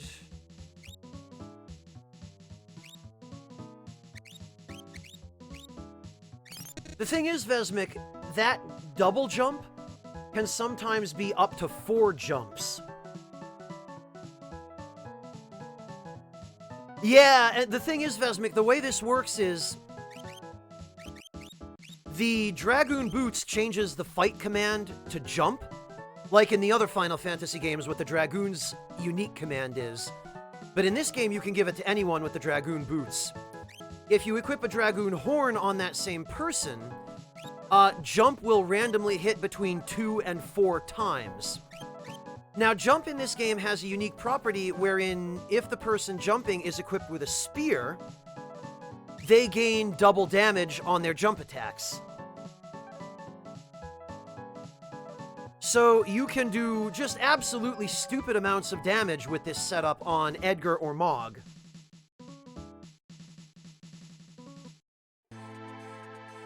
And, Vesmik, if you need an extra pair, or rather, if you need an extra dragon horn, you can bet the charm bangle, if you happen to have one. And that will get you a dragon horn.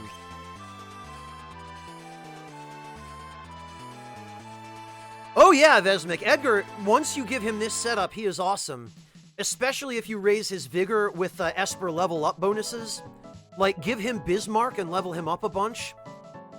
And, I mean, let me show you what I've got on him now. We've got the Partisan, which right now is the best spear that I have. We're going to eventually get a better one for him, but I've got the Partisan on him, the Flame Shield, which is really helpful. You get those by betting falchions. And apparently there's a really easy way to win the battle against the Retainer that you have to fight to get the Flame Shield. But we've got on him just the Regal Crown and the Crystal Mail.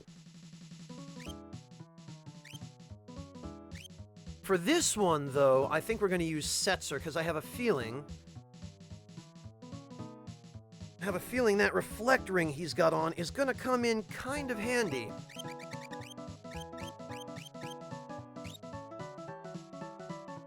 So we will go Setzer.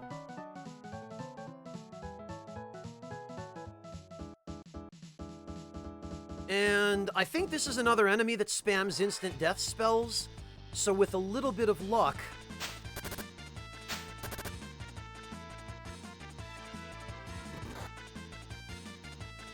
Oh, alright. Fine.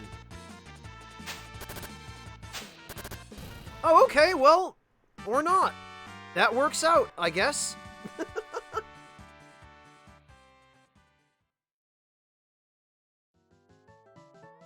Oh, gotcha, Vesmik. Yeah, for the Paladin Shield, the best thing to do is go to the Veld and have Gao learn Rages.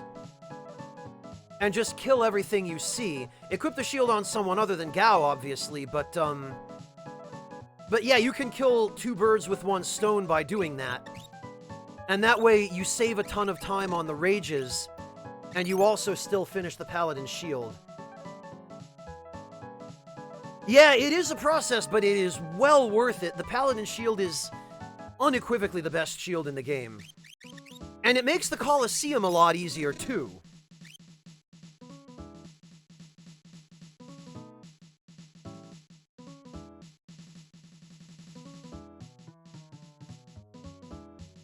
Yeah, Deathbed, auto crossbow wipes out groups of trash mobs for pretty much the entire first half of the game. It only starts dropping off later. And then later, you gain access to this setup, the Dragoon Boots and the Dragon Horn. And on top of that, Edgar's Drill and Chainsaw still have their uses well into endgame. And his Air Anchor is excellent for instantly killing some otherwise really annoying enemies. Well, Vesmik, you'll know for next time. Did you actually finish uncursing the cursed shield? Or do you still have a ways to go?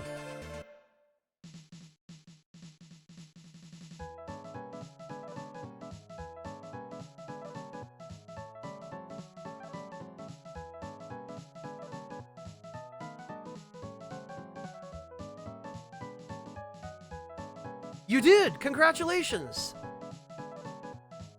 Did you... You said lots of cactus fighting. I take it you already knew about the Cactar desert near Miranda, then.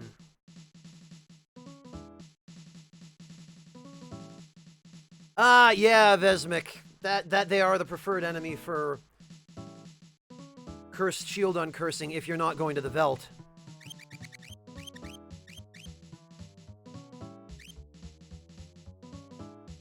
Alright, so the Bone Club now should get us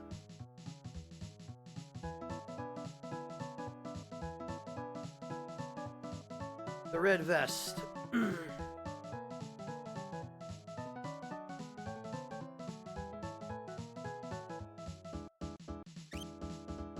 Before we do that, though, I think the enemy that we need to fight here has an attack that we might actually be able to nullify. We give Edgar an ice shield. Oh, my sympathies, Vesmic.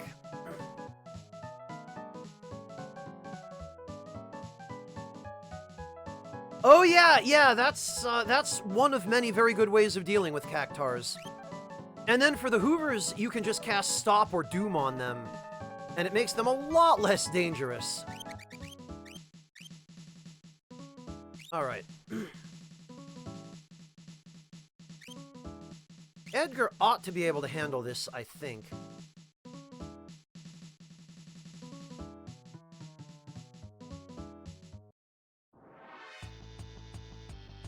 Let's see how we do. Yeah, that's not a problem. That, however, could be. Edgar, I would really appreciate it. You could, you know, jump. Oh, alright. Yeah, somehow I didn't think that was gonna work.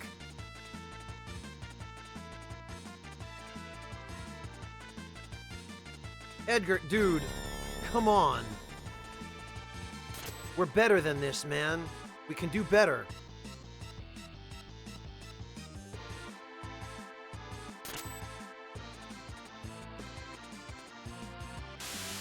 I'm not sure if it's precisely a behemoth, Dylan, but it's definitely... Oh, okay, well, Flash Rain is helpful. Okay, alright. Yep, and we got the red jacket. Beautiful. Yeah, that's just the test rider, Rakish Sage. It's a prototype. Now that is the best armor for Sabin.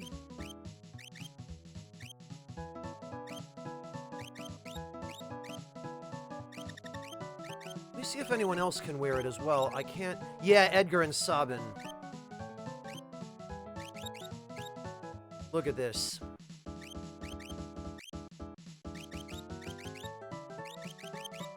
Oh, wow. So all I lose is 4 points of speed, which isn't a huge deal, I think.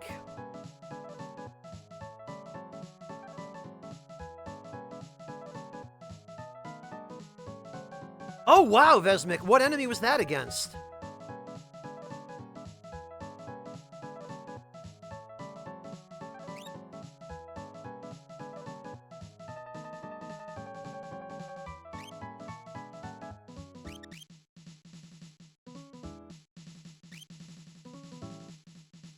I think...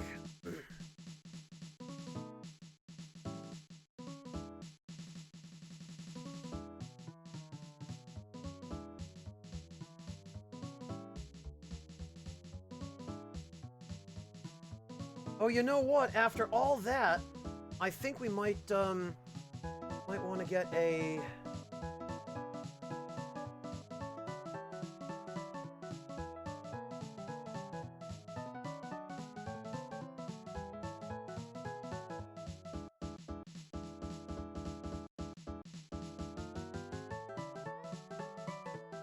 I think we might be... There probably was a much easier way we could have done that, in fact.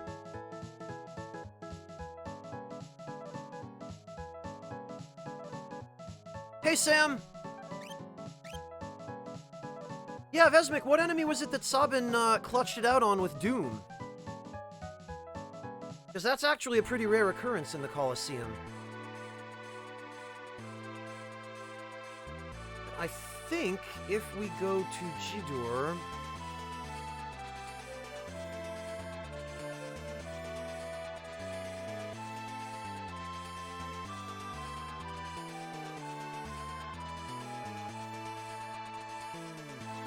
Oh, okay, Vesmic. Yeah, the main thing is, if you get yourself a falchion or 3, which you can buy in Miranda. Oh, Magnus! Magnus Mark 1, how are you doing, man? It's been a while. Thank you so much for the raid. Welcome, Magnus and Magnuses. Or I'm not actually sure if you have a name for your subscribers, but greetings, guys. Thank you all for stopping in. How is everyone?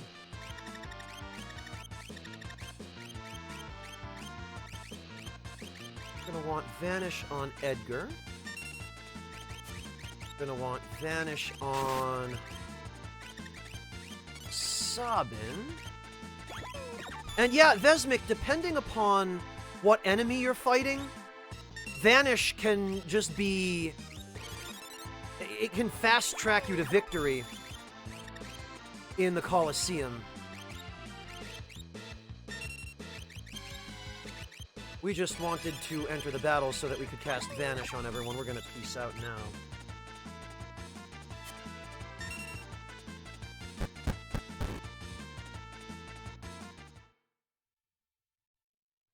The two Swoles? Okay, I like it.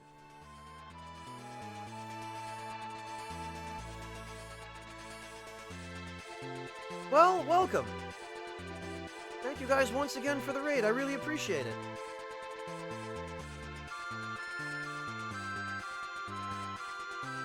Oh, thank you, Magnus. I really appreciate that you remembered that. I've had my eye on my following list for you, Magnus, but I don't think we've been streaming at the same times. That's always one of the difficult things about raiding, is that no matter how hard you look for somebody, if you're in a different time zone or if your work schedules don't line up, it can be really hard to find a person you want to raid. But it looks like you managed to find me.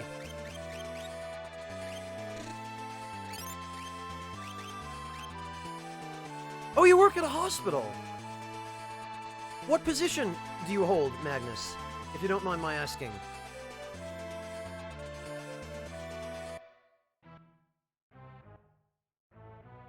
Right. We need...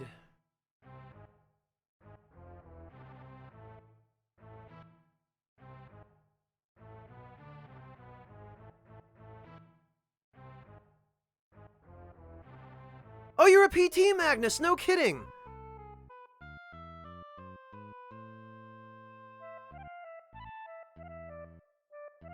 Magnus, do you want to know something really funny? You're gonna be amazed at what kind of coincidence this is. I actually am trained as an occupational therapist. So between the two of us, you and I could, we could handle rehab. Wouldn't you know it, man? Wouldn't you know it? God, I've worked with PTs in a number of different settings before, actually. Mostly skilled nursing. Mostly SNFs, because usually that's where it ends up. Where they have both PT and OT. Normally, pediatric settings like schools only have OT. You don't see too much PT going on in schools.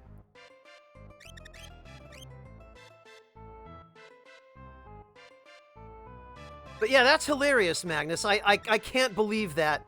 You and I literally could be colleagues if we were working at the same facility. That's incredible.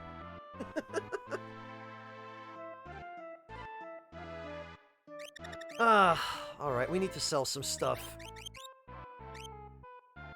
Not the flame shields, preferably. Actually, the crystal shields we could get rid of. Because now we just have better stuff. I think we could maybe get rid of some Gaia gear. I stole way too many of those. We can ditch a white dress.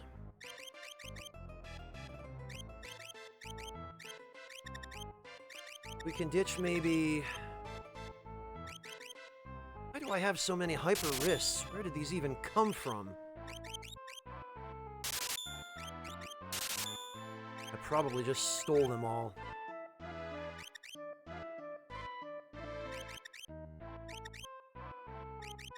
God, that's a lot of earrings. I think I can safely sell a couple of pairs of earrings. That should be alright. Oh, and we got the amulet. That was just an item drop.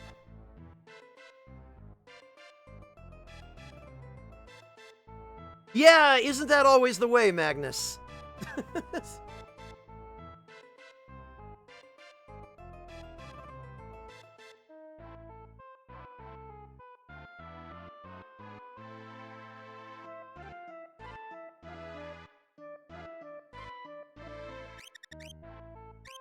Oh, whoops, I meant to buy. So, Magnus, what have you been up to? What have you been streaming lately? Meant to buy this. Oh, don't feel bad, Vesmic. Really, all you have to do is just arrange it once in a while. And this game actually makes that somewhat better than Final Fantasy V did. Literally, you just click arrange, and it will at the very least group everything by type.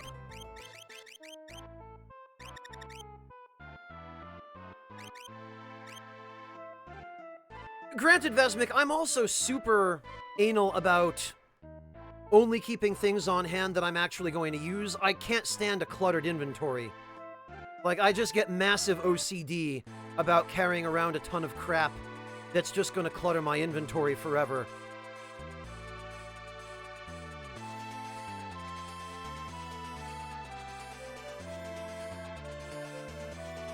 Oh, happy birthday, Magnus! Your birthday is actually April 20th. That's kind of incredible. I bet that's a fan favorite.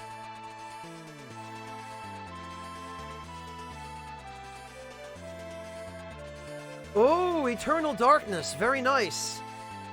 What a classic. Clint, you haven't even seen the half of my OCD.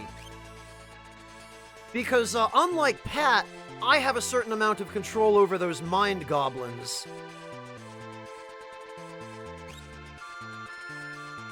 Pat, bless his poor soul, is still working on mastering them.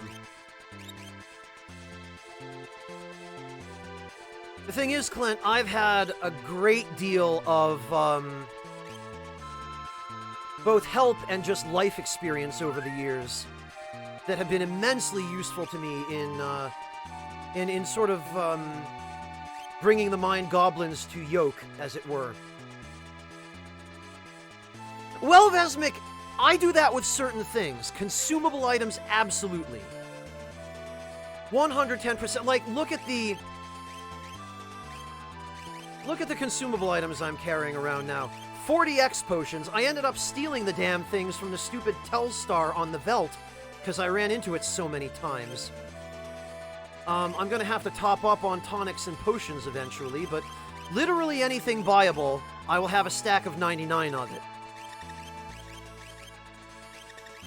I mean, unless it's so expensive that it's just impractical to farm, but the elemental rods, I carry as many of them as I can reasonably afford. And these are super, super powerhouse items, but I'm probably never going to use them. Other than that one clip I showed you of my battle with the enemy, or the boss, what's it called, the Flame Eater, in the burning house. Pulver, I found it very relatable. Like, I watched that whole clip of their podcast with Pat talking about the Mind Goblins, and I couldn't help but catch myself nodding through the whole thing, like, yep, okay, yep, been there, done that.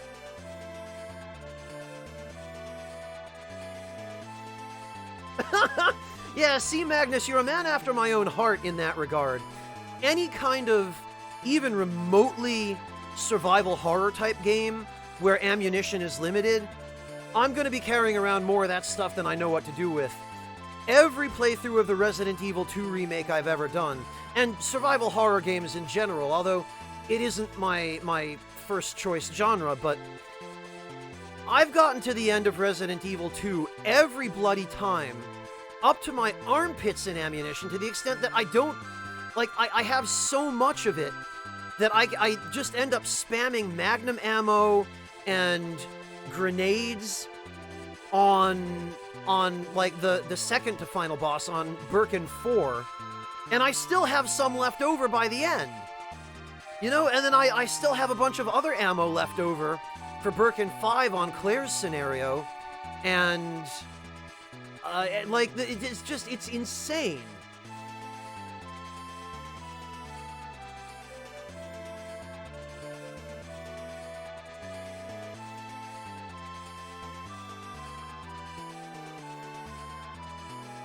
Yeah, Magnus, I'm aware.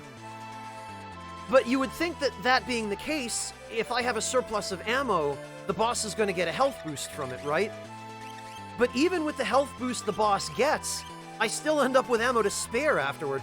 Although, I've also, I guess to be fair, I've been learning how to use the knife against some of those Birkin fights so as to conserve ammo. And since the infinite knife supposedly doesn't affect your ranking,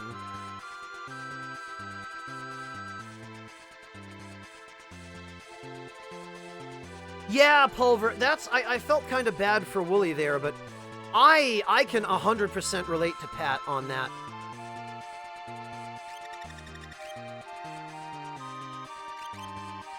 I've gone and forgotten what I was even...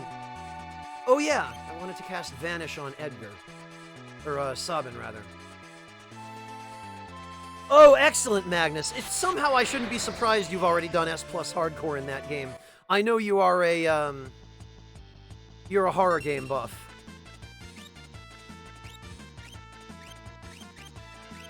Alright, come on. I would like to be able to target Sabin, please.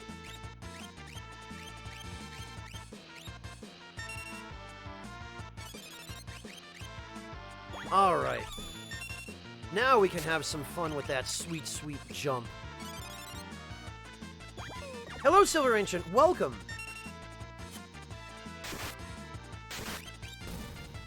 Actually, we'll wait for Edgar. There he is.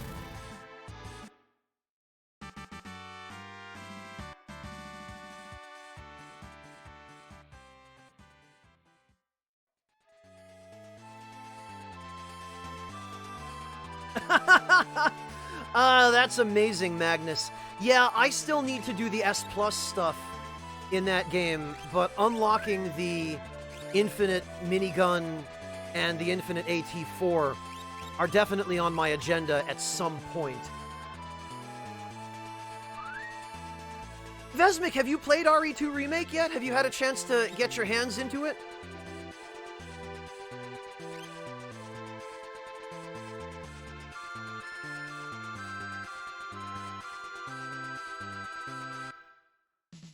Alright, we're gonna see...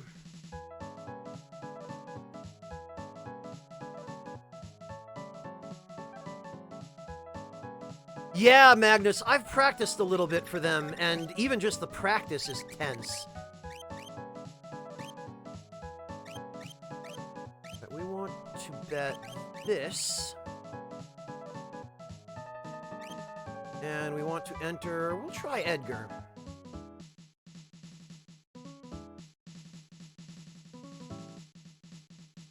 Gotcha, Vesmic. If you ever do decide to take a step outside your comfort zone and give it a try, it is fantastic. Oh, I forgot the Colosseum wipes Vanish because they knew. Well, with a little luck...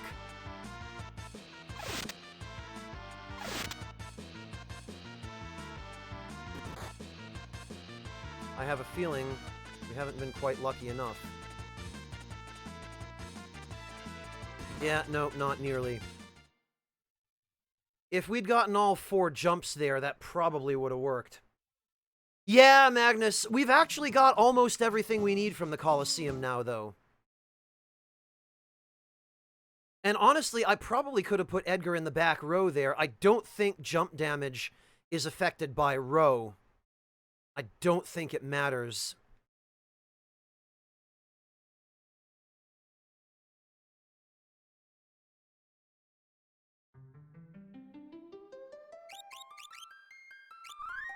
Yeah, I can understand that, Vesmic. I can appreciate it. Yeah, the operator, just a little bit too slow there. Unfortunately.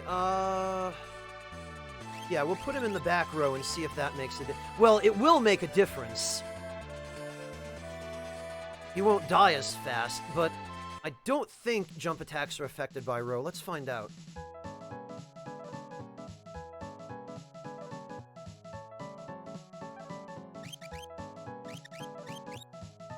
This is definitely a handy shortcut to the red jacket, but... No, No problem, Magnus. Go relax a little bit. You must have just finished a stream yourself if you're rating me, so get some food, get a snack, something, you know? Yeah, the back row definitely helps. Using a freaking regular physical attack does not help. That's something I really don't like, is the fact that they can still use a physical attack even if they have dragon boots equipped in the Colosseum, because it can just bypass... Come on, Edgar. There we go, that's what we wanted.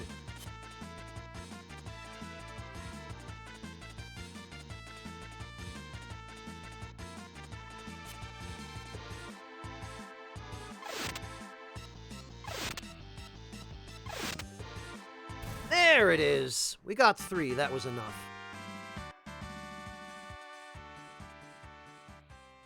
We have Rakish Sage. We've run into at least one other variant of the Gigas enemy.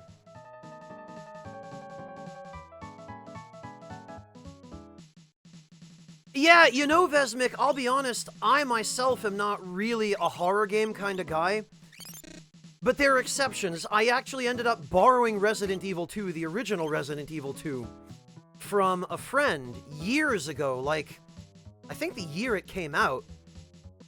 And I remember playing through it at home on the PS1 that I had bought with money that had been given to me as a gift for my bar mitzvah. And I was still pretty young then. I think I was like 14 or 15 when I first played RE2. Maybe even younger than that, maybe 13, because RE2 came out in, what, 98? 96? I might actually have been 12 when I first played it. Anyway, all these years later, when I found out about the remake, I decided, okay, well, I played the original, I've got to know how different is the remake going to be. And it turns out they just absolutely knocked it out of the park. RE2 Remake is... Oh no, I did give it back, Samson. I'm not the kind of guy who borrows things permanently, because I've had that done to me, and I hate it. I had a friend in high school who just did not understand how to take care of his own things, never mind other people's. I lent him one of the unofficial soundtracks to Final Fantasy IX. I had gotten the Ever Anime soundtrack on CD, because back then, it was not as common to be able to... Like, this was decades ago, you know, we didn't have MP3 players that we carried around with all this stuff on a flash drive, but, I lent him my FF9 soundtrack, and it was a 4-disc soundtrack. I got back 2 discs of it in a generic CD case, and they were both scratched to hell, like they'd been used as coasters or something. So no, I am meticulously careful about taking care of my own possessions, and I treat other people's possessions that I borrow with that same care.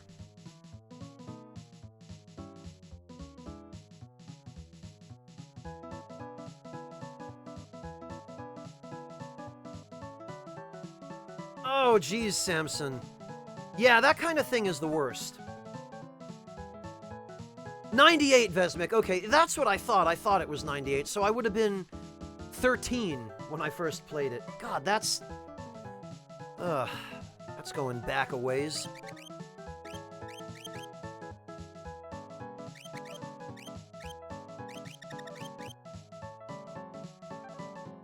Oh, yeah, Samson. I remember, the first computer game, like the first proper PC game I ever played, was Sticky Bear on a 5-inch floppy. That's how old I am.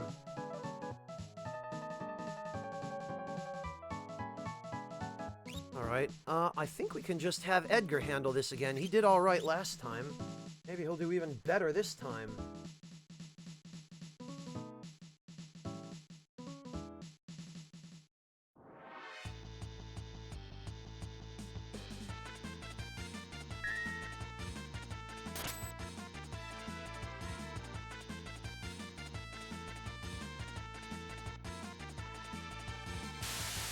This is fine.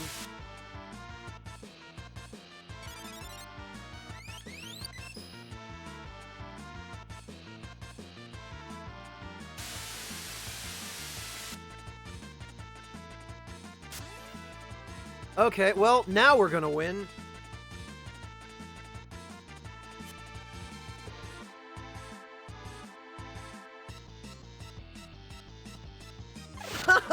High five, Vesmic. For old school games. Good man.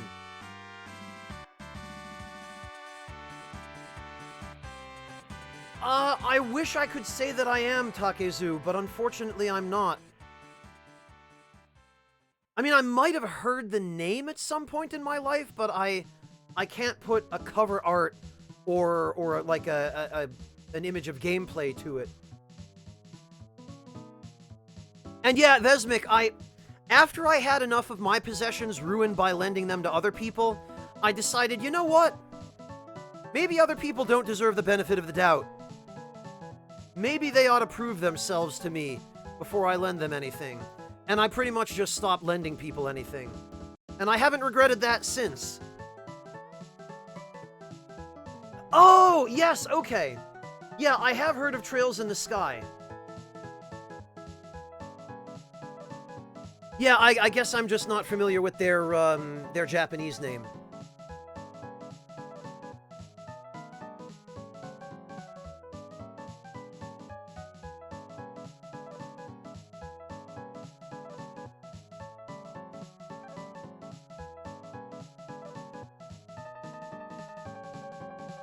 Hello, Waifu! Alright, Mad Salt, have a good one. Thank you for joining us. Good night to you.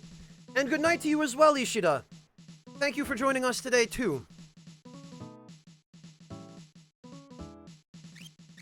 Alright, now let's see. Oh yeah, this is a net improvement. Look at that. And that 5 Vigor will absolutely improve his jump damage, which we like. Yeah, true enough, Vesmic. Vesmic, if you don't mind my asking, did you two actually have separate consoles of your own? Or did you just share the same console with your own copies of each game?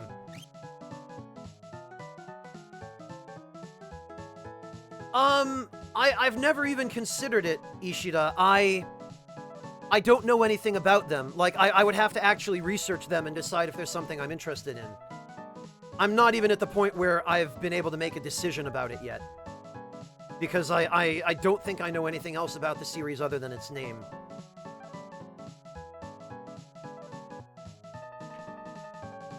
Oh yeah, Vesmic, I meant to mention to you. I saw that I left off last night right at the point where you were picking up in Daryl's tomb. It's probably a little bit too late for this playthrough for you, but just so you know,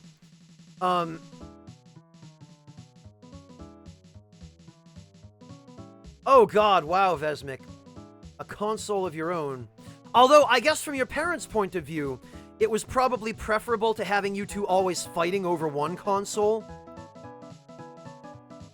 If I were one of your parents, I probably would have gone that route too, just to prevent the two of you from constantly beating each other up over who got to use the PlayStation. Granted, I would only have been able to do that if I could afford it, but, you know, more power to your parents if they could. But yeah, the enemy that drops the Dragon Claw, the presenter, the doofy, the snail that holds the treasure chest and whatnot, that thing. If you kill both parts of it at the same time, it will drop 2 Dragon Claws. And, wouldn't you know it, it's vulnerable to X-Zone. So you can just X-Zone the whole shebang. And if you're lucky, X-Zone will hit both parts, and it'll just cough up 2 Dragon Claws. Yeah, I'll have to do some research on it, Takezu. And find out what it actually is and what it's about.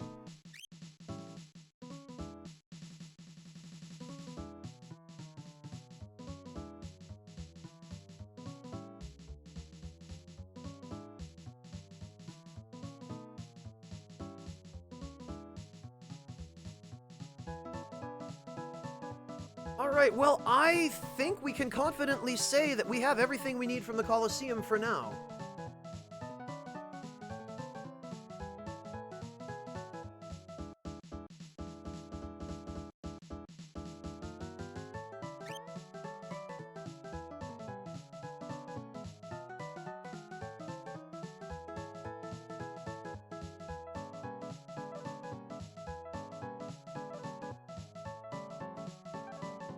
And that being the case... Good night, Takezu! Thank you again for joining us. Have a good one!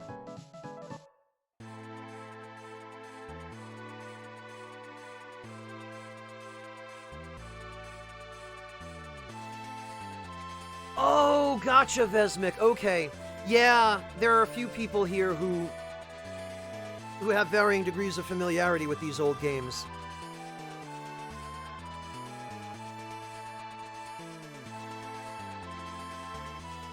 Yeah, I did stick around for you fighting Dullahan, Vesmik. You did a very good job of dealing with him, and I remember you commenting that, you had a lot more trouble with that boss in your younger days. Which I think is probably the case for all of us. I remember lots of bosses in this game that I didn't know the gimmick for them when I first played it when I was a young kid, 12 or 13 or however old I was. No, I would have been 9 in 1994 when this came out.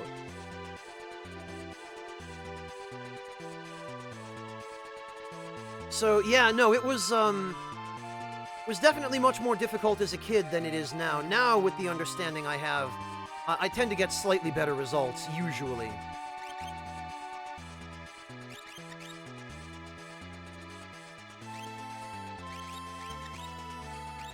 Alright.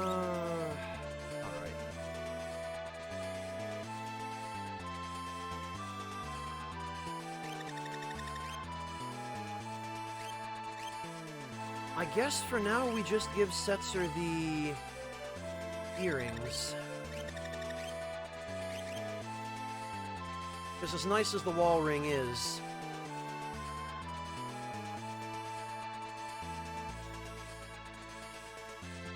you use Super Balls on what? On the Dullahan as a kid, you mean? Vesmik? Yeah, like... I don't know, man. It's just that...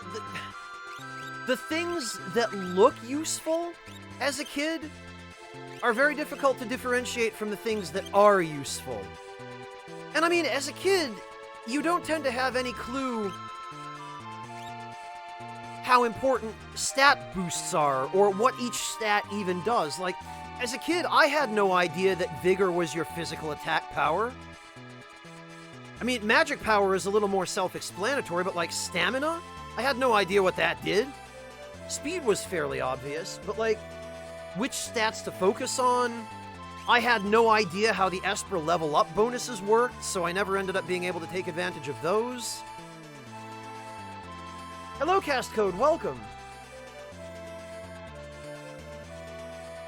Well, yeah, that's exactly the kind of thing I'm talking about, Silver Ancient. You know, we all played these games badly and wrong when we were kids.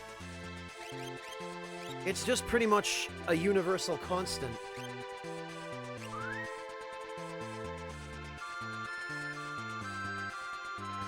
Oh, that one really hurts, Vesmik. Yeah, not having access to internet. But I mean, I didn't... GameFAQs wasn't really even a thing until I was probably 9 or 10 anyway. And I didn't even really understand how to use GameFAQs until I was a few years older than that. And I mean, back then, the information on GameFAQs was a lot more limited than it is now, even.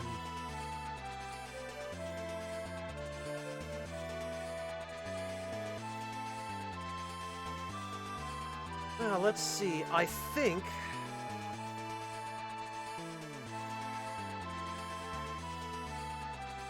first of all, we probably ought to go back and get Terra, because we've already started that.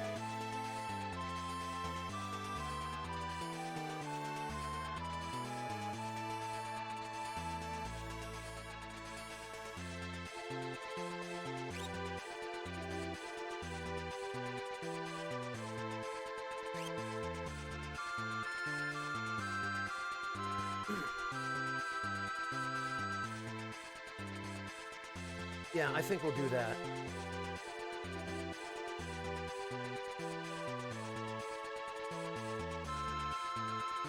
Ah, yeah, Vesmik, I can appreciate that. Back in... Well, I don't know, Vesmik, how old are you? Because you said the other day that you're, what, 24? Ish? Do I remember that correctly, or am I completely misremembering that?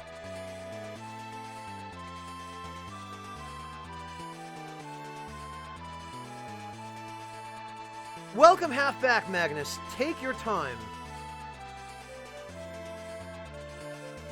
And no worries. Definitely focus on your coursework. What is it, continuing ed, Magnus? Oh, 31, Vesmik, okay. In that case, you probably do remember that. I thought for some reason you were a lot younger. I was gonna say, if you're 31, then you probably do remember the days of, game magazines. Stuff like Nintendo Power and Electronic Gaming Monthly and Game Pro and all that good stuff.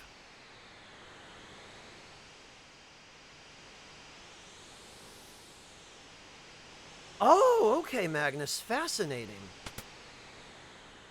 Tai Chi for Parkinson's patients. Well, from an occupational therapy point of view, that's a really fascinating idea. Ah, excellent, Vesmik. Yeah, you...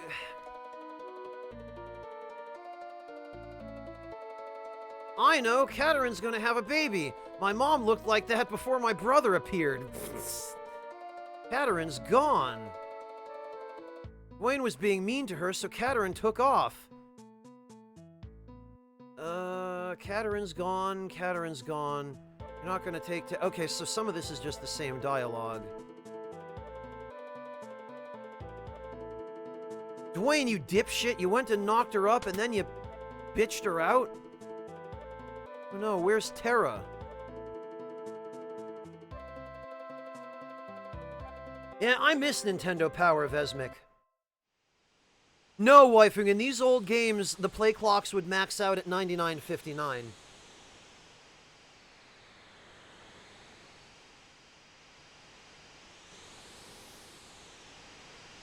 Oh, Vesmik!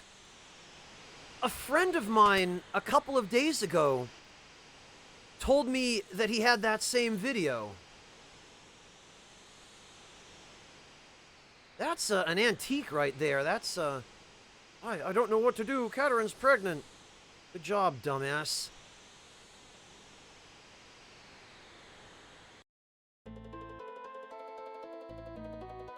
You couldn't have, like, used a sheep intestine or something like they used to in ancient Rome? Hey, you guys! Katarin's having a baby. Yes, we gathered that. I'm so happy to have had a child. But Dwayne seems miserable. Yeah, gee, I wonder why.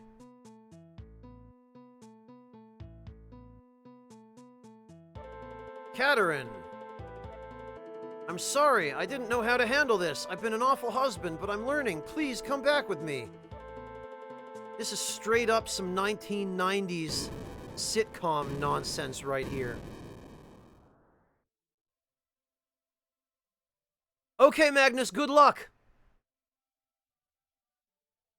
Oh yeah, Vesmik, all of those promotional videos did. Vesmik, have you seen... We had a conversation about this around a week ago. And it's funny that it's come up again.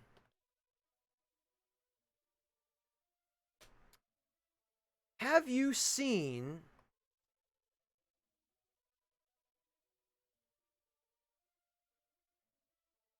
Have you seen this? Do you remember that?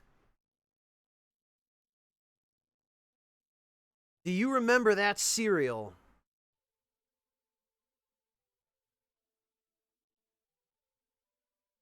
Oh no, Funbaba's back again. Please, save this village. I simply can't fight. Rid us of Funbaba once and for all. I'll keep Katarin safe. Yeah. Sure you will. Just like you have so far. Alright, Fun Butthead, let's go.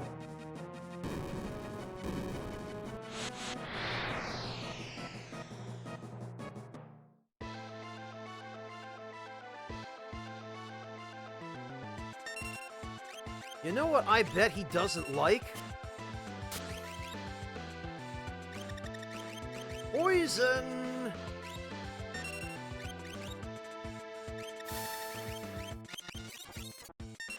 Nope, he sure doesn't like poison.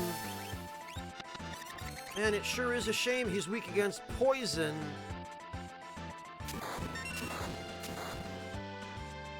Oh no, not Bolt 3, whatever will I do? Ah, there he goes.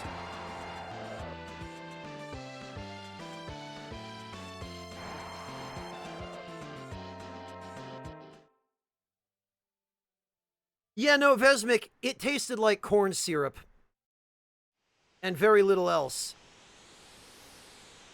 Terra! You finally decided to grow some balls. Well, so to speak.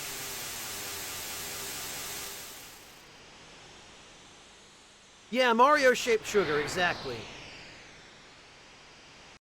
And Octoroks, and Tektites too.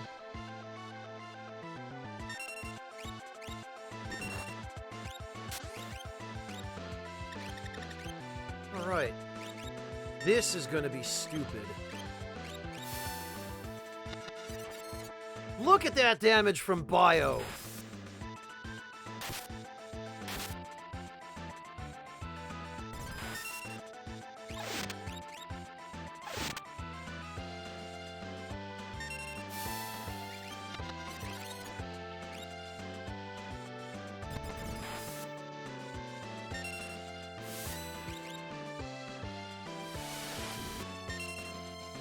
Suck it, Funbaba.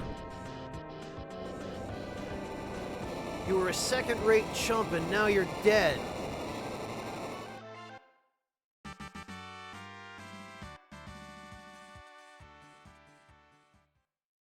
Hello, Stufftastic. Welcome.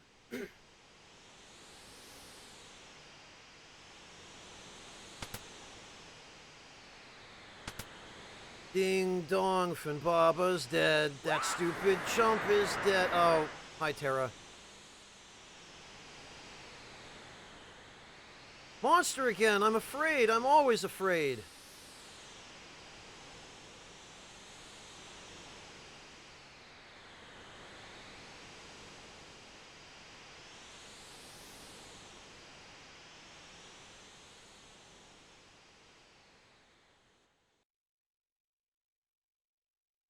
Mama? It's you, isn't it? I can tell. Happy Friday to you as well, Stufftastic.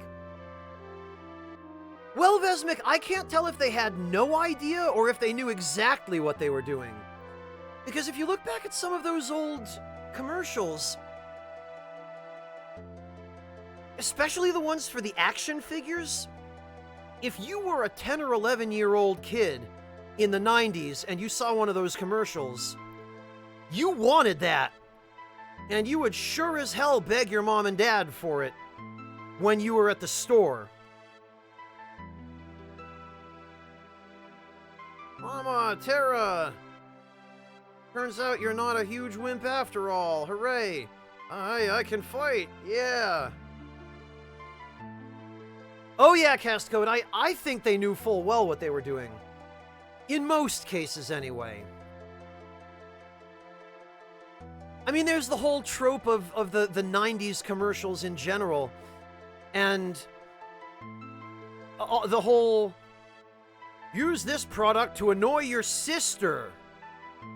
Prevent her from getting laid when her date's over. Like, one of the really stupid ones that I remember, and I don't even know why,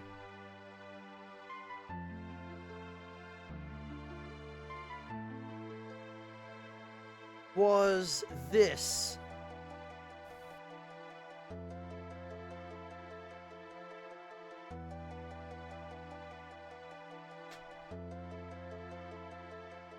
That product right there, the Dr. Dreadful Drink Lab.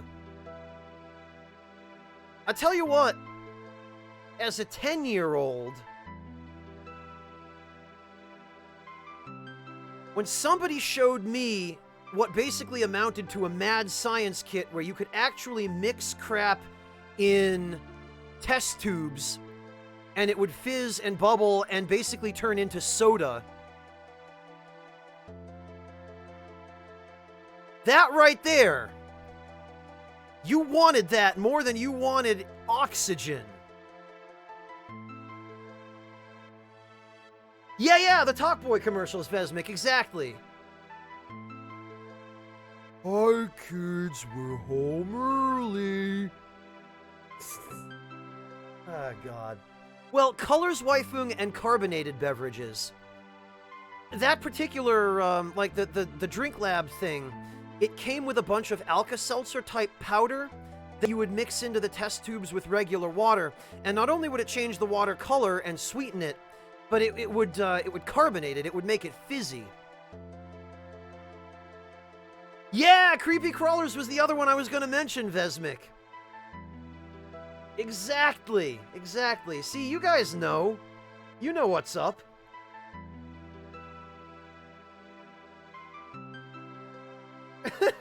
You're still young, Rakish Sage. Give it time.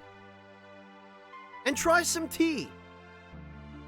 There might still be one discount code left on the Discord, actually, Rakish Sage, if you want to snag it.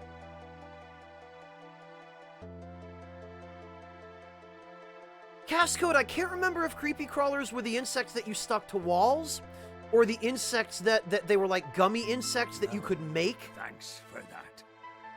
And that you could just eat them in front of people and gross them out, I think was the commercial for that product. Or something like that. Mel, thank you so much for the resub. Welcome back. And Mel, I must compliment you because those pork ribs that you made looked like they turned out fantastic. I'm sorry I didn't see that in time to answer your questions about how to use the cornstarch, but...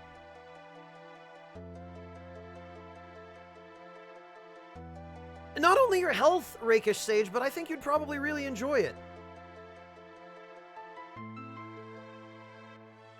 Yeah, Mel, the pictures looked like they came out awesome. Oh, okay, Wingless, I gotcha. I know that I remember there being some edible gummy insect-making machine or something marketed back during those days, but... Yeah, Vesmic, that's what it was. Easy Bake Oven for boys, that's the one.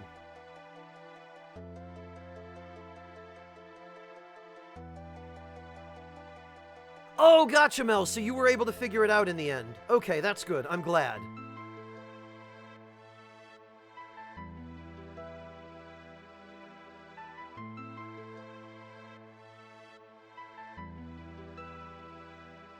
Vesmic, while we're reminiscing about the good old days, there's something else that you should see. I'm going to give you a timestamp. Copy URL at the current time. Yeah, I remember it now, Vesmic. You would mix the plastic, and you would put it in a mold, and you would bake it.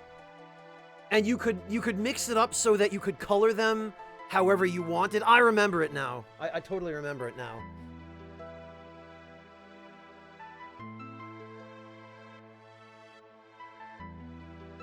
Yeah, Jin, yup. That's the one.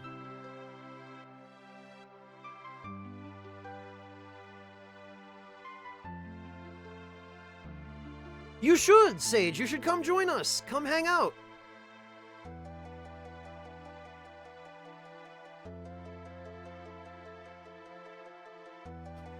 So, Vesmic, this is one of the episodes of the live stream that Hironobu Sakaguchi and the other lead devs of Final Fantasy VI did on Famitsu's website last year, on their YouTube channel, rather. I've time-stamped it at their fight with Atma Weapon on the floating continent. And I just thought you should see that because these are grown adults. You know, Sakaguchi is, I think, in his 60s now. Maybe even a little older. And most of the other devs that worked under him are around the same age. And yet, to see them all sit down and play this game together... Oh no, actually, he's 56.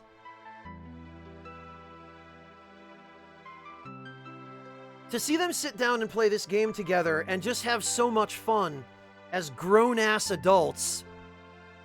And get hype about all the crazy stuff going on.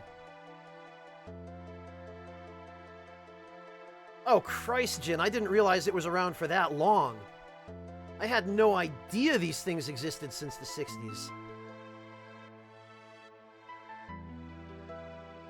But yeah, Vesmic, the point is, watch how the developers, people who made the game, watch how they play it. You know, I think it'll make you probably feel a lot better about your play style. Because you're actually doing things a lot more optimally and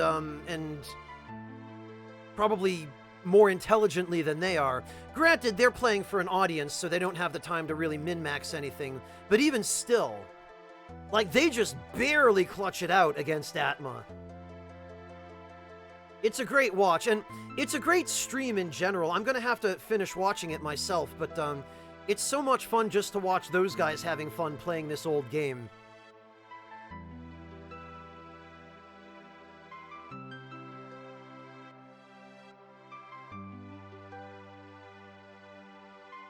Well, some people have that image decoy.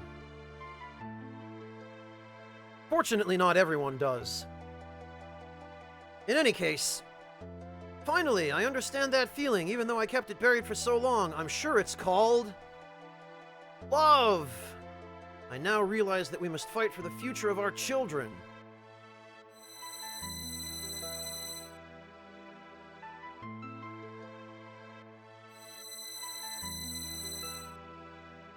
Wayne, Katerin needs your help. So does your new baby.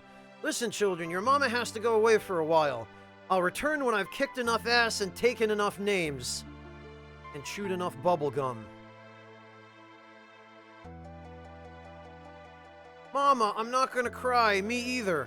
I'll be back, I promise. Till then, you behave. No more teen pregnancies, you hear me? Thank you. You helped me to understand a part of myself. Now I must go to war. We must all believe we have a future. We must fight for those who aren't even born yet.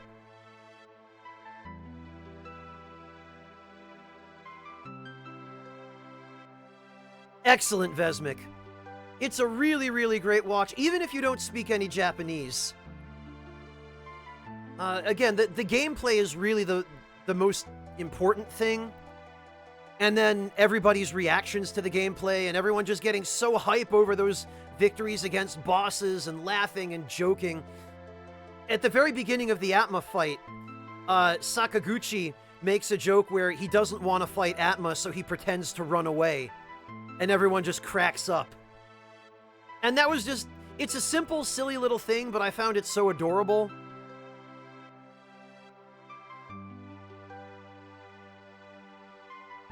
Alright, we actually... Oh! Okay, I guess we actually now are stuck with the party that we had when Funbaba schnoofed everybody out of the battle. Alright, well...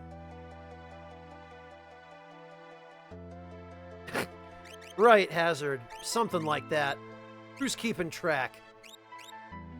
Alright, Terra 110% needs earrings. Oh, and for some reason she ended up with an Ogre Nyx.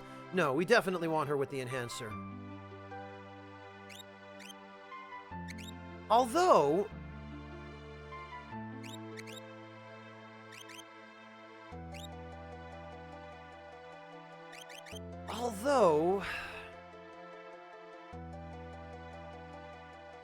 if I were to give her...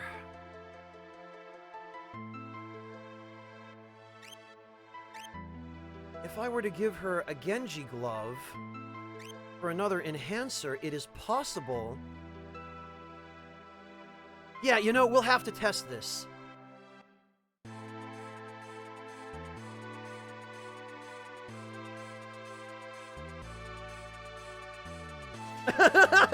Right, Vesmic, right. I don't even know if they got the ribbon in that fight. I think they might have gotten the elixir. But you see what I mean? Compare how prepared they were for that fight to how prepared you were. You were probably even a little bit more prepared than them.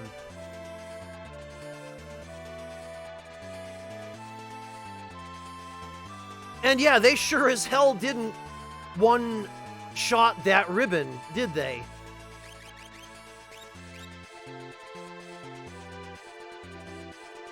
Frickin' level averaging, man. I hate... We really had better go get everybody back before we start leveling up anymore.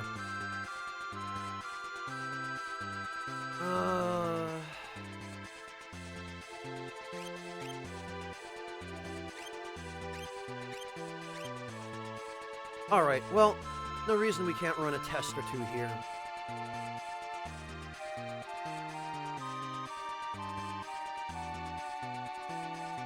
But I think probably the best place for it would be Tamasa.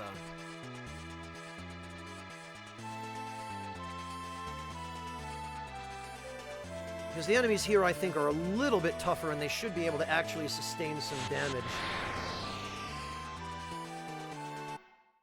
Yeah, Vesmik, it just makes you think, doesn't it, that... Man, aren't games so much better when they're made by people who actually play games?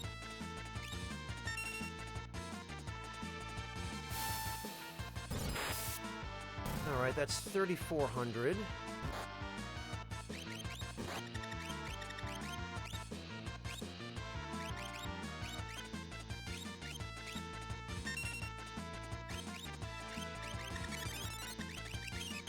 We probably should get Vanish on everybody while we can.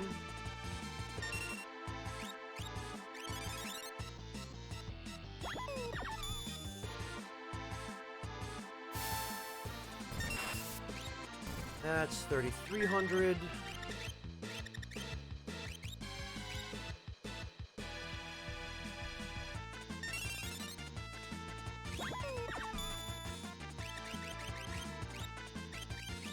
That's not what I'm saying, Mel.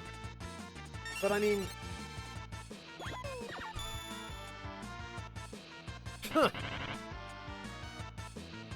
Well, Vesmik, if they had actually even used focus groups to determine what kinds of games they wanted to make, that would have been one thing. I have to think, a lot of developers these days, they don't even make games to appeal to an audience. They make games according to what they think is going to sell. You know, they're not making games they think people are actually going to enjoy, they're making games they think people are going to buy. So instead of having people who actually play games design the games, it seems like people now, or some developers anyway, are having economists design their games. Or at least that's the sense I get sometimes.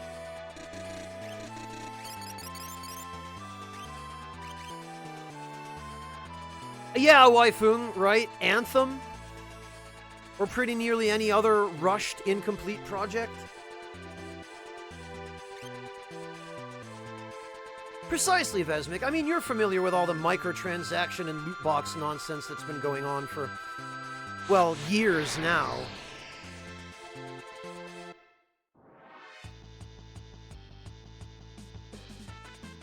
Oh, you know what I forgot to do? I forgot to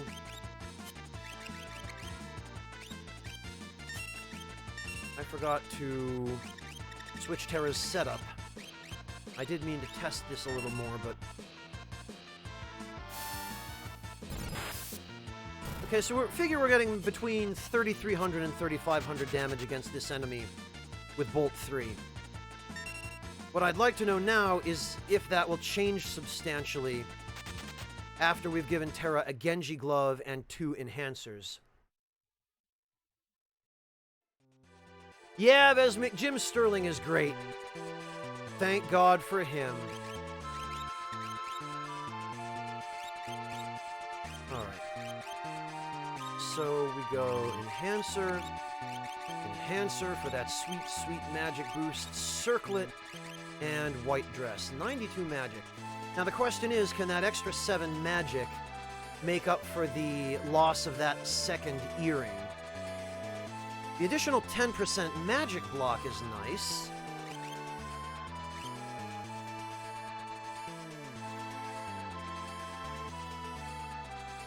Wow, Tsuyo, right on the nose at midnight. you just camped for the absolute moment, didn't you? So that you wouldn't be early or late, you'd be right on time. Thank you, Tsuyo, I appreciate it. As a fellow German, Suyo, I know I don't have to tell you not to wish me an early happy birthday, but, yeah, Jin, just hit the stroke of midnight.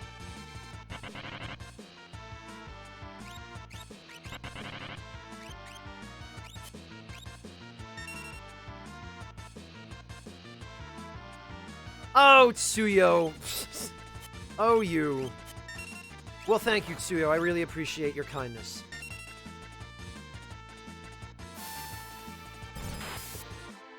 $3,100. Huh. Thank you, Decoy. And thank you, Jin and Wingless.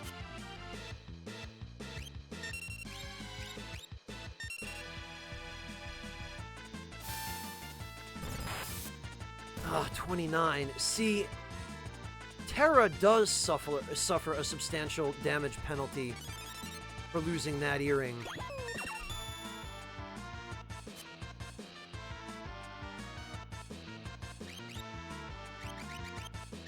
That is unfortunate, because I would have really liked for her to be able to use the...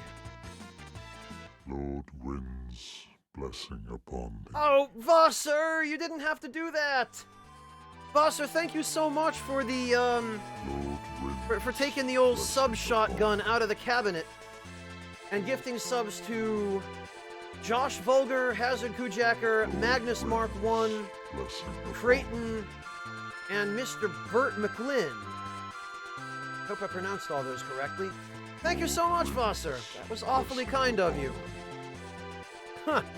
I guess you did, Vassar.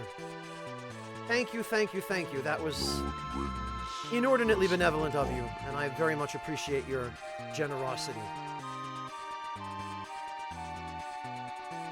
Congrats, Kujacker.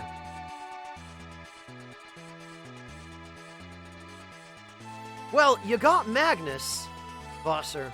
I've been meaning to gift one to Vesmik, but I actually don't have enough money to do that, which is kind of sad.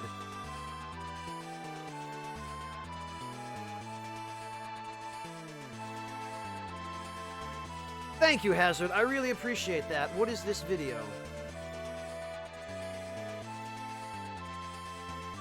Lord Oh, of course. blessing upon thee. Vassar, thank you so much. You didn't have to do that. I wasn't implying that you should... I just wanted Vesmik to know that I hadn't forgotten about him and that he wasn't being deliberately left out. But thank you, Vassar. That was very, very kind of you. Vassar, I'm gonna have to send you some tea or something. Yeah, Tsuyo, otherwise known as gift subs. Right?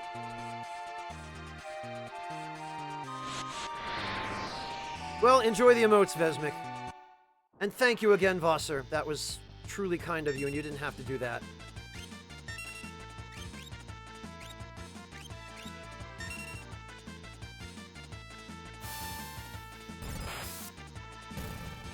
Oh, you know, 3,200, but... I'm torn. I'm so torn.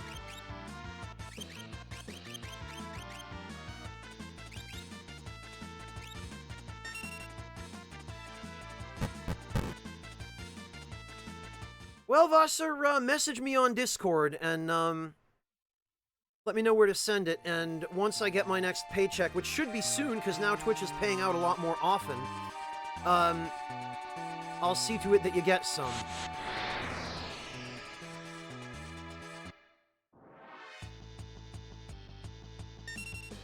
You might want to reevaluate that evaluation, Suyo.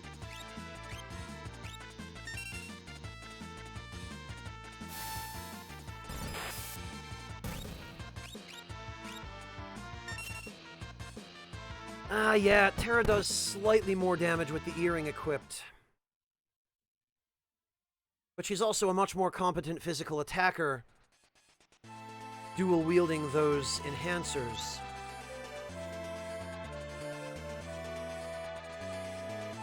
I think what he meant, Vesmik, is the kind of herpes that doesn't actually cause you ill effects.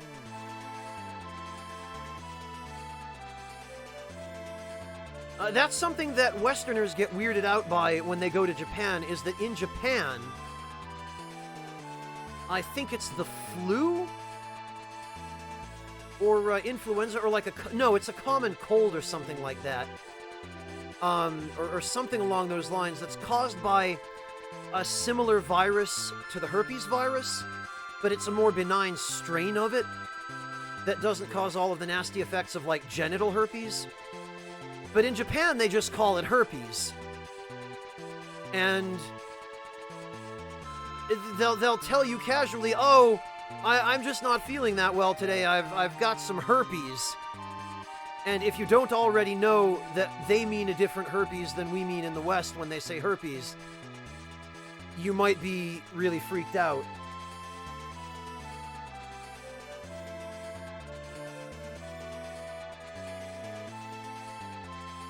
Anyway, random trivia fact of the day.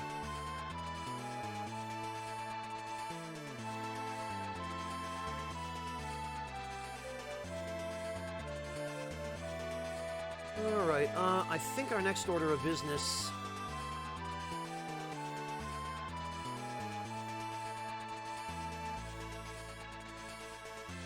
would be that we need to go to Narsh.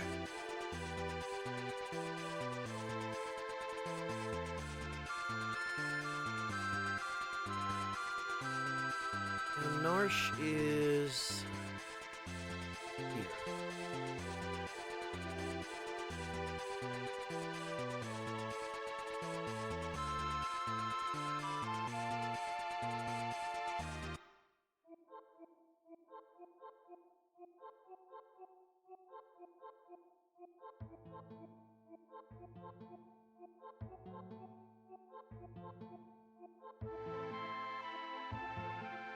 Wait a minute. Thank you, Woifeng. I really appreciate that. It's most definitely not Narsh. Narsh is up here now, I think. Yeah, there it is.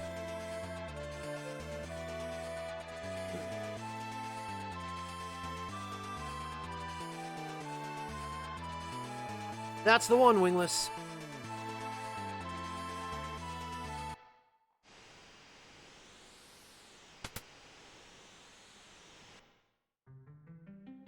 Alright. Yeah, so much for Narsh being abandoned.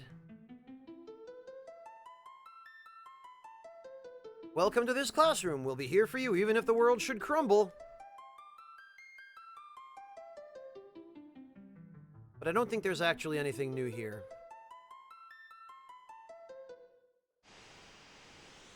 There is, however, something new out here.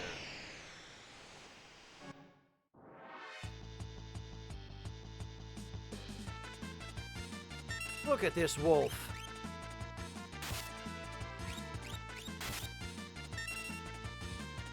Have you been to Narsh yet, Vesmic? In the World of Ruin, have you done all the stuff here? Okay, amateur, have a good night. Thank you for joining us. Actually... Wait a minute, no. We should be fine, because there are only 3 people in this party. Which is what we want.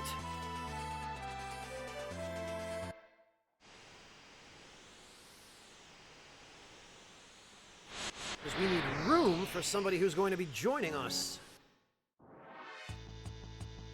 Maybe if he gets confused, No Home. Also, hello, No Home. It's good to see you.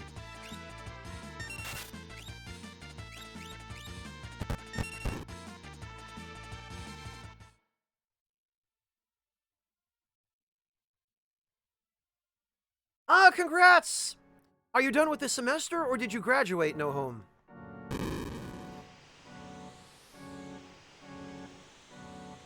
Not Odin, Bone, I'll tell you that much. Just a semester, gotcha, No Home. Well, I hope you have a little bit of time in between to relax, at least.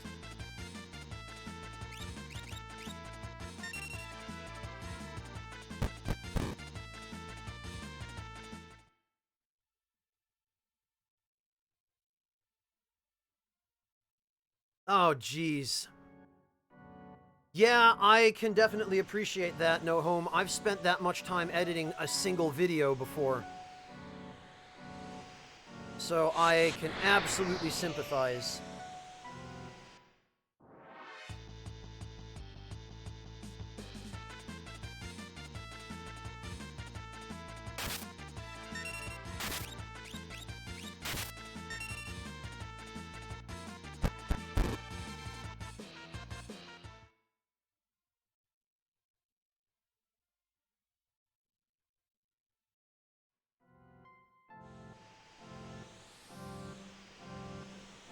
I think we just...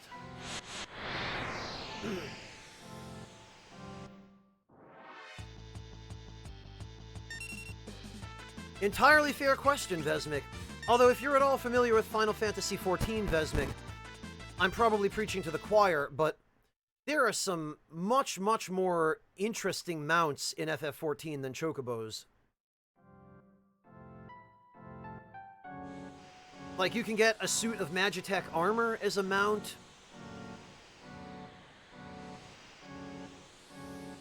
Ah, you knew! Yeah, there's all kinds of stuff.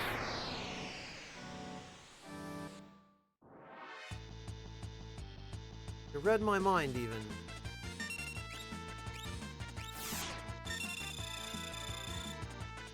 Yeah, I just found out about that a couple of streams ago, Hazard. Someone mentioned it. That's a fun one. Like, a mount that has room for passengers, so that you can take new players to areas where they're not supposed to be.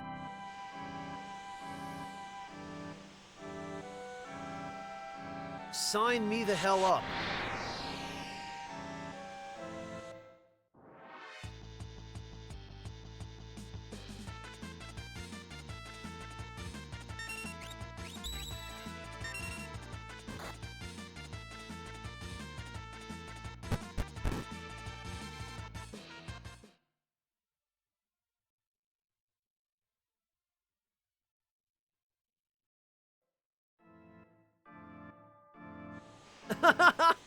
Ah, amazing, Vesmik. Have you actually played Final Fantasy VII?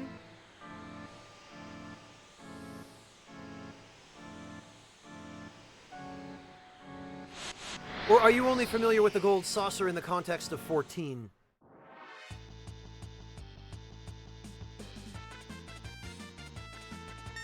Really, Hazard? There were progression-blocking bugs in Stormblood? I had no idea, jeez. Ah, excellent, Vesmik. Excellent, even better. 7 is one of my favorites. It's goofy and disjointed at times, but it's definitely at the top of my list.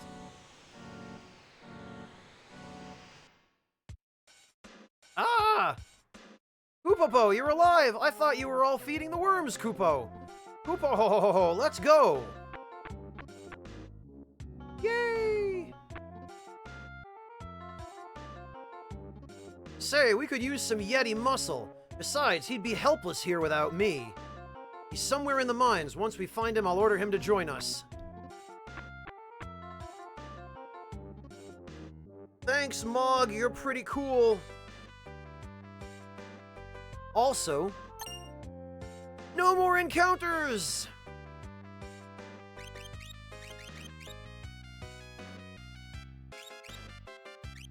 Oh, we need a spear for Mog. Didn't I buy 2 partisans? What the heck happened to the other one?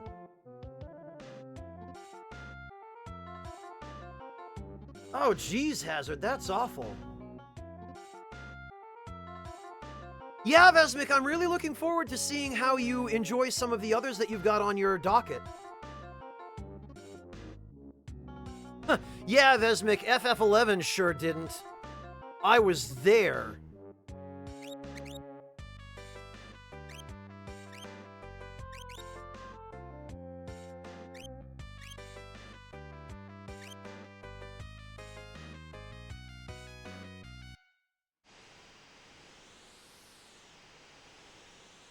Alright, well, now that we've got that... Oh, and as a matter of fact, if we're going to give him the Moogle Charm, we might as well also give him some... sprint shoes? What is that? Yes, Moogle Charm and Sprint Shoes. There we go. And since we went out of our way not to get this chest in the World of Balance, it is now a ribbon, which makes 3. We only need 1 more.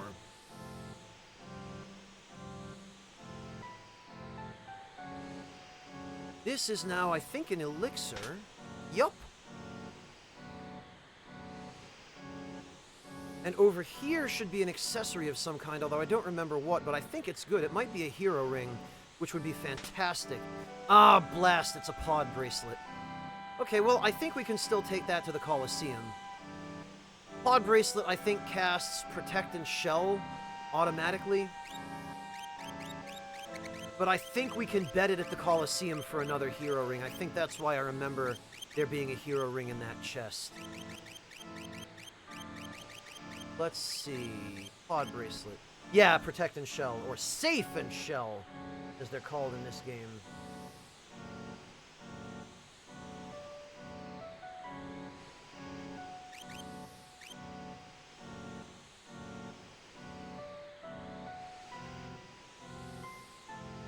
Alright, and I think we can just leave this way now.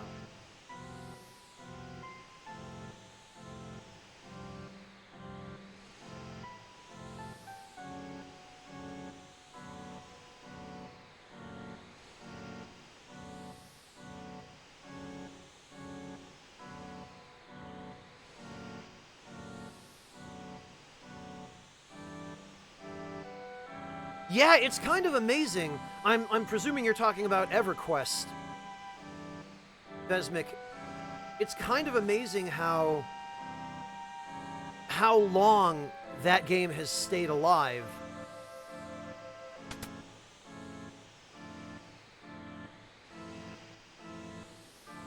Hello, JDSL. I'm doing all right, thanks. How about you?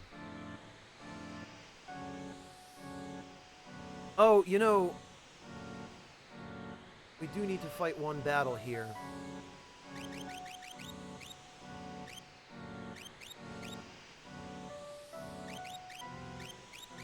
So that Mog can learn the snowman jazz.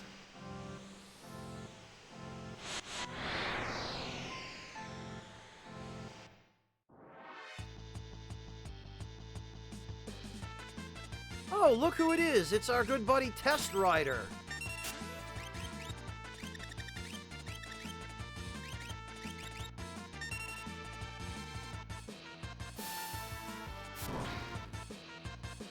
Well, thank you, JDSL. I really appreciate that.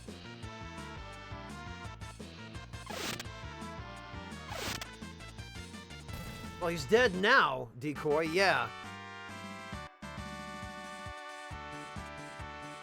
Oh, and we got a stout spear, and also, for some reason, this does not count as snow terrain. I guess it has to be way up top at the glacier field. Well, that's a pain.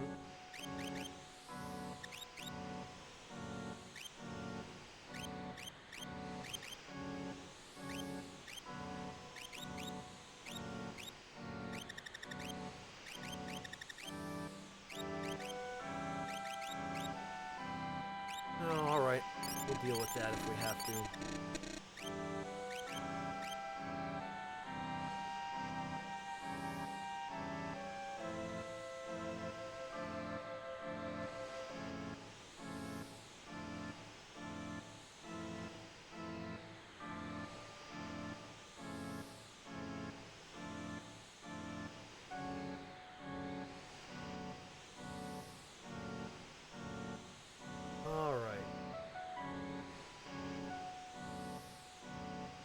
I think now we need to sneak through here.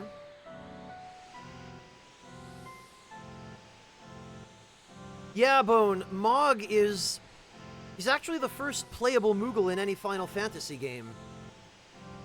They did a pretty good job with him, although he somewhat loses out on his uniqueness due to the fact that there are like 9 other Moogles who team up with you at the beginning of the game for a few battles. Oh, you know what? We don't even have... we can just,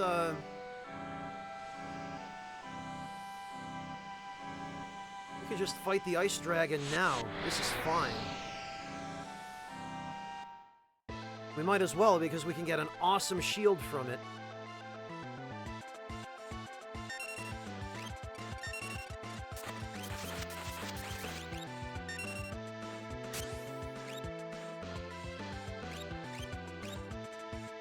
Alright, well...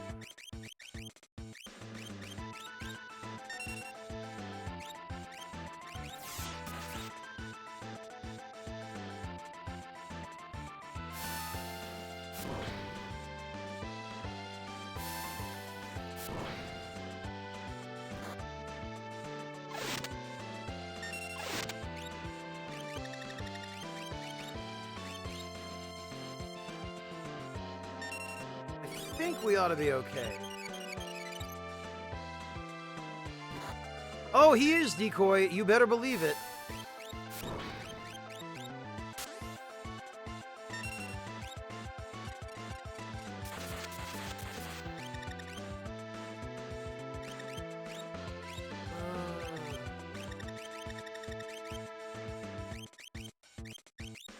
Alright, I think one more of these ought to do. I don't think he has that much HP.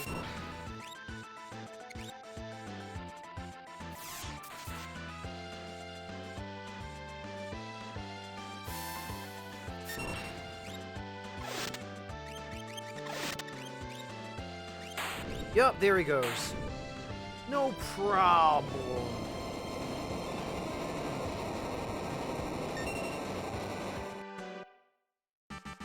Yeah, Vesmic, Gao actually has rages that let him learn some of this dragon's attacks. The one that freezes you, the Northern Cross, the one Sabin uses, there's an enemy in Kefka's tower called, Doom Dragon or Chaos Dragon or something like that. And, that enemy's rage, there we go, 7 dragons left. That enemy's rage uses Northern Cross. Well, there's no defense against Northern Cross. It affects every enemy in the game, even bosses. Bosses have no immunity to it. So you can literally just use that rage on a boss and you'll freeze the boss, and it'll just sit there doing nothing.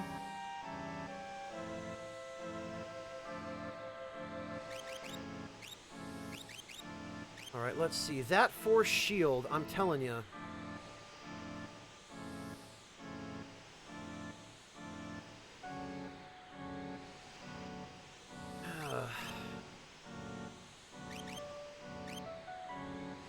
Part of me wants to give it to Terra.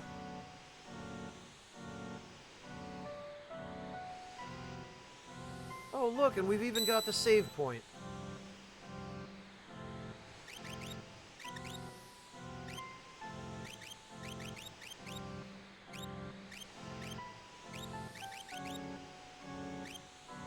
Honestly, I think this will be fine. Finally, we're gonna go get us that Esper that's caused the entire problem that led us to this point.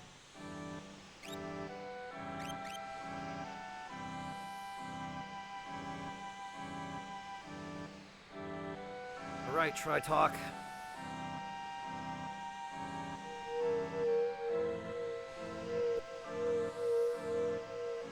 Finally, after everything we've been through...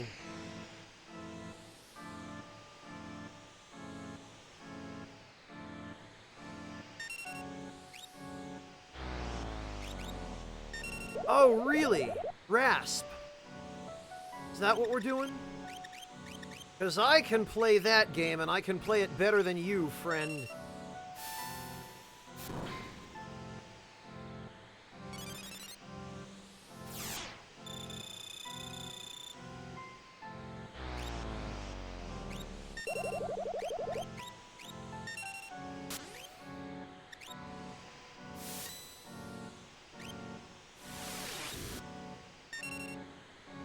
Okay, he's immune to Holy, immune to Lightning.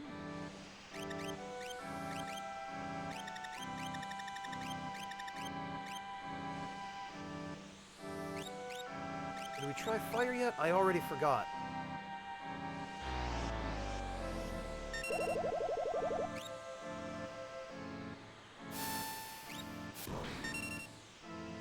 No, he's not immune to fire.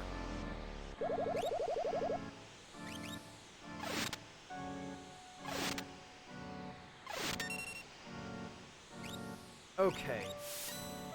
Hello, Shot Gang. Welcome.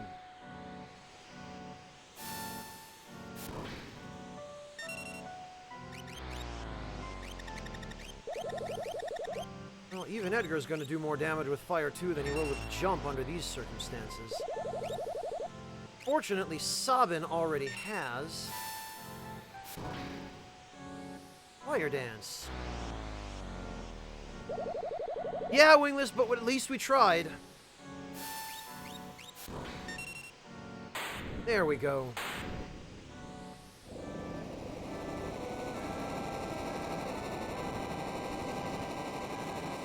Yeah, Vesmic, when you get a sub, whether you sub yourself or get gifted one, you can set up your Discord server so that it automatically links with the Twitch account of the person who received the sub.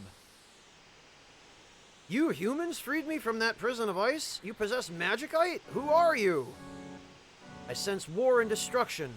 Could that stupid war possibly have lasted 1,000 years? I can tell that you want to put a stop to the madness. Let's see if you're worthy.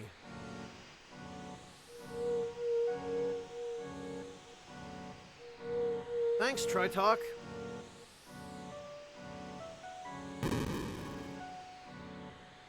Hey, look! There's an opening in the cliff!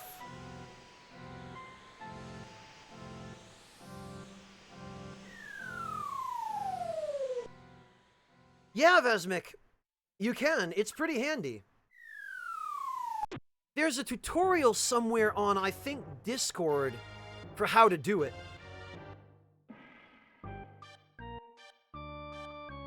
There we go. Now...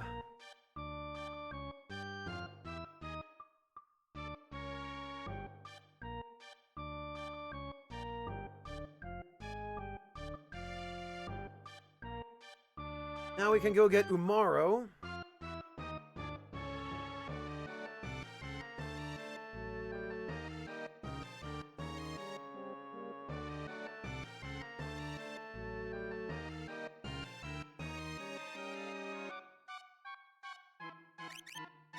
And actually, we can... Sabin has Zone Seek. We can give Terra Tritalk, because I think Tritalk... Yes! Another Esper with magic power +2. We definitely want Terra to learn the level 3 spells first.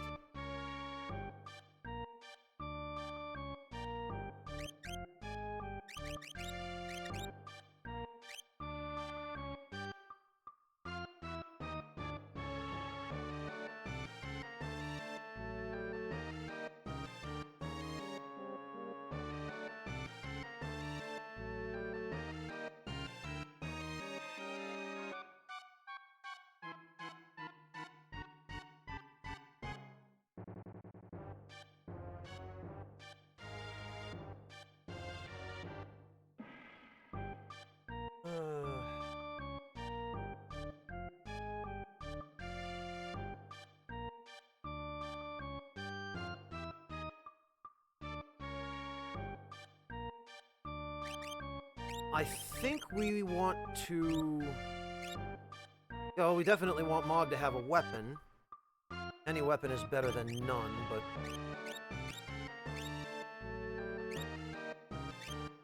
We're gonna...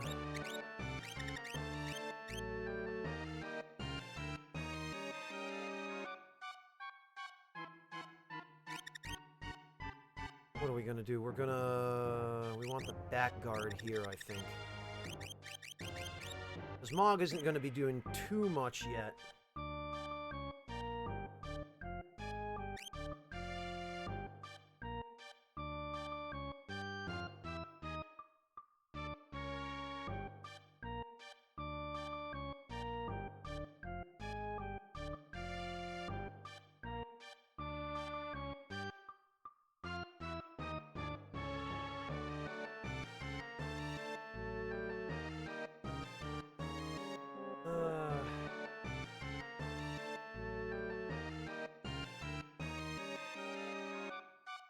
Honestly, though...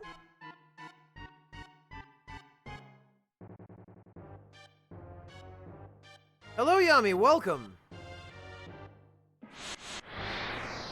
First, let's meet some of the enemies here, and then we'll...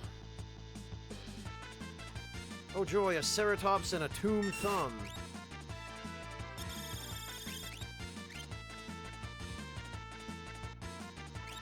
You know what else I forgot to do? I forgot to equip someone with Phantom. Oh, okay.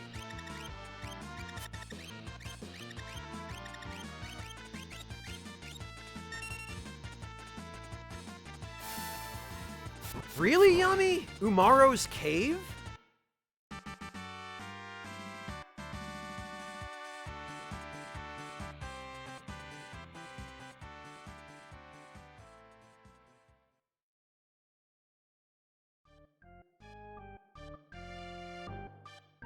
Yeah, Vesmic, hopefully it will help. It's just good to know that it exists.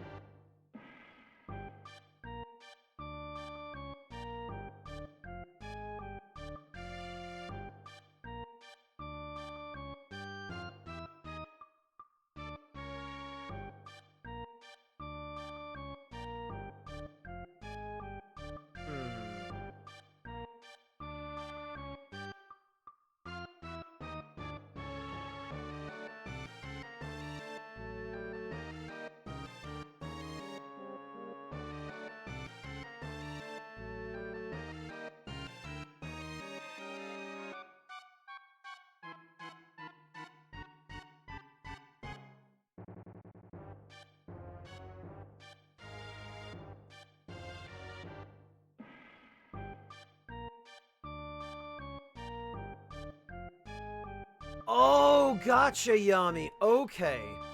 I see. Sorry, it was just catching up on chat there. I hope you'll all forgive me. There you go, Vesmic. Now you're talking. Oh, right. This isn't the way I wanted to go. You know, I think maybe we come back here, actually, because the more I think about it, I am remembering that there are a couple of monsters in a box here, which...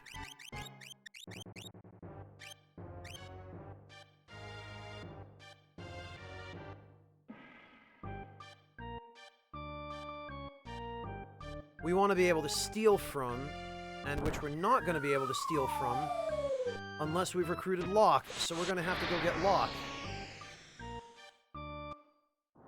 So we're going to have to warp back out. Oh no, it's Poppers! This is kind of the same deal as the Nut Eaters and Skull Eaters in Final Fantasy V. These guys do not mess around.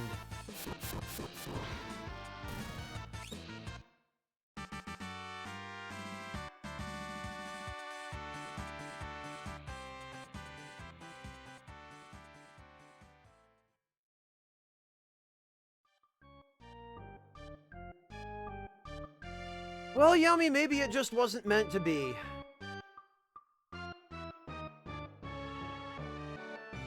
Yeah, Miscreant, in Final Fantasy V, there's a similar sort of deal. There's a cave where most of the time you run into a cute little squirrel enemy called Nut Eater, and it's really weak and it does nothing that's even remotely scary.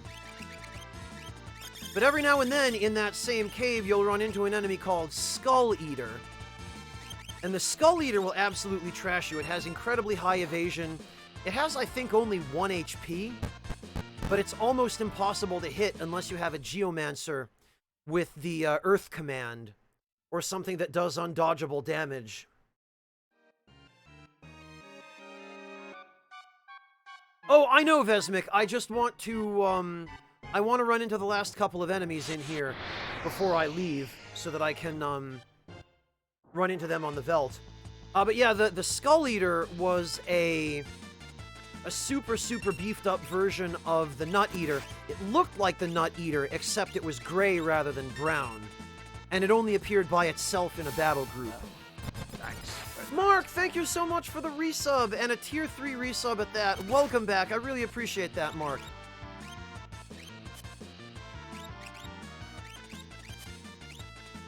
Really ought to get some, Vanish going on here. Oh, this just heals everyone. Well, you know what?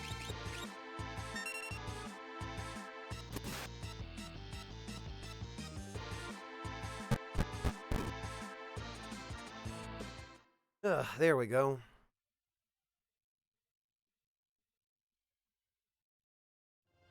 Yeah, Wingless, I don't know if that's a bug or if someone just forgot.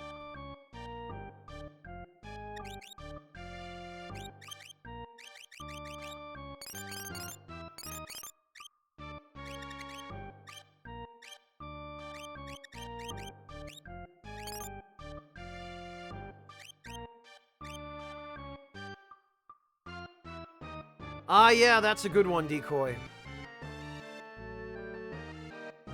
Right, I meant to...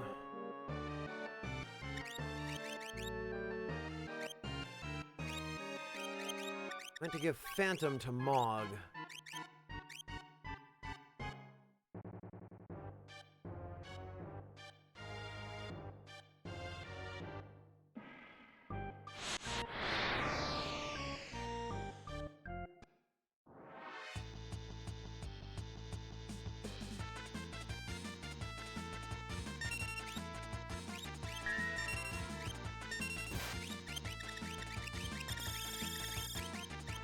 Oh, right, we need MP, don't we? So then we should probably... yoink it from Tomb Thumb over there.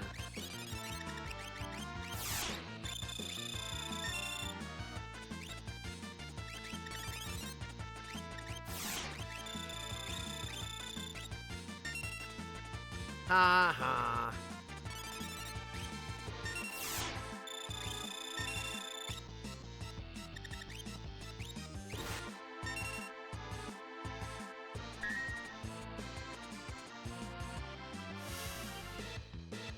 Alright, this ought to do it. It is Hazard. Osmos is actually one of the best spells in the game. I've... with super jacked magic, like with a jacked magic stat, I have had, I've had Terra absorb over 500 MP. Crazy how much MP you can steal with this.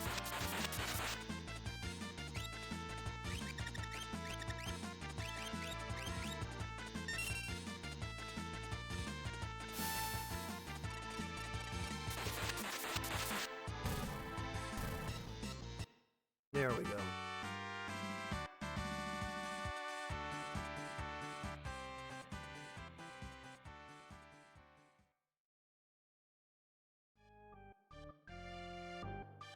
Yeah, you know, Clockwork, I think that's actually a good idea. Looking at the time here. Yeah, I think what we're going to do is...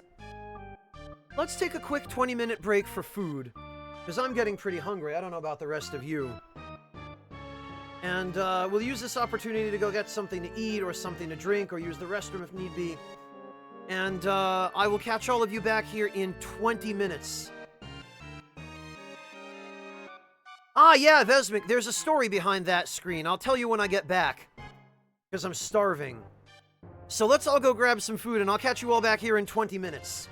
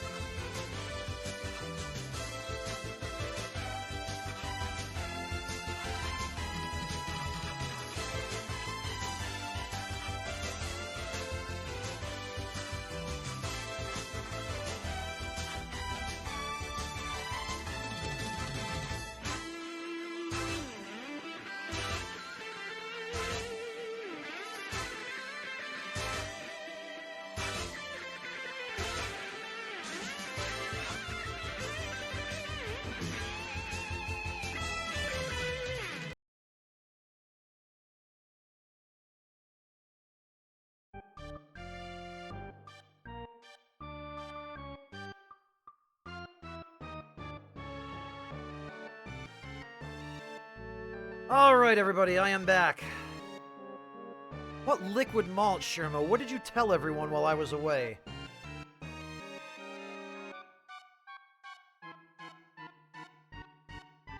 Jesus, Vesmik, you did 10 hours straight with no breaks? Are you alright, man? Are you trying to hurt yourself?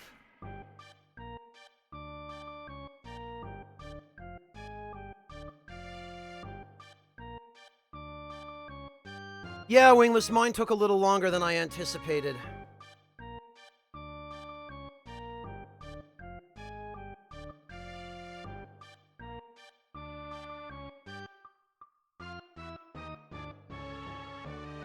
Ugh.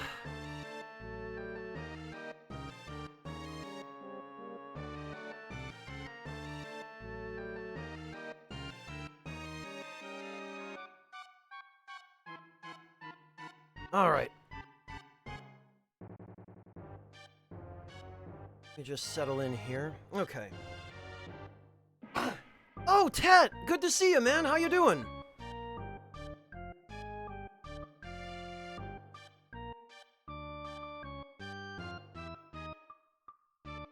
Alright, Vesmik, if you're still here, if you didn't fall asleep waiting for me, I'd be glad to tell you the story behind that, taking a break screen. You are still here. Excellent. So, Vesmik, the explanation is I am a writer for Future Press. We are a company that produces strategy guides for video games. You might or might not have heard of Future Press. But I worked on the official guide for Horizon Zero Dawn, and all of my taking a break screens like this one, and this one,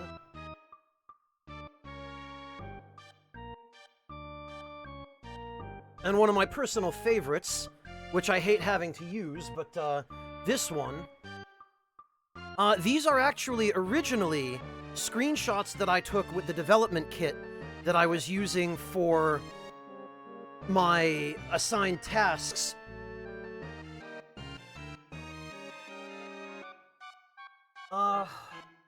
And I sort of repurposed them for use as streaming screens. So if you look at the official strategy guide for Horizon Zero Dawn, you will actually see these images in the guide. Just without the captions, because I added the caption myself. A variety of games, Shermo, but the boss picks and chooses. I've personally worked on Bloodborne, both guides for Bloodborne, Dark Souls 2, Horizon, and the Dark Souls Compendium, and there might even be one I'm forgetting because in my old age that just tends to happen.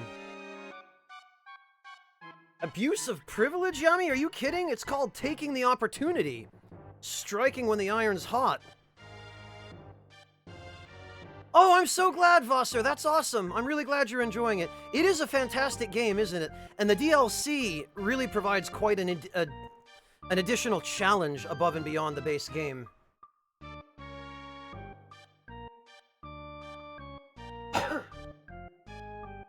No kidding, Vesmik. Well, Bone, that was before we knew Dark Souls 2 was going to be what it was. That was my first guide. Vesmik, actually, I'm still in touch with one or two of the guys over at Guerrilla Games.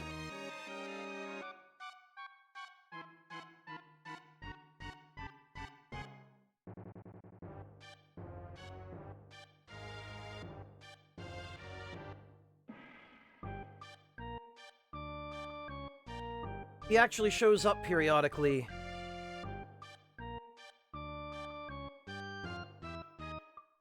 Let me see. Matter of fact, let me... If you really enjoyed the game, Vesmik, what you should do is... You should send him a tweet. His name is Dennis Zopfi, and he's the machine designer for Horizon Zero Dawn. And actually...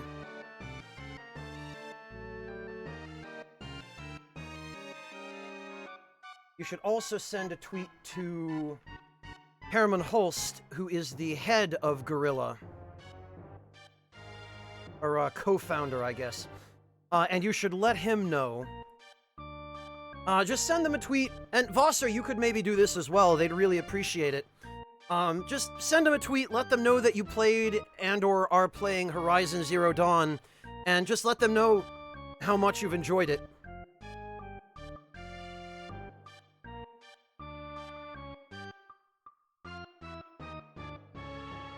Yeah, thank you for reminding me, Azots.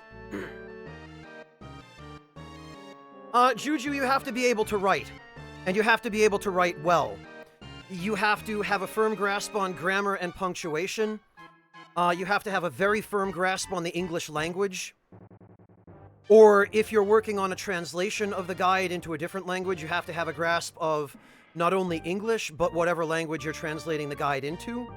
Like, we translate our books into a few different languages, typically French, German, and some of them, depending on how big a project it is, they get other translations as well. Japanese is one that they sometimes get. But, yeah, Shermo. Yeah, the opposite of a fanfiction writer. Like, I actually have a professional background in writing. I took extra courses both in high school and college for, writing specifically. And also public speaking, which helps a lot with writing because it helps you to articulate your thoughts and express ideas or instructions on paper. So you have to have a significant ability with language, whatever language you're writing in. And you have to have the ability to get what's in your head, again, onto paper. You have to have a certain ability to express yourself. And you have to have a fairly decent... well, you have to have a functionally pretty large vocabulary, because repeating the same words over and over again is poison for professional writing. And furthermore, you need to be able to give clear instructions and directions. You have to be able to stay focused on what you're trying to say, and especially with instructional writing like a strategy guide, if you're giving somebody directions through an area of the game or explaining to them how to, perform a certain technique or bug or exploit, like earlier, Vesmic, when I was explaining to you about how to perform the Psycho Cyan bug or the Wind God Gao setup, you have to understand how something works, first of all, and then be able to express that understanding in words that are clear for just about anyone who's reading them. So, a lot goes into it. It's not just something anyone can really sit down and do. You have to have some practice, some experience, and some training at bare minimum.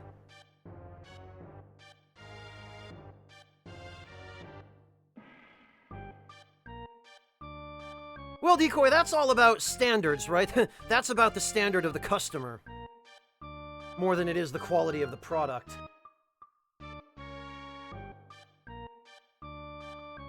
At any rate, we need to warp out of here because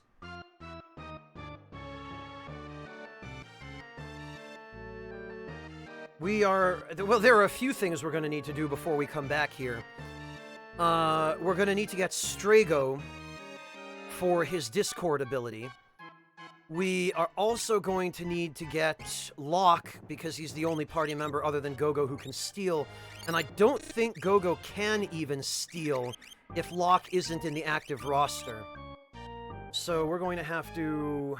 We're going to have to peace out for now, unfortunately.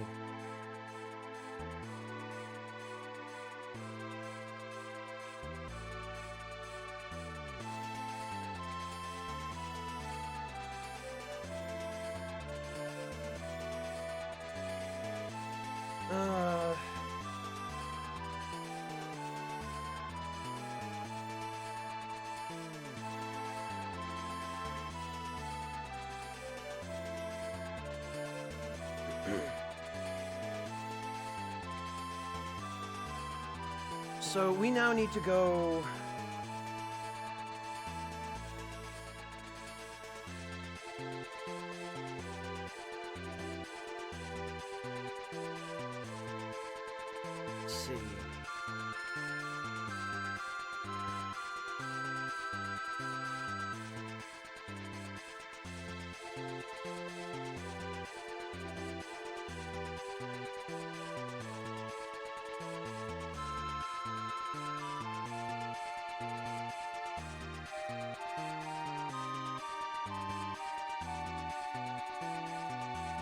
figure out where...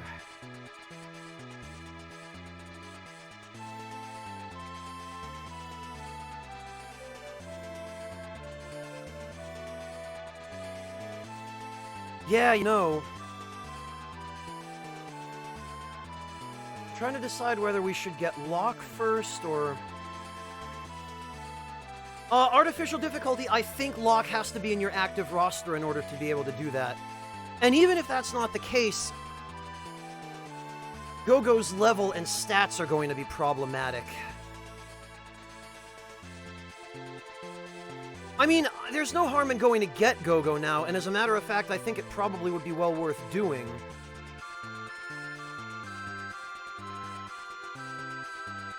But I really, really want Locke back first. Ah, very nice, Wingless.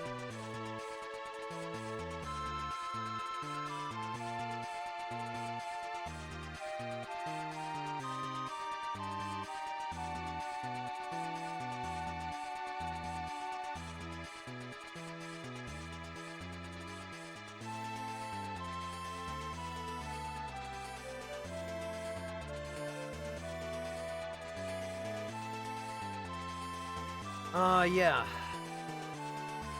Yeah, I think we're gonna go deal with Phoenix Cave.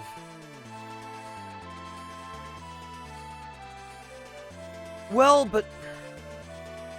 we only have 6 party members, though. Oh, no, actually, I think... I think we might have just enough. We might have 7 or 8.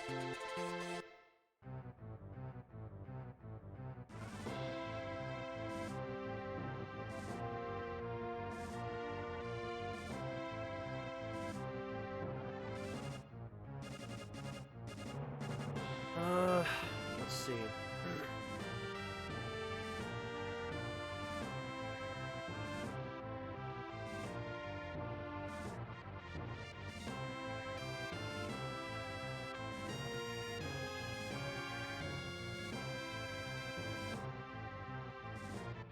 Seven.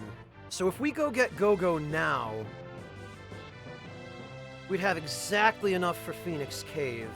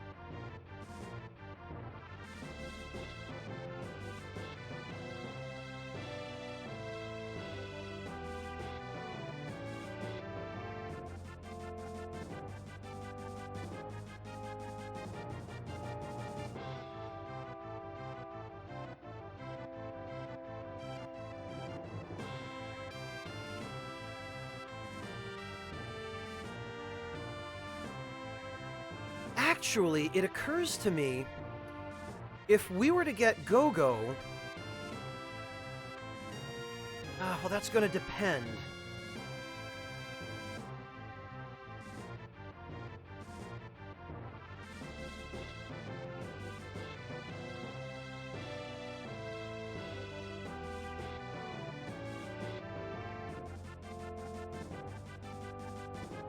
Alright, I have an idea. Yeah, Wingless, that's exactly what I was thinking. We'll go see if we can... We'll get Go-Go, because that'll put us at an even 8 people.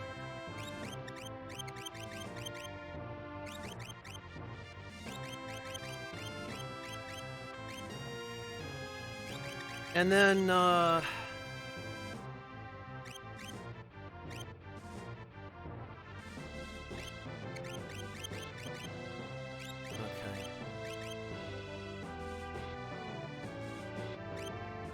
then, because if we set lore on Go-Go, if it's possible, then we would have everything we need to go handle Umaro's cave now.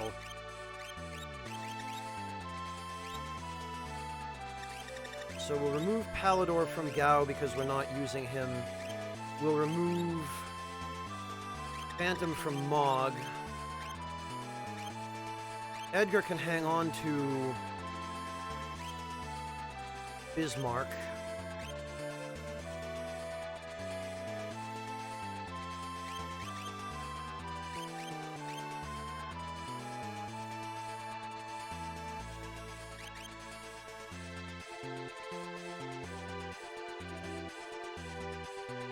Okay, Vesmik, have a good one. Thank you so much for joining us. We'll catch you next time.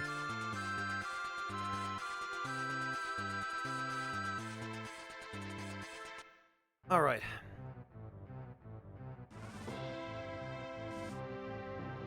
All right, we've got a plan.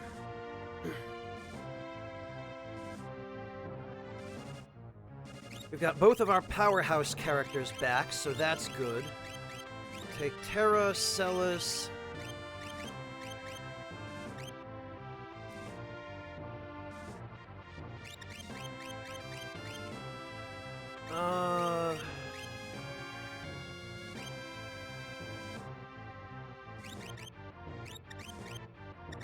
You know what, though?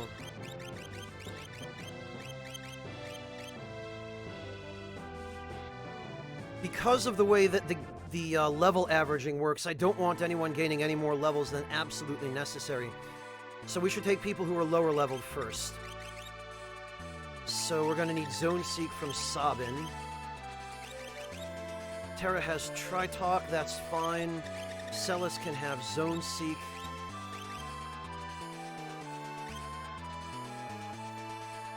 We're not going to leave him behind, Samson. We will get him.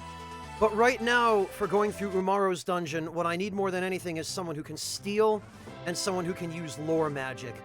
And Gogo could potentially save us having to go get both Locke and Strago. If he's actually able to use commands from people who aren't in our available lineup. I'm pretty sure he can't, but it's not too much time or effort to go find out.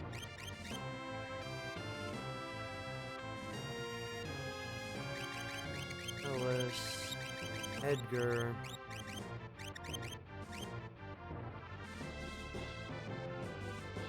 And Gao. Alright, that'll do for now. He's great! Samson, I just wish they hadn't screwed him over in terms of his stats and his equipment.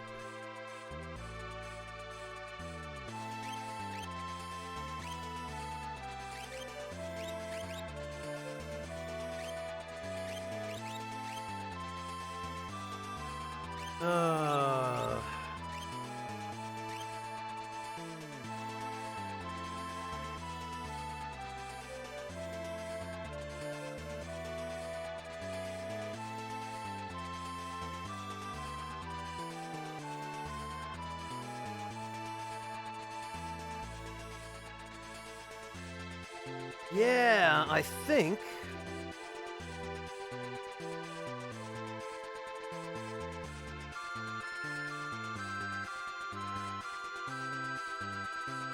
we can go exchange that pod bracelet for another hero ring, actually. So we ought to do that.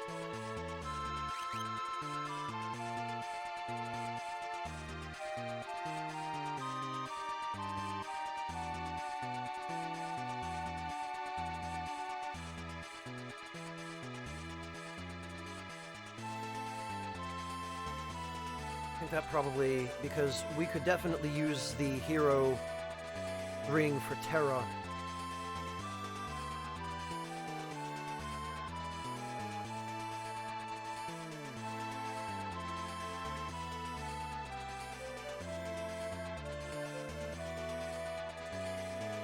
So let's see if we can get that done.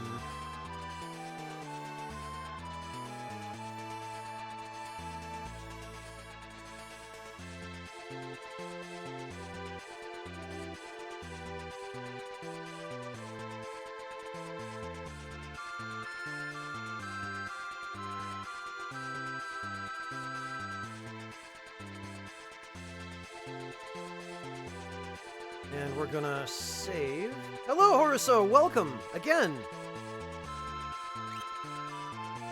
Samson, there are a few which I think are tied for most OP. There's the Psycho Cyan bug. There's one of Gao's rages that causes enemies to attack themselves until either they or Gao are dead, and there's no resistance to it. So any enemy in the game, including every boss, can be hit with it. There's the Wind God Gao and Wind God Gogo setups, of which the Wind God Gogo setup does actually still work in this version of the game. So I'll be able to show that. Actually, as soon as I get my hands on an offering, I'll be able to show that once I've gotten Gogo.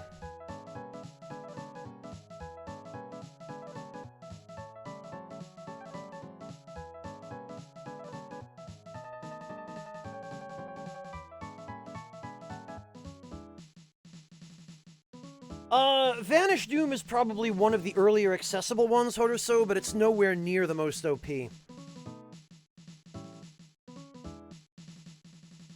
Alright, maybe we use Edgar for this.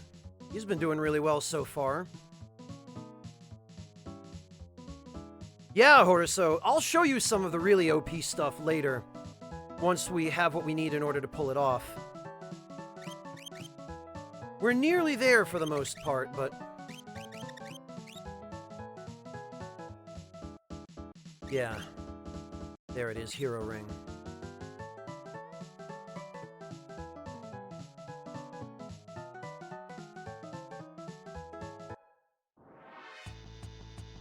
Alright, let's see.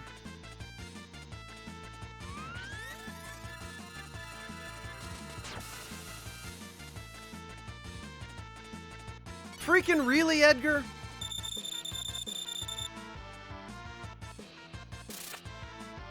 Okay.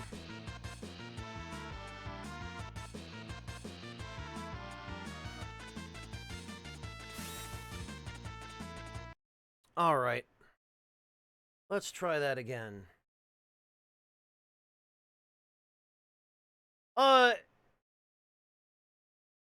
JGAD1? I hope I'm pronouncing that correctly. I have no idea. OP just stands for overpowered. So I think easy win is entirely accurate.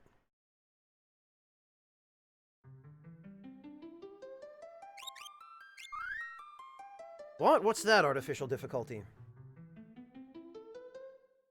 Oh, Horuso, we get some of the best stuff ever in the Colosseum. Being able to trade worthless items for valuable items, are you kidding me? And even for items that can't be gotten anywhere else.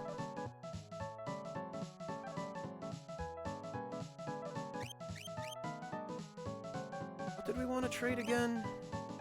Oh, it was the pod bracelet. Oh, break blade, okay.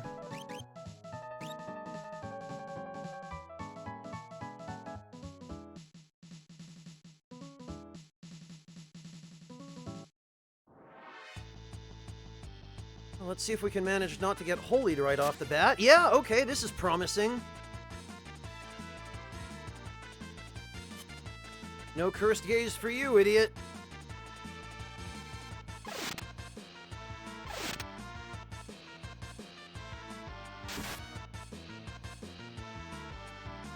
Alright, come on, do it one more time, Edgar. No, damn it!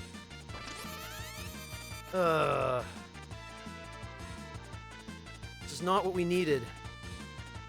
Although, actually, I'm glad all he's doing is spamming Cursed Gaze. Edgar! This is not helping.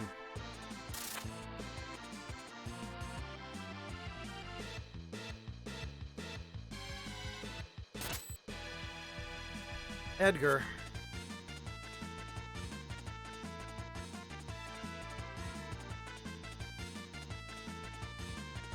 Okay, fine.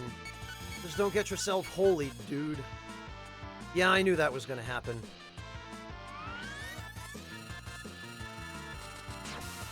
Just sit there and waste your turns, why don't you? This is why I hate the AI. Greetings, undead warrior. J-Gad, thank you so much for the Twitch Prime sub. Welcome to the Ragtime Lounge.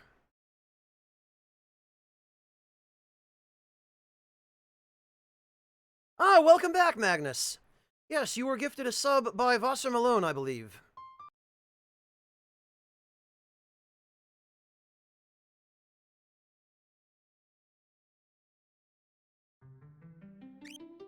Ah, damn it. Want to start a new game? This is another thing that I really can't... I can't believe that they let slip by is... They don't have the cursor default to continue or load. They have it default to new game every time. Oh, thank you, Jigad. I really appreciate that. That's very kind of you. And I'm glad you feel that way. Yeah, let's try this again.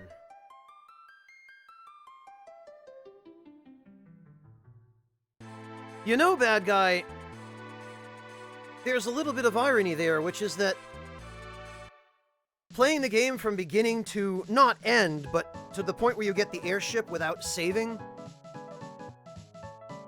can actually enable you to get the airship early.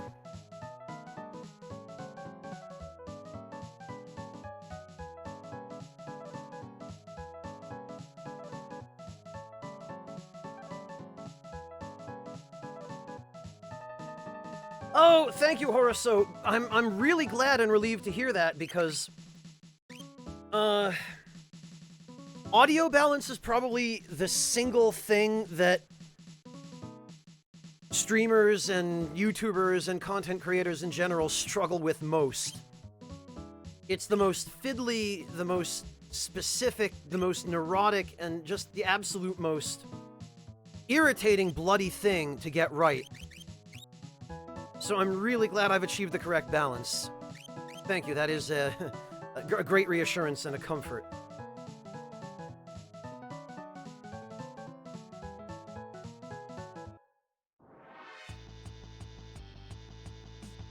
It'd be a bit more of a comfort if Edgar would actually get off his duff and start jumping.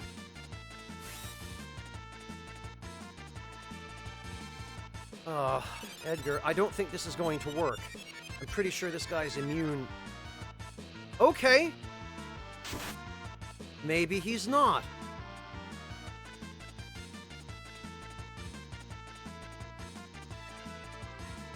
Okay, well...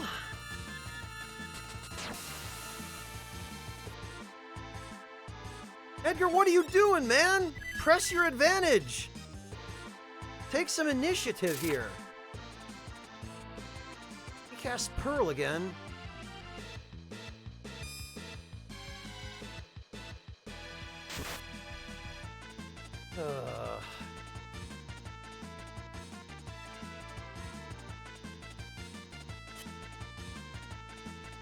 Edgar, damn it, man.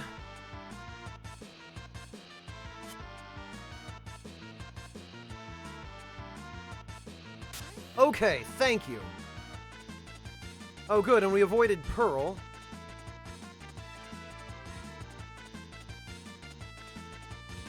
We avoided it again. Phew! Finally. There we go, there's our hero ring.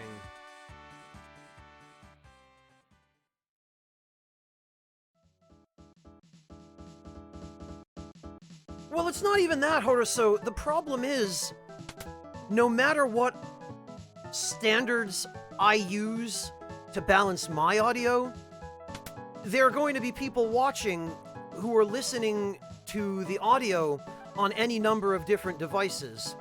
There are going to be people listening on speakers, there are going to be people listening through headphones,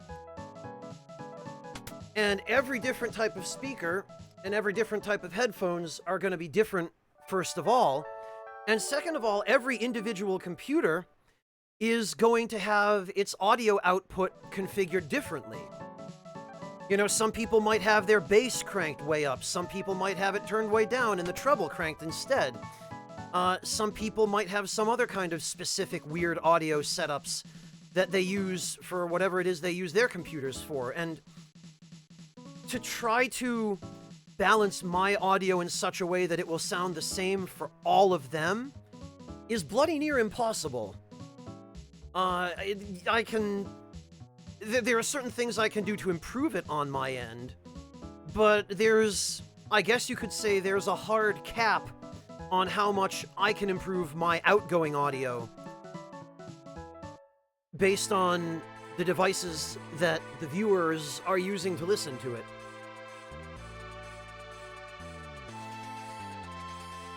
And yeah, Horuso, audio settings that work fine for one game may not necessarily work fine for another.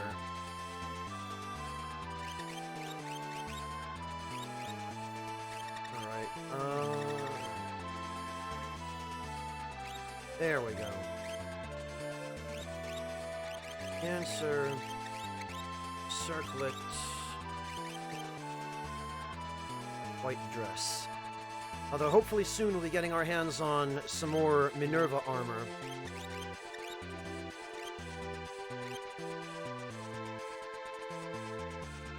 Oh yeah, Magnus, that's true. That's not even taking the capture device into account.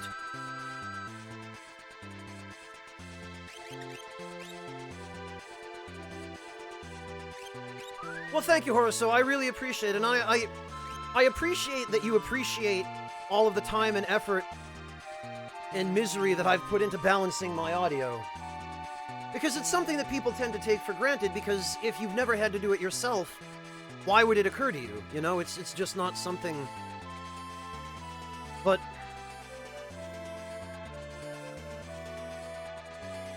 Oh, yeah, Magnus. I see you've had that problem too, huh?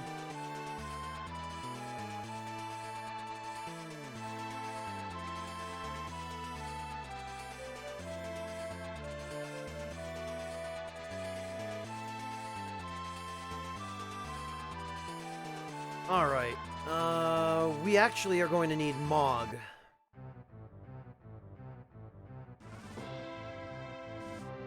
Because I'm pretty sure he's the only one who can equip the Moogle Charm.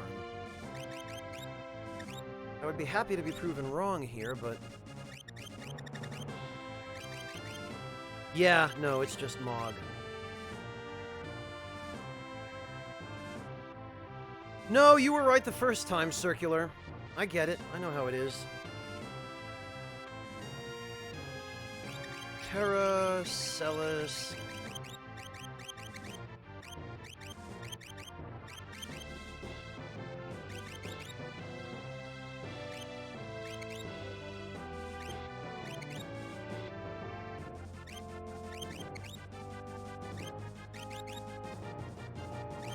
Yeah, okay. Terra, Celis, Gao, and Mog.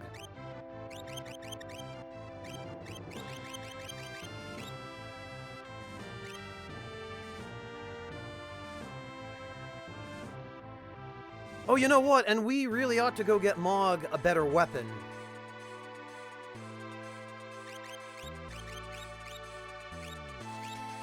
For the time being,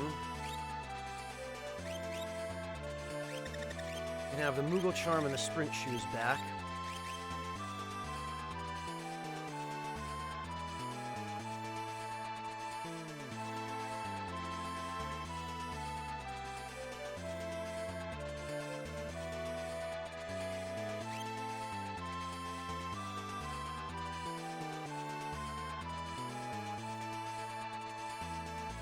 Okay.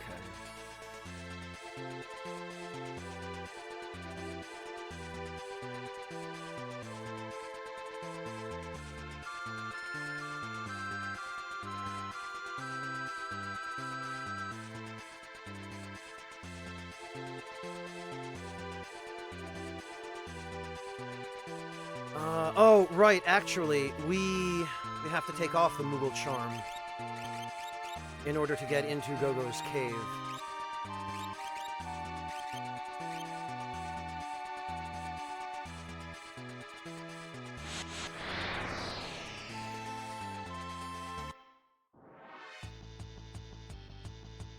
There we go.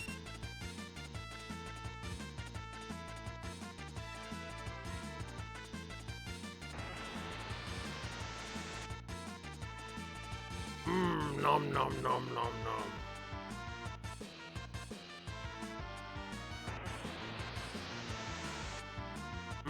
Nom nom nom nom nom.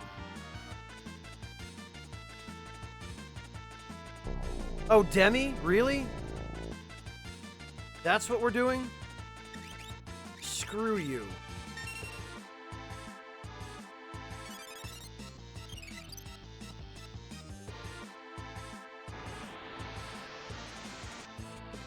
Nom nom nom nom nom. Well, artificial difficulty, but we have to go through this in order to get into the, nom nom nom nom nom, into the cave where Gogo is.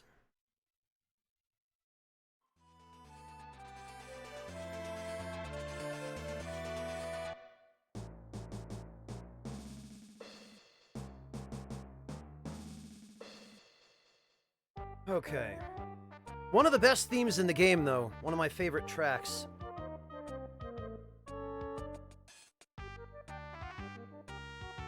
So what we're gonna do is basically just loot this place, and then leave.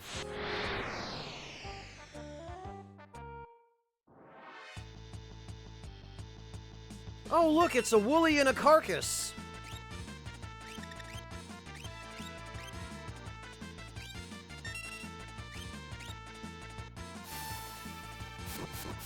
Funny thing, the woolly is actually one of the rarest monsters.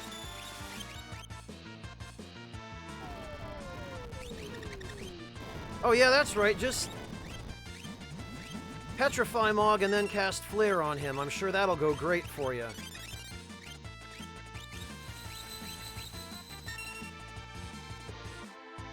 The woolly, incidentally, is actually one of the best defensive rages in the game.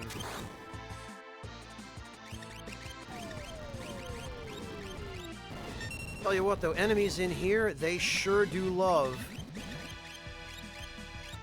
spamming them some magic.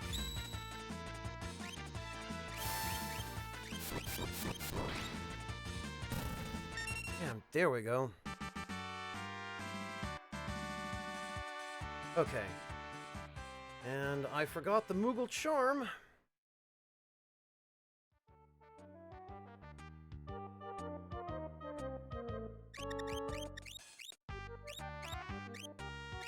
There we go.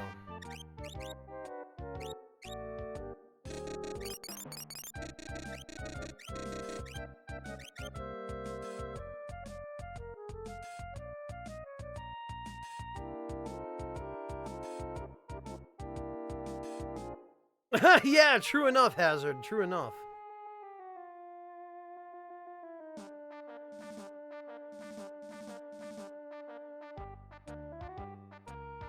They're the names of enemies, Circular.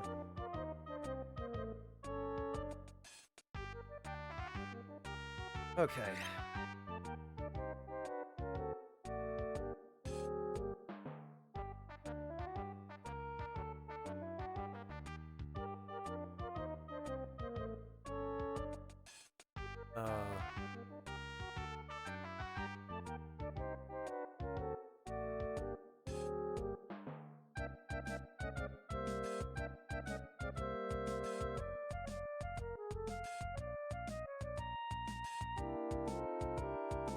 Okay. Ooh, Genji armor.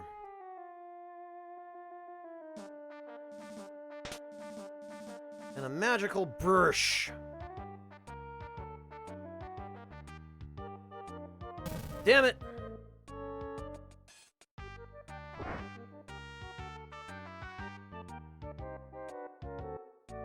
Well, but there's some ether and a red jacket.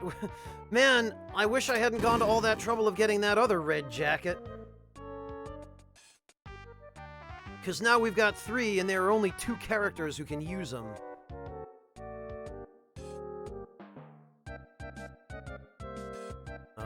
I see what's going on here. Oh, the fake mustache. That's for Realm.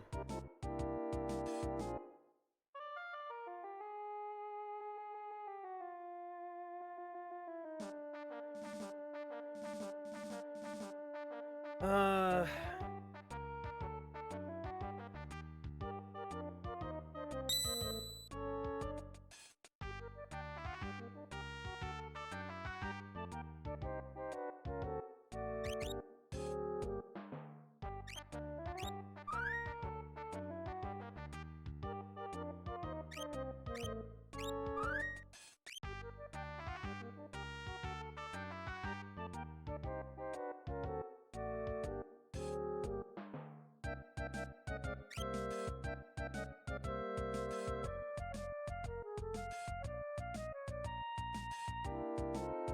Okay. Oh, I remember this. If we stand in the wrong spot here, we're pancaked. And that is an instant game over. And that's no good!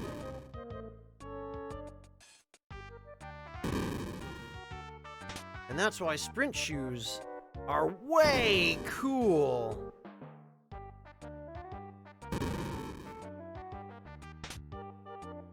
Ha! Later.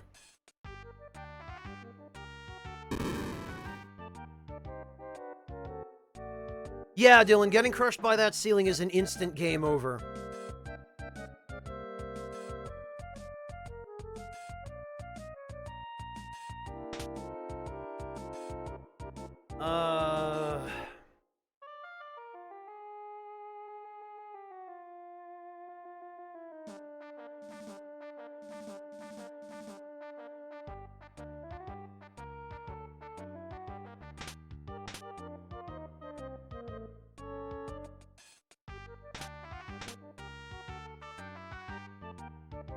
Oh.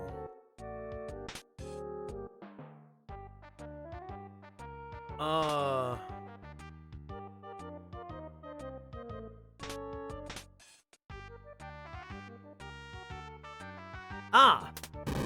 There we go.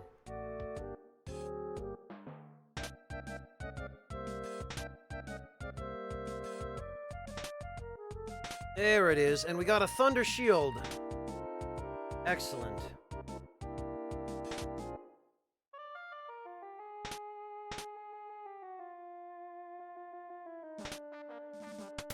Yay, we did it! I think we're yep, there he is!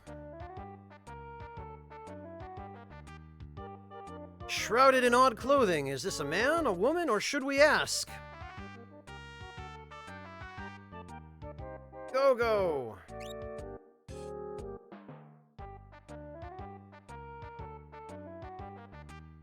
I am Go-Go, master of the simulacrum, rather. My miming skills will astonish you. Yes, I have been idle for too long. If I deem you worthy, I'll mime your actions in battle. First, you must tell me what you're doing here. What an unusual tale. But I sense that you're trying to help make things right again. This should be fun. When do we leave?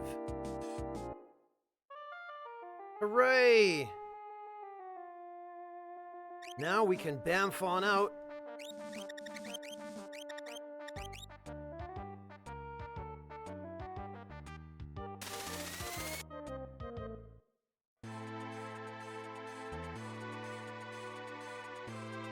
Well, they force you to see the collapsing ceiling before you're actually allowed to even walk into the room, Dylan. So, you know what's going on, but they don't give you a very good idea of the consequences, or that if you haven't saved, you're basically screwed.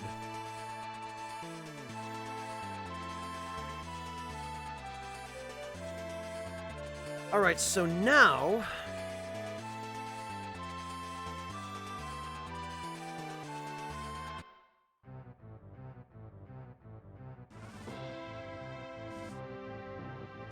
Come on, guys, move. Actually.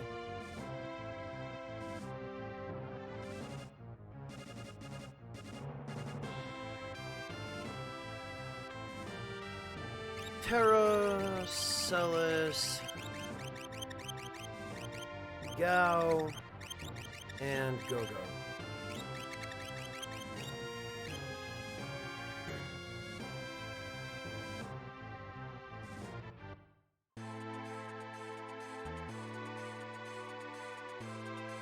So now, the moment of truth. Mimic. Oh, we can! Perfect. Okay, so steel, lore. Actually,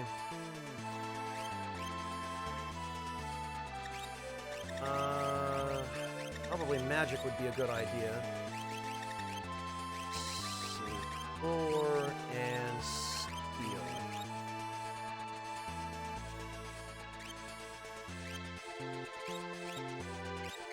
And Gogo can have...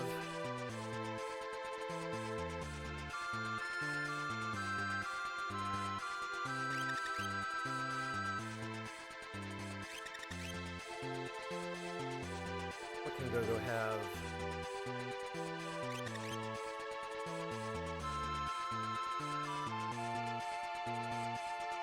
Azot's Gogo doesn't have a story. I looked into it.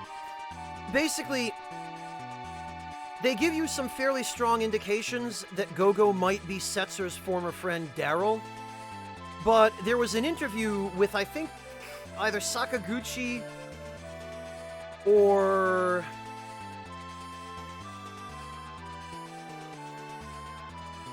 one of the other lead devs, and they basically said Gogo doesn't have a secret identity.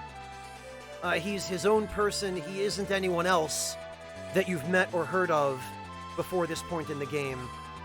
And he's just here for people to use as an extra character if they find him.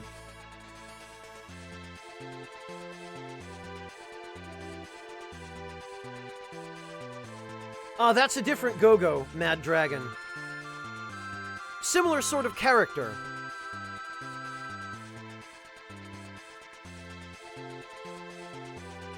But not the same one as this. Okay, Sneak Ring and... probably the Genji Glove. Oh no, I guess not.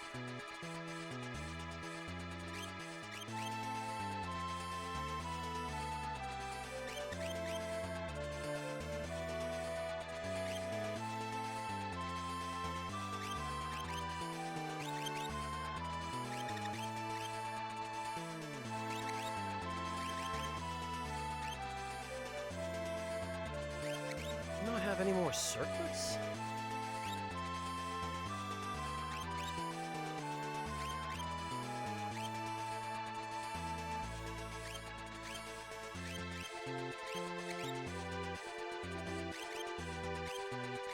Hang on.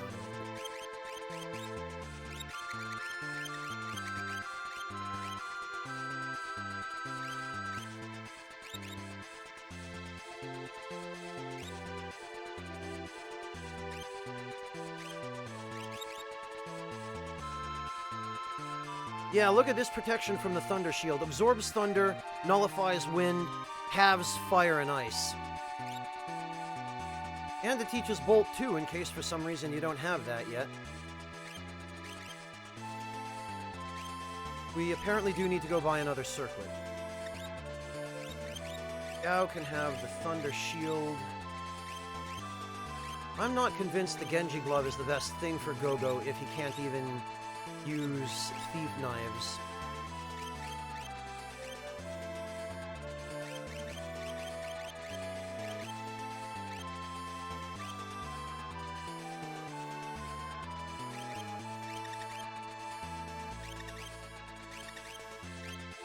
Probably the running shoes.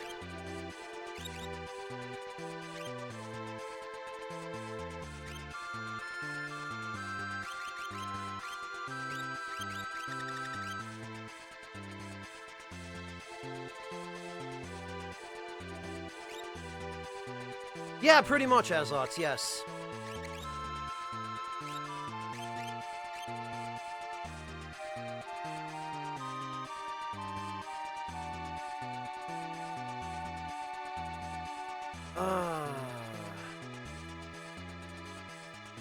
You know...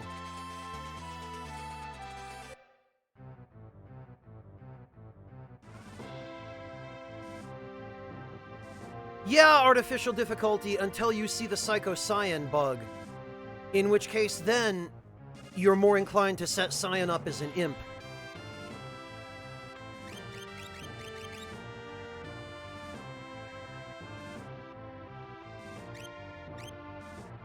Alright, I think we're gonna want Mog for this. Who am I kidding? We are gonna want Mog for this.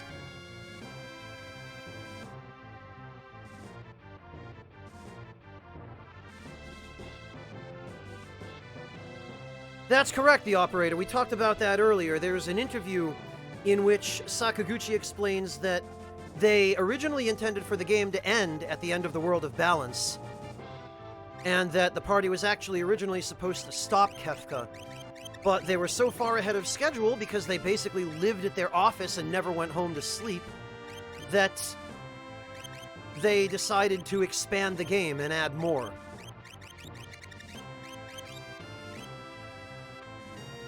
Good night, Pulver. Thank you so much for joining us. No, they don't, artificial difficulty. I don't like imps aesthetically either, but...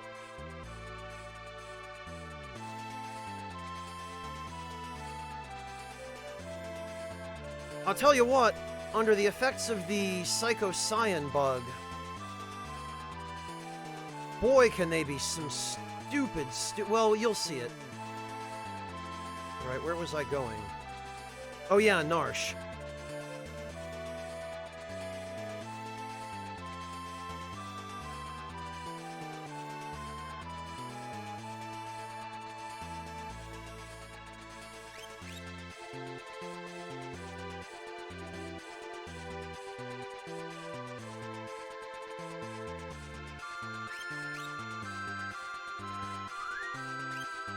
It is, Azots. It's filled with bugs of various descriptions, but... What happened to all of Mog's MP? What's going on there?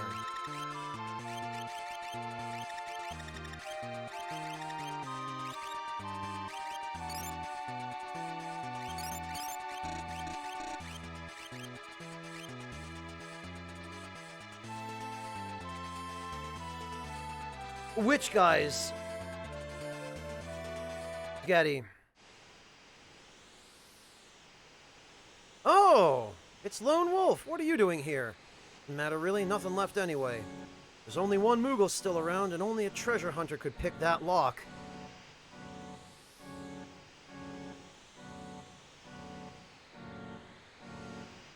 Well...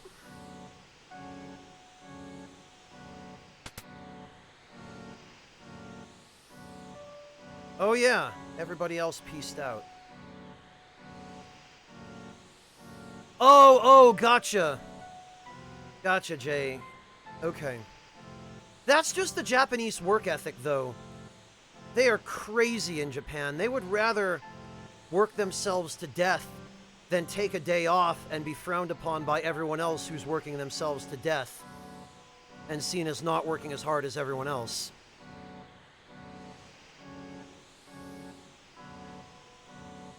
Nice, Decoy. Yeah, they really went out of their way to make sure nobody ever gets taken hostage in your party in that game, didn't they? Which in some ways is nice, but in other ways, why even include it?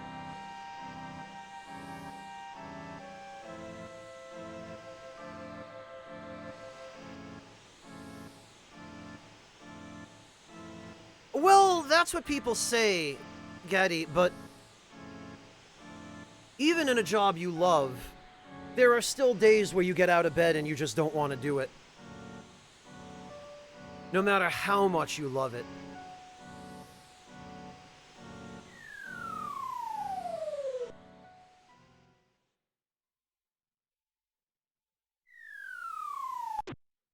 There we go.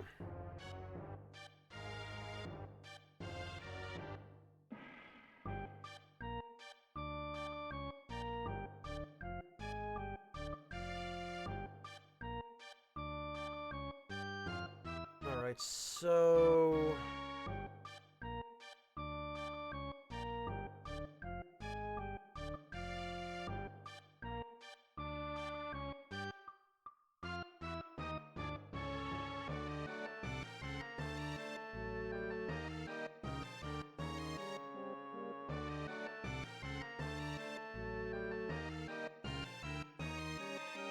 I think...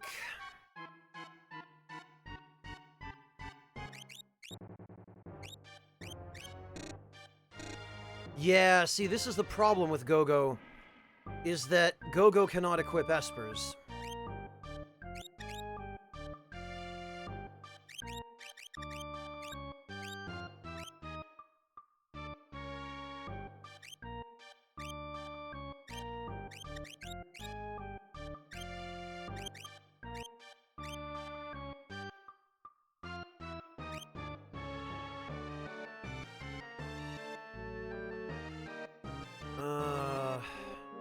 Damn it, and I think I forgot to unequip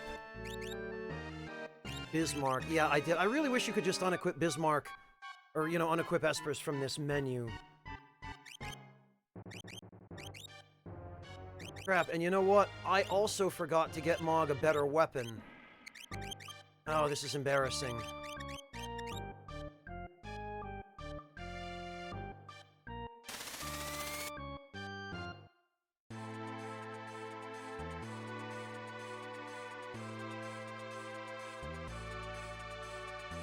That's not the point, Horuso. The fact that Go-Go can't use espers means Go-Go cannot get stat bonuses on level up. That's the problem.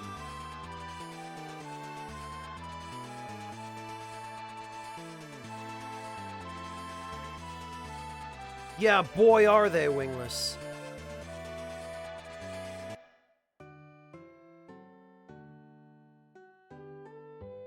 Alright, I don't think this is what I need. We need to go...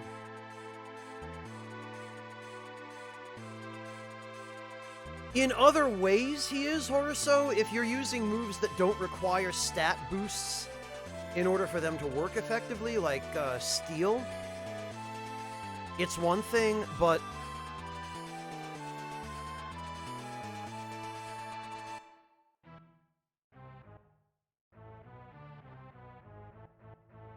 Stat-wise, Go-Go is useless for dealing any actual damage. Because his stats are just so low, and there's nothing you can do to fix them. There we go.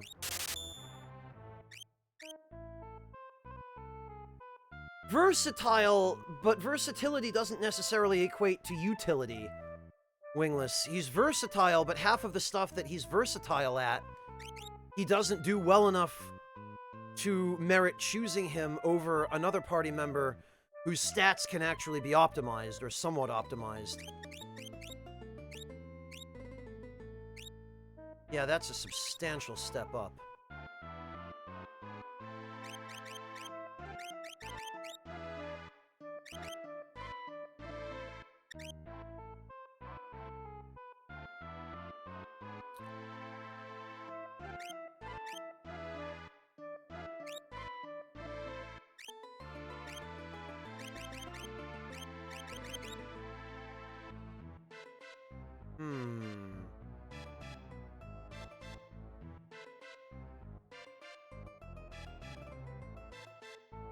Well, we're about to get more Minerva armor anyway.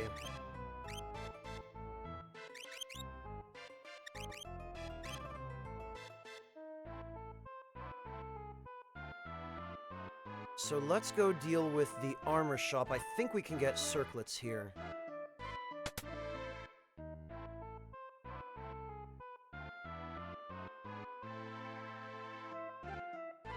It was artificial difficulty, except that in Final Fantasy V,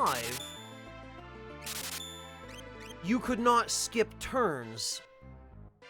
Or, I mean, you couldn't pass turns over to another ally with your AT bar still full. You had to perform an action before the next character could take their turn. So you couldn't manipulate the order of actions and choose as easily what you wanted to mimic. You were at the mercy of the ATB for what you got to mimic. Whereas this game solves that problem.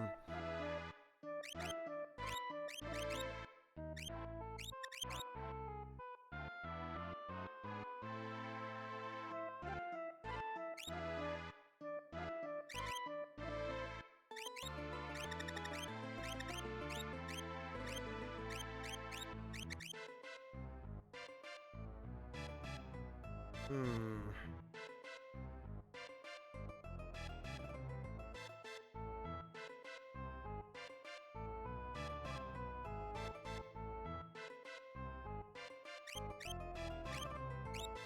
I actually kind of think...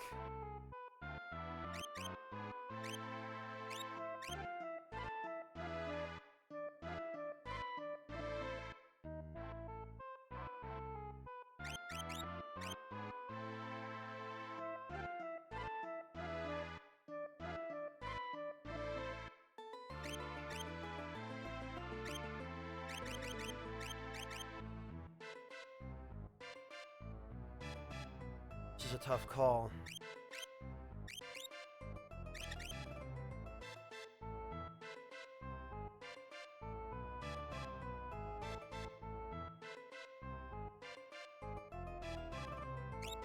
I'll give that to Mog for now, because it's better to have it on someone than no one.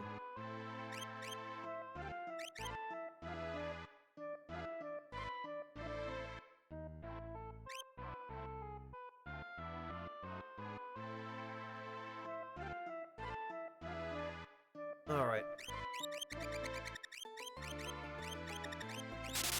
That can go...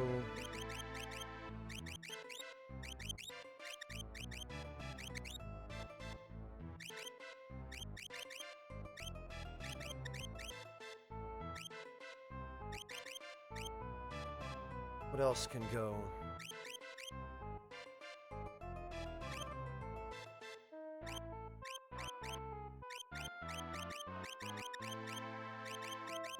That can go.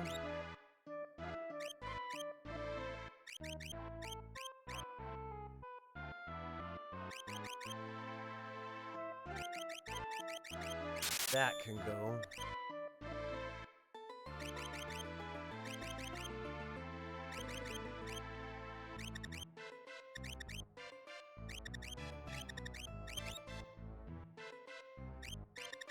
I don't think any of the paintbrushes are actually useful at all. I think this ought to do.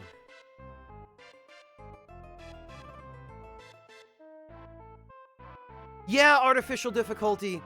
For the extra command slots, definitely, but only for a mage. Oddly enough, mimics were more useful for mages just because of the equipment they could use, whereas if you wanted to make a melee character, the bear class was more useful in FF5. Which, it's kind of funny how that works out, isn't it?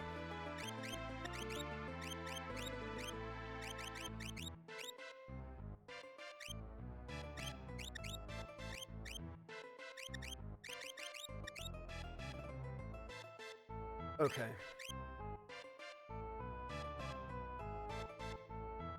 Alright, let's try this again. Now we should be able to go deal with Umaro.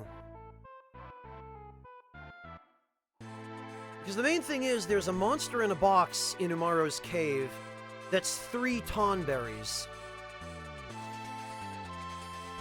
And depending upon how lucky you can get up to 6 Minerva armors from them.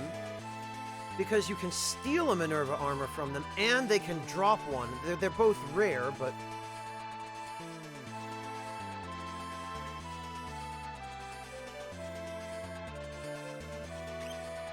Yeah, Wingless, although they're called pugs in this game.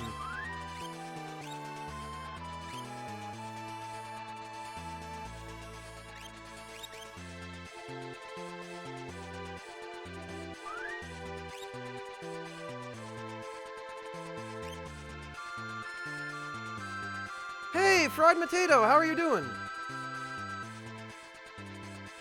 Potato, most of the time when I hear people complaining about the second half of Final Fantasy VI, it's because they don't know where to go or what to do.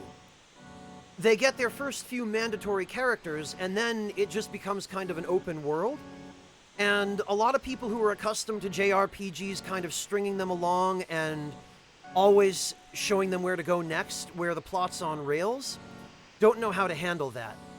They get lost, they get overwhelmed, they can't figure out what to do, they aren't able to make a decision, because they're used to the game pretty much making their decisions for them. And here, more than in almost any other JRPG that I can think of, the game goes from being very much that linear on-rails experience in the world of Balance to being more of an open-world RPG in the world of Ruin. And I know that quite a few people have trouble with that. And I can kind of understand it because it's a drastic change of pacing, for one thing, and it's not unusual that people would find that jarring.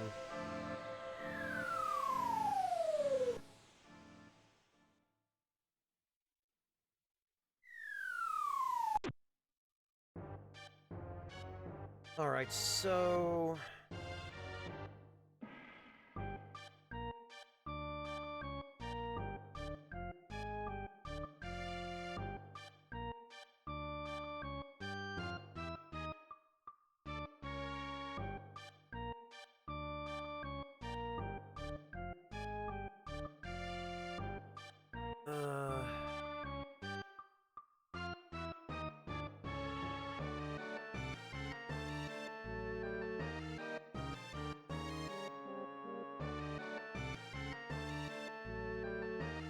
I think it would benefit us to have Mog equipped with something somewhat more combat-oriented.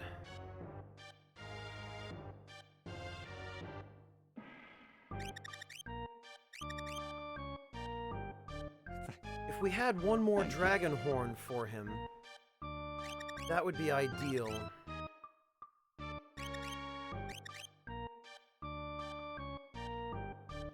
I think what we're going to do is we're going to give him 2 white capes, because that will beef up his evasion immensely.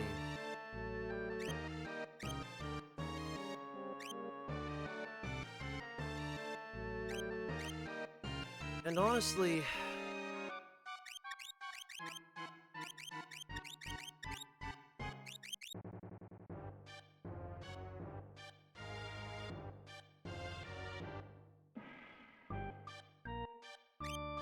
yeah, okay, this should be okay.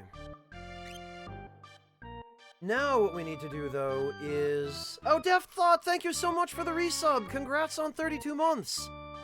Welcome back, friend. Really appreciate that.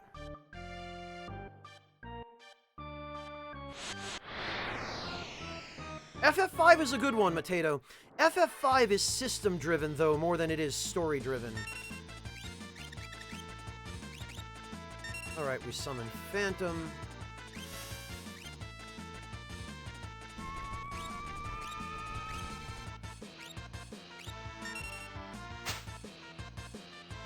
Oh, doesn't have anything. Alright.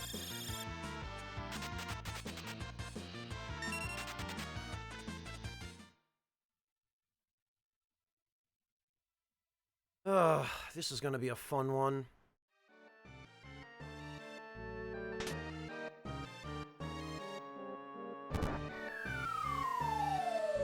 Or not.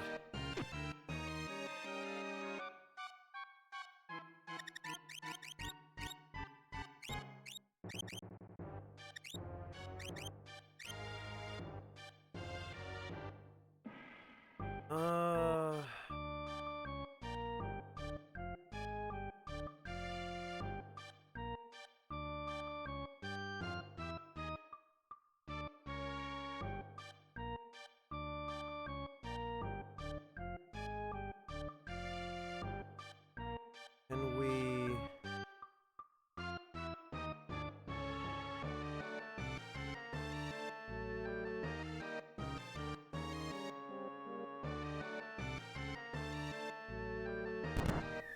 no, I guess we can't.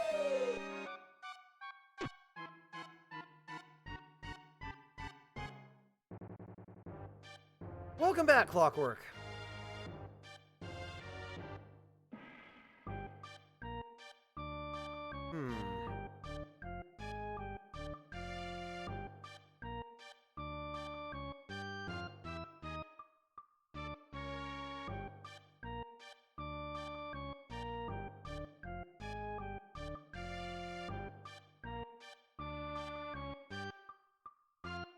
Okay, there we go. This ought to be it. Yep, there it is. Oh god, here we go.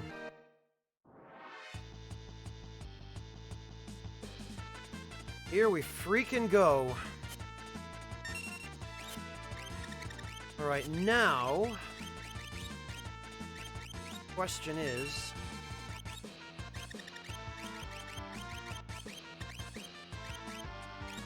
will Vanish and Discord work?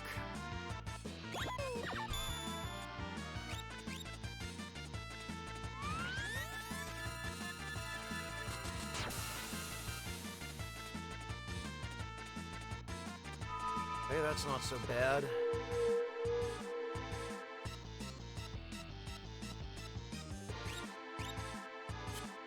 Somehow I don't think that worked. We might be able to scan it.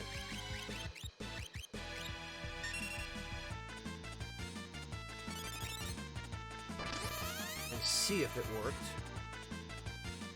It did work! Okay.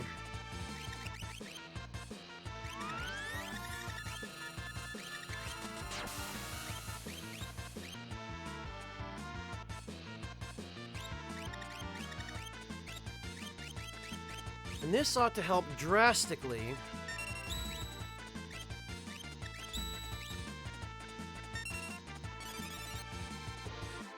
Yeah, decoy they are. It doesn't matter. If they try using knife on us when we're invisible, nothing's gonna happen.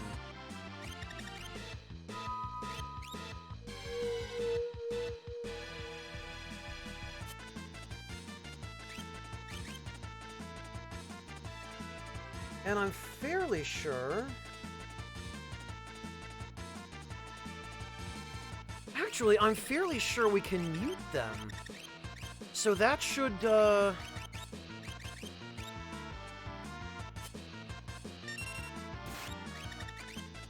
and then we can just summon Phantom.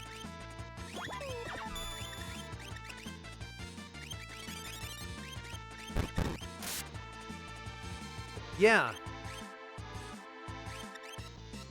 Yeah, that was successful. We just muted them. So, when we remove their ability to cast, as long as we're under Vanish status, there isn't a damn thing they can do.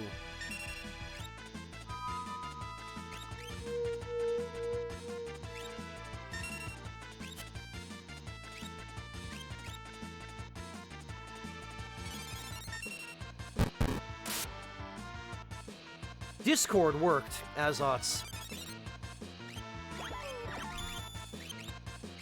And now that all three of them are silenced, there is nothing they can do to us. That knife attack is physical. And when they use it, they'll just warp back to where they started.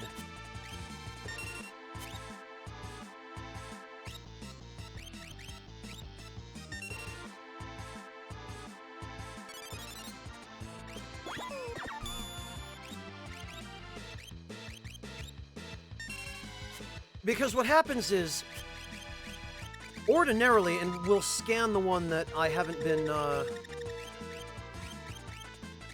heck is it? Scan. So, we'll scan the bottom one. These things are level 99, if I remember correctly. Yeah, see, level 99. They're, I think, the only monster in the game that's level 99. And that's a problem for stealing from them, because your success rate with steal is calculated more than anything else based on a comparison of the stealer's level to the target's level. So in order to even have a chance of stealing from these things, you have to be like level 30. However, if we cast the Lore Magic Discord on them and repeatedly cut their levels in half, we make it drastically, and I mean drastically, easier to steal.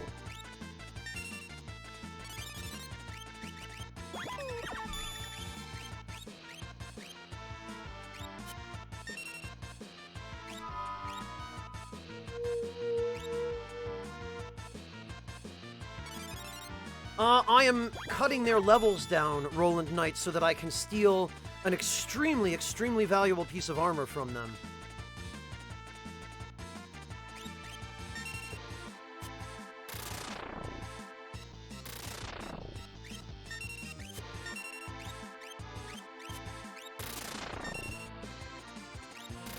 Unfortunately, casting Vanish on them seems to be the only way to get Discord to actually hit them, because otherwise it'll miss.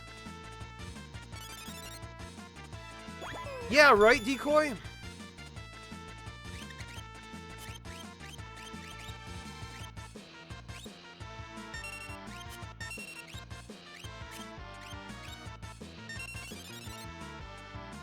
Yeah, Azots, I'm vanishing them because if I don't, Discord will never hit them. They have very, very high resistance to it.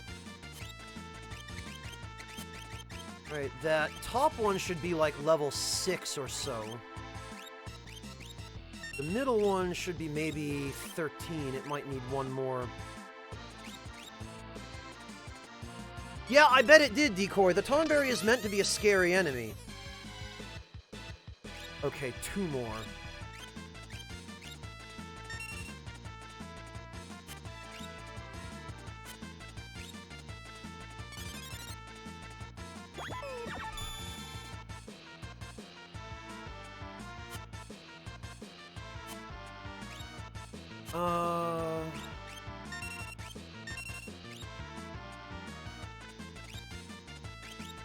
Okay, well, we could definitely use more MP.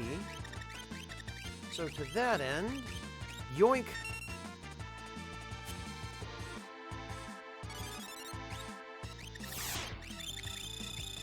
Actually, I think they might be vulnerable to Imp as well. Look at that, 477 MP I just stole there.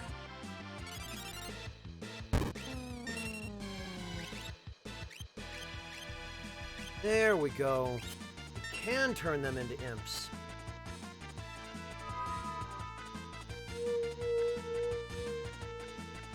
Thought I remembered being able to do that.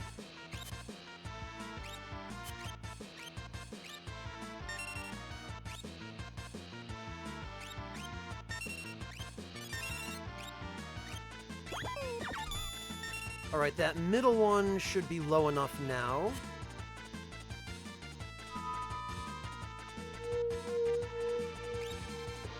And actually, we can, I believe, also slow them.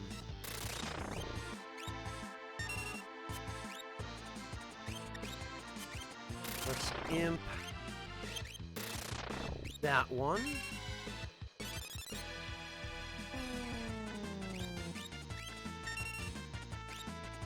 And let's discord that one.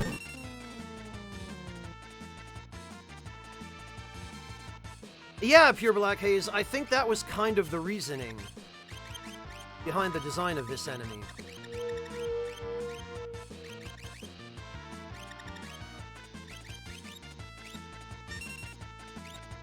And actually, I believe if you turn them into imps, they can't even move towards you anymore. Because moving towards you, I believe, is considered a special attack.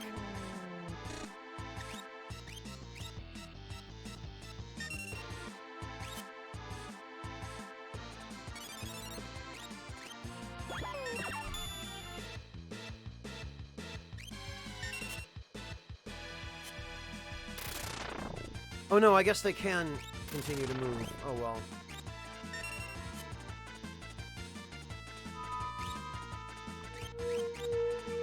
But after this cast on the bottom one, it should be 2 more. Oh, I think technically, even though his sprite changed, he is still considered to be under the imp status, because every time they get to the end, their sprite refreshes, or like every time they move. It's another weird bug in this game where imp status is not always accurately reflected by the enemy sprite. Yeah, Pabu, you can. Rather incredibly, Tonberries in this game, despite how physically strong they are, they don't have the ridiculous status resistances that they ended up being given in pretty much every game other than this.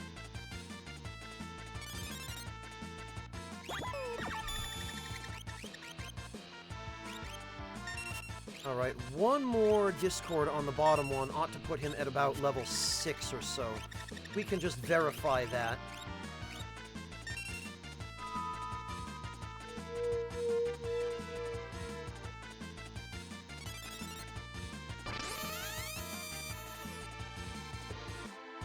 Level 7, okay. That will make it much easier to steal. Another handy little thing we can do. Osmos. Osmos. Osmos. Because these things have 11,000 MP. We can just steal as much from them as we want, basically.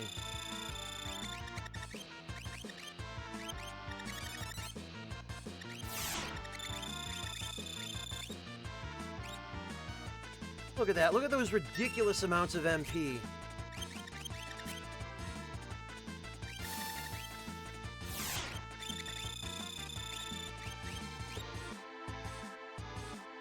And we can even heal ourselves with Drain.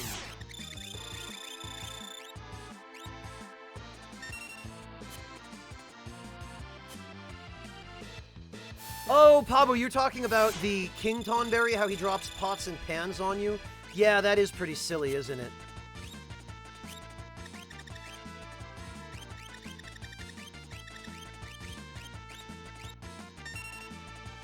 Okay.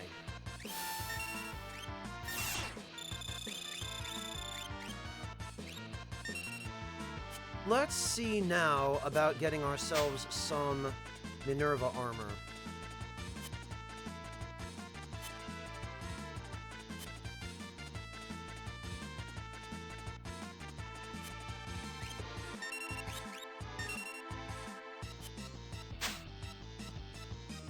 Because at this point, the only thing preventing us from being able to steal it, because we've lowered their levels so much,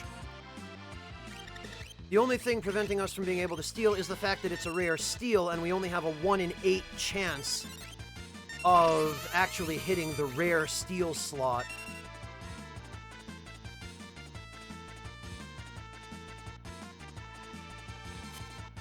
Hello, Riverblade Gamer, welcome!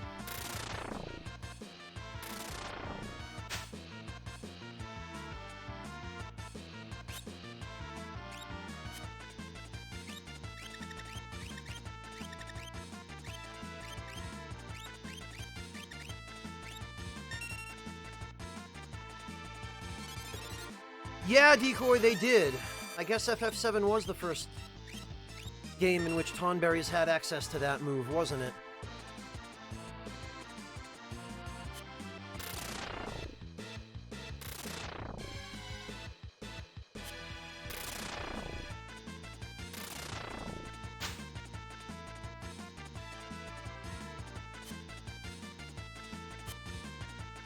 Now we just need to steal 3 suits of Minerva armor.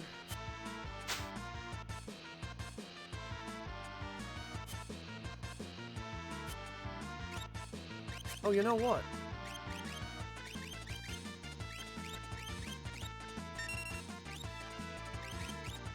Slow.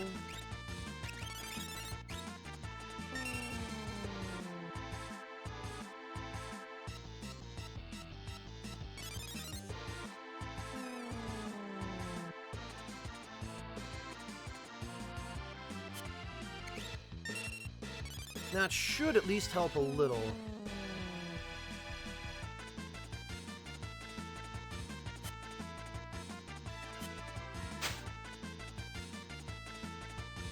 This part, however, is going to be a pain.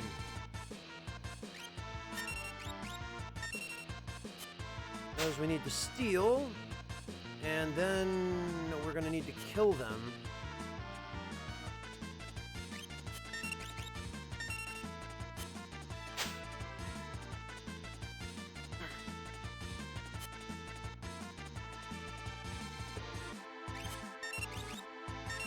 And of course, rare steals, because of the miserable odds, rare steals are going to take a while.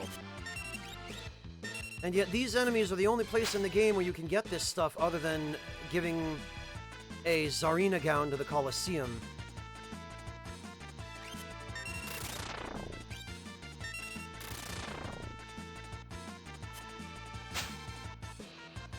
Yeah, cast code, they are. They definitely are. Now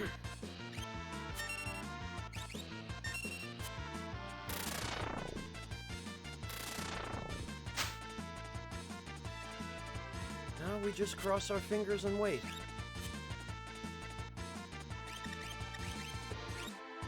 If vulnerable to sleep, I wonder?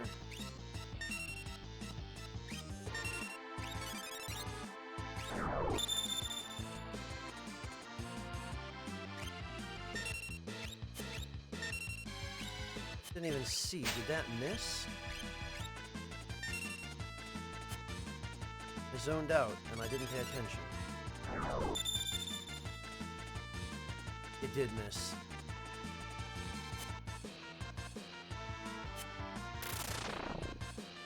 Yeah, Pabu, unfortunately that is the case. But we've done absolutely everything we can to improve our odds here. Our success rate, if we do manage to target the rare slot on any of these enemies, should be 100% now, given the level disparity. The only problem is, now we are solely dependent on RNG to allow us to target that slot instead of the common slot, which for these guys has nothing and will cause steel to immediately fail.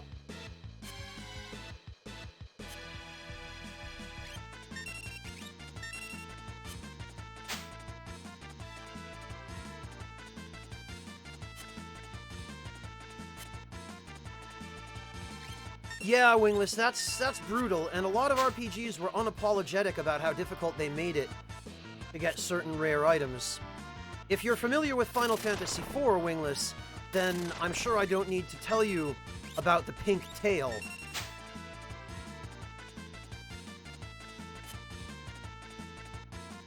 That garbage was so rare, there were people for a long time who didn't even believe it existed.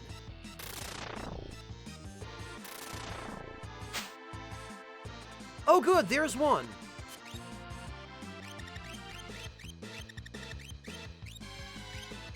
Okay.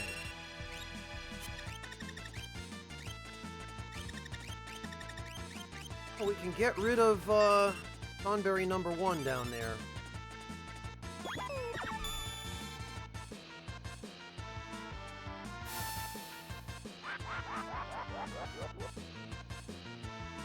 Oh no, cast code! Oh, that's awful.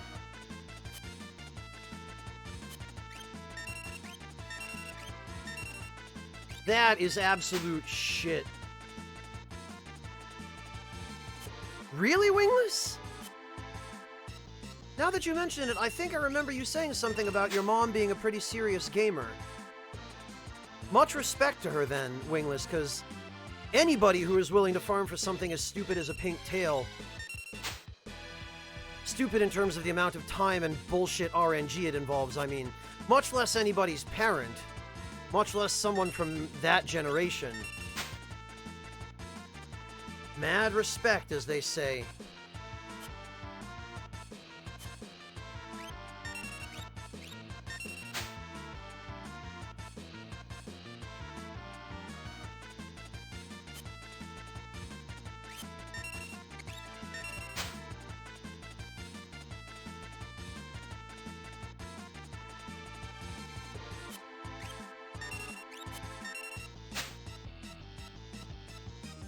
Tell you what, I'll be glad to be done with this.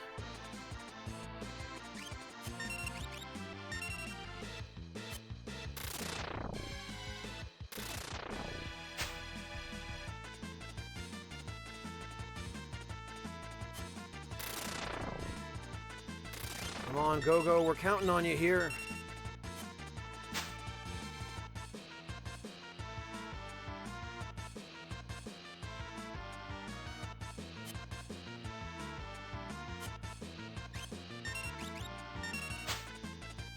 Well, with a little bit of luck.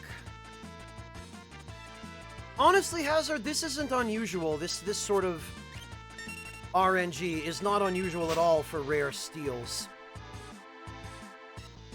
I've spent much more time than this on one monster, and we've already actually gotten one of them already. We need 2 more.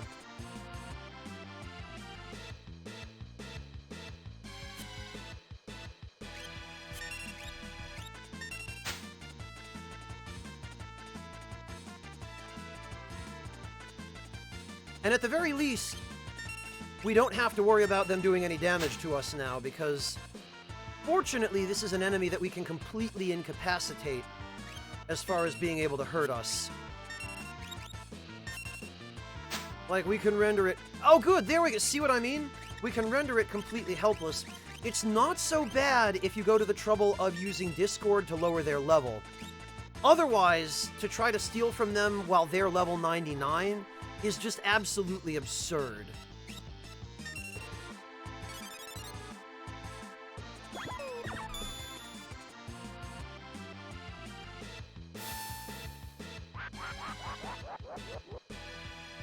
One more left.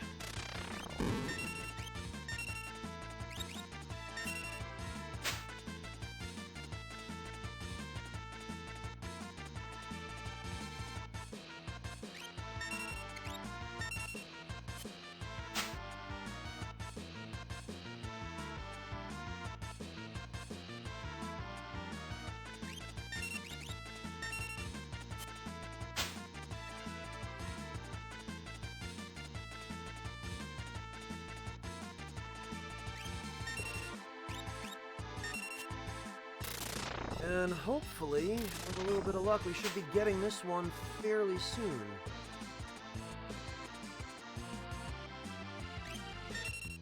Because all that matters at this point is just hitting the rare steel slot. Oh, whoops, that is not at all what I meant to do.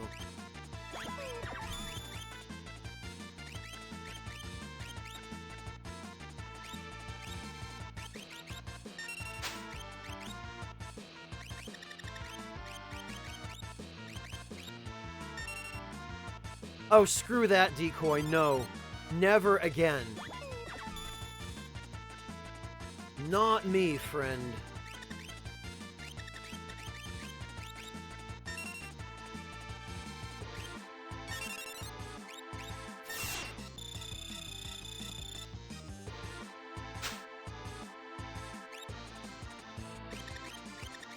Might as well osmos up while we're here.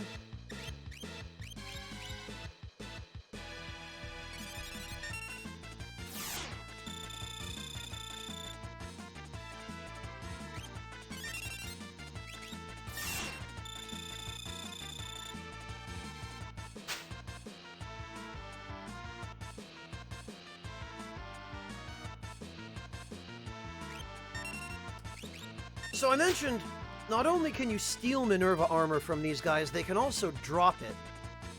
And wouldn't it be funny if after we've gone to all this trouble to steal it from them, all 3 of them dropped it?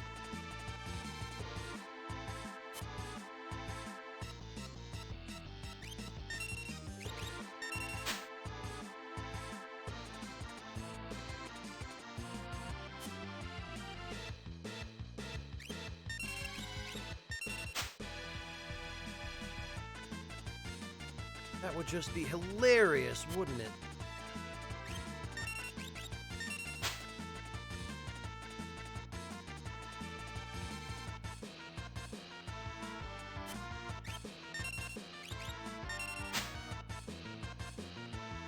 In all honesty, though, I would much rather deal with something like this than something that actually required me to pay attention. Like a really strong enemy with lots of moves that were magic-based and that would wipe Vanish, and that it required me to constantly be healing and draining MP and all of that kind of stuff. This is much more my speed. If I'm gonna have to steal over and over again like this, this is pretty much an ideal situation in which to have to do so. Hello, Ultra Chibi, welcome! I'm doing alright, thanks. Quite tired. And unfortunately already starting to zone out, in case someone hasn't noticed, but, yeah. I'm hanging in. How about you, Ultra Chibi?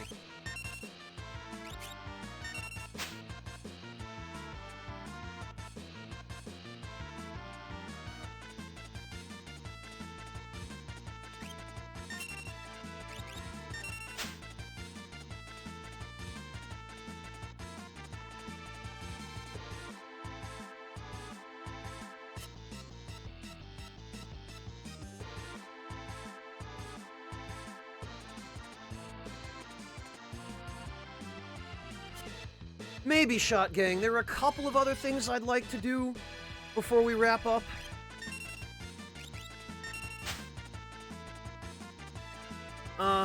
And honestly, I really probably should stay up a little bit longer, because I do have to get my sleep schedule back on track, but I don't know. We'll see how I feel when we're done stealing this stuff.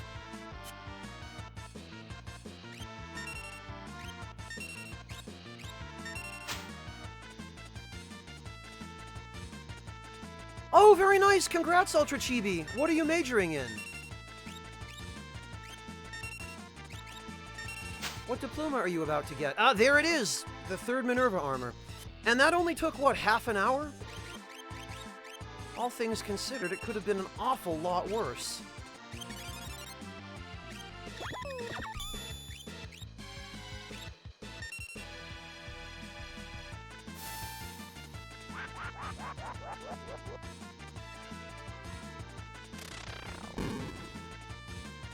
Alright, did we get any of them to drop Minerva armor? We got a fourth one! Amazing. Honestly, 4 out of a possible 6 is not bad. I'll take it. I am happy with that result.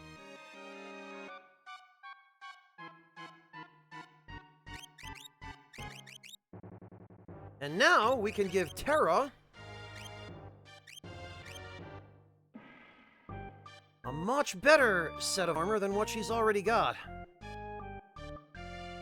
Costs her 1 point of magic, unfortunately, but...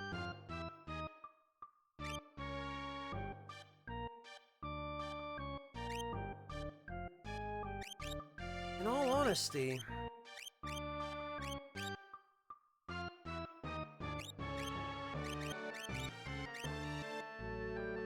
87...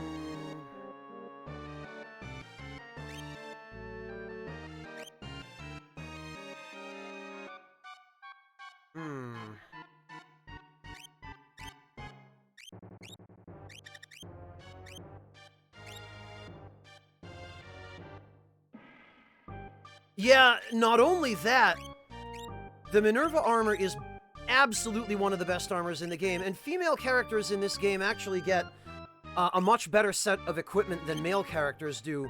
Because if we go to the Minerva armor, it gives you 25% more max MP on whoever equips it. It nullifies wind, lightning, fire, and ice, and it halves the damage from water, earth, holy, and poison.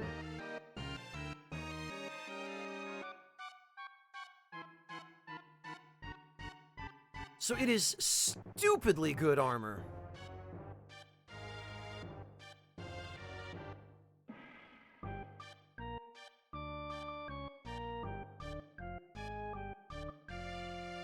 And then, of course, these are the stats it gives.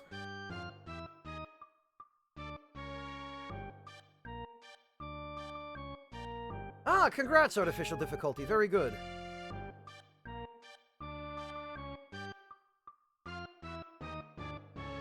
Oh, very good, Ultra Chibi. So you're working on an Associate's now then, right? No problem, Horaso. We're probably pretty close to done here. I would, however, like to... finish exploring the cave. Because there's definitely more for us to get here.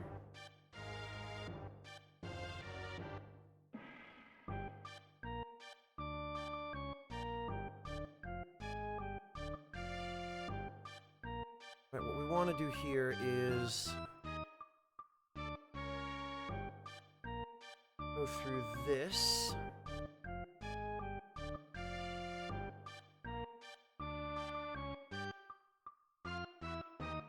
I think we want to fall down here.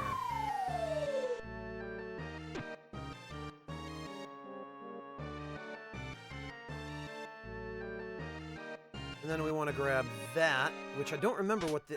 Oh, it's another gauntlet, okay.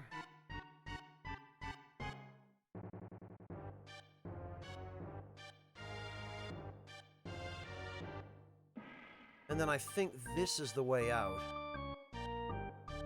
Wait a minute, do we still have the Moogle Charm equipped? We do!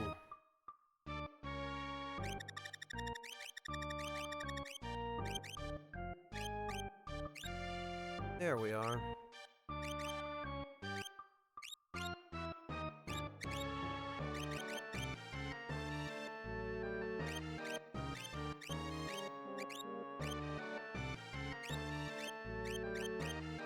Alright, yeah, that should be okay for now.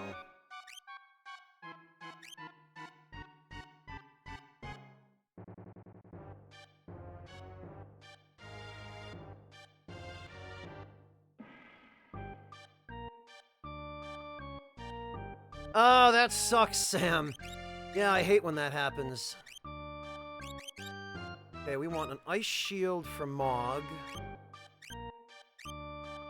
Honestly, probably we want an ice shield for Gogo as well, but I don't have an extra one. So what we've got we'll have to do. Oh, very nice, Cow. That's a pretty good gig, though, System Engineer.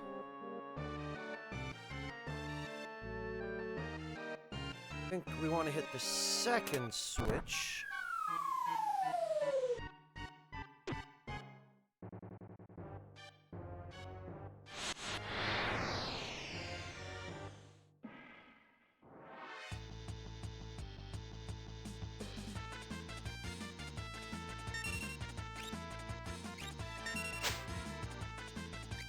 Oh, doesn't have anything.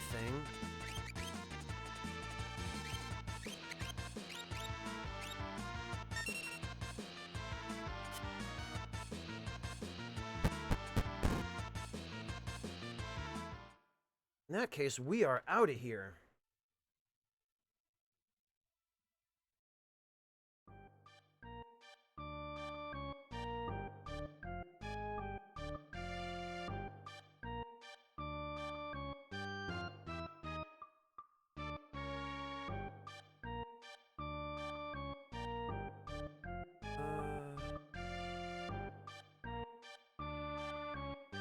Let me just make sure. Because I'm realizing there's another... We forgot to encounter the individual Tonberry, or I did, on the upper levels.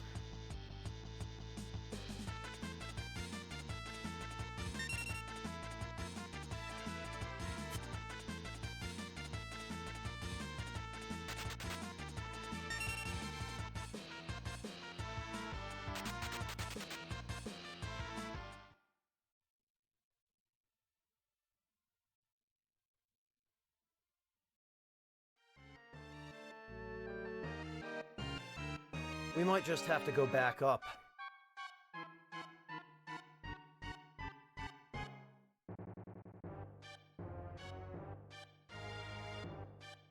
Yeah, we may well. Well, we'll deal with Umaro first. So with this carving, looks like bone. Something in that eye. Magicite? Remove the magicite from the eye of the carving. Yoink! Receive the magicite Terito. Uh-oh. Umaro not happy you take magicite. Oh.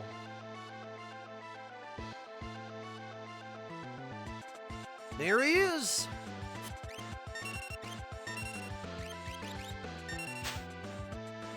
Oh, he doesn't have anything, okay. Oh, that's how it's gonna be, is it?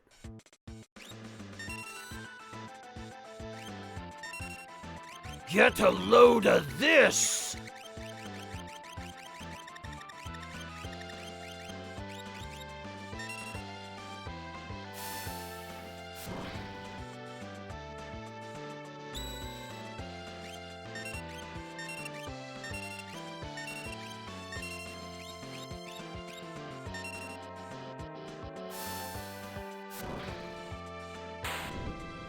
He didn't even have a chance to do his stupid green cherry gimmick. Good job, idiot.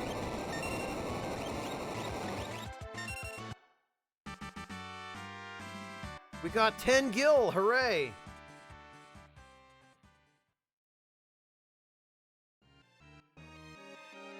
No, Jet Jagger, because she's not an animal.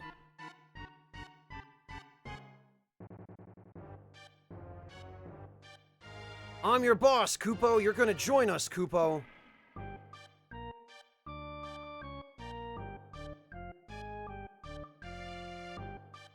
Admirer of bone carvings, as strong as a Gigas, a Yeti pal with muscle. Also notably the worst character in the game, bar none. Look at that smug grin, though.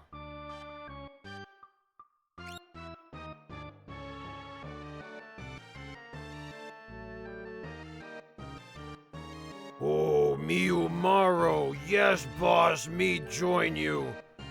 Umaro, no slouching now.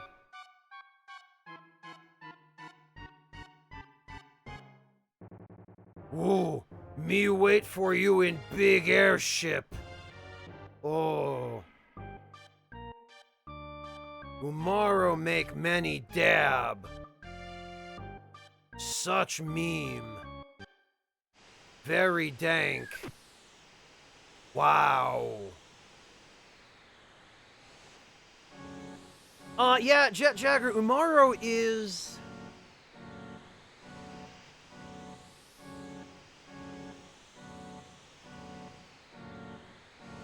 Let me look up his biography. He's like 15 feet tall or something like that.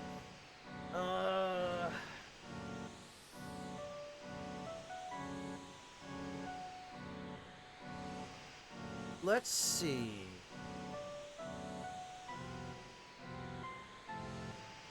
Umaro. His age is 4. 4 years counted.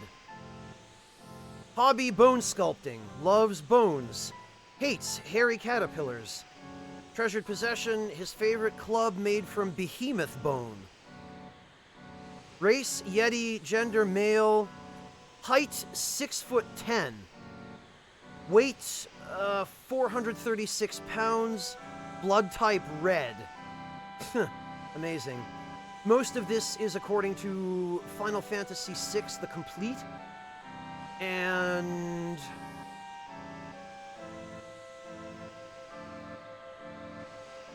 various Ultimania books. Yeah, Ultimania Archive Volume 1, Volume 1, Volume 1, yeah, so...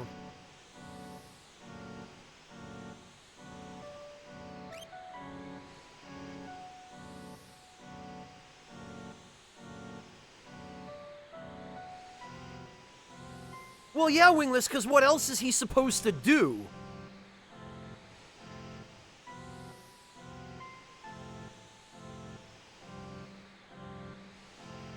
You know, that may be the one area in the game where it's actually worth using Umaro. And even then, I'm pretty sure that if you do use him there, everything just counterattacks you by spamming instant death spells. Oh yeah, Pabu, they're fantastic. The Ultimania books are awesome.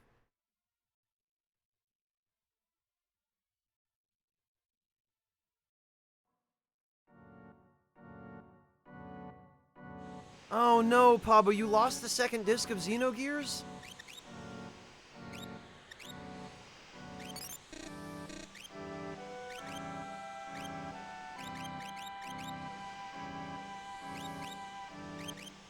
Hey, Dolo, welcome!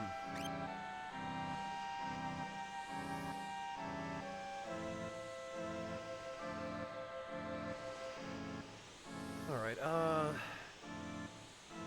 whoops, no, that's... Wait a minute.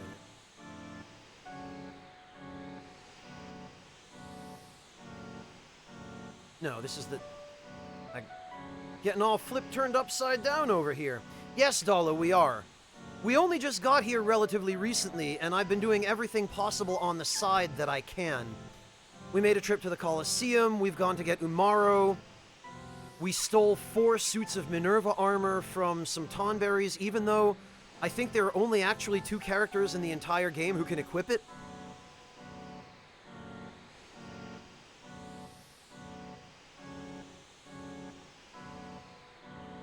Which is one of the things that actually irritates me more than anything else, because I don't think Realm can equip the Minerva armor. I might be wrong, but I'm pretty sure she can't. And there are only 3 female characters in the entire game. More than any other FF game, I think, Final Fantasy VI is just a huge sausage fest. It has probably the most unbalanced cast in terms of its ratio of male to female characters.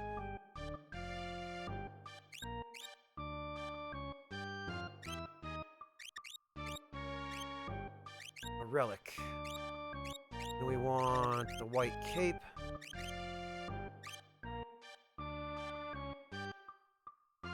Yeah, Shot Gang, but the guest characters in that game. What's her name? The priestess, and then the train girl.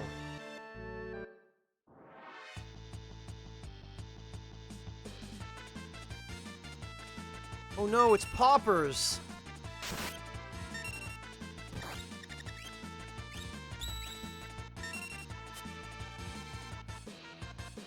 Whatever are we going to do against something that does nothing but turn us into imps?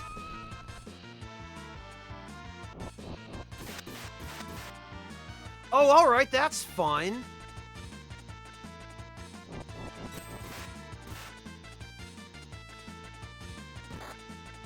Alright, you know, it might be time for us to leave.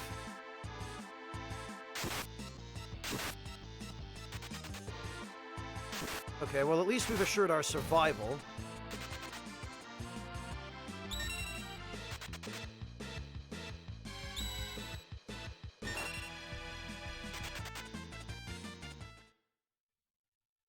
Yeah, Pabu, I mean, Final Fantasy 15 has some of the... probably the strongest non-player character, female characters in the series.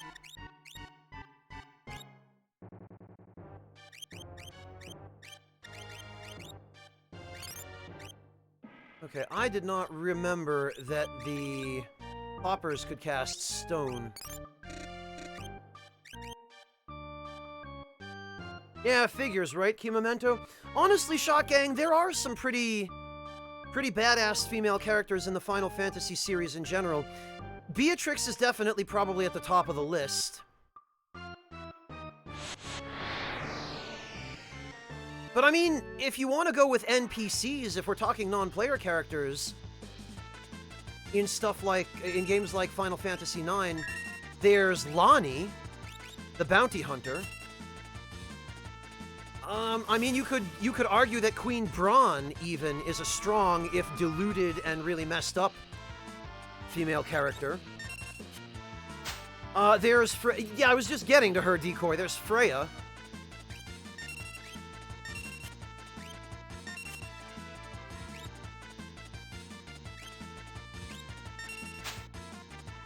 In Final Fantasy V, there's Faris. And I guess even Reyna. I love how this guy's imp attack is called Pal Maker. I always found that hilarious.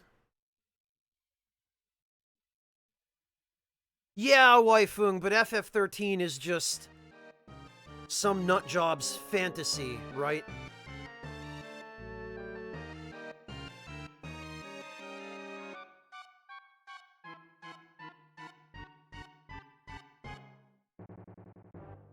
Alright, so we need to run into a regular pug. Just an individual single Tonberry.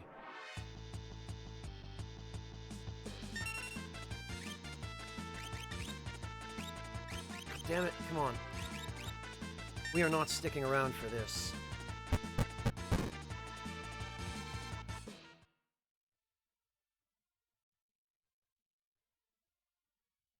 Well, that's a different matter entirely, isn't it, artificial difficulty?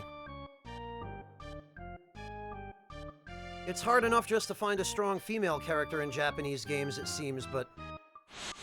forget anything non-binary, you're gonna have a real hard time.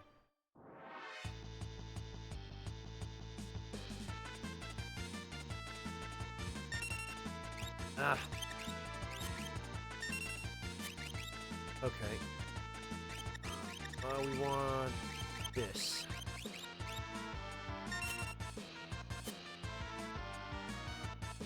Desktop site on mobile Waifu?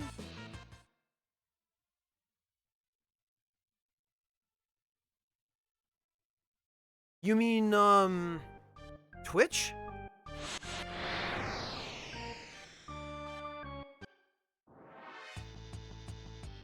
Yeah, Okono, that's about the only one I can think of.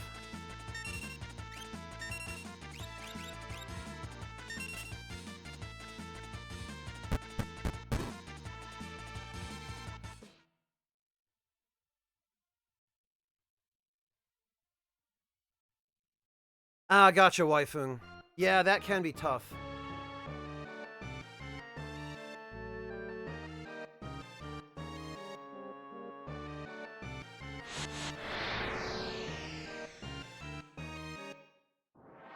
Alright, come on. All we need is this one encounter. Supposedly, it's a 1 in 16.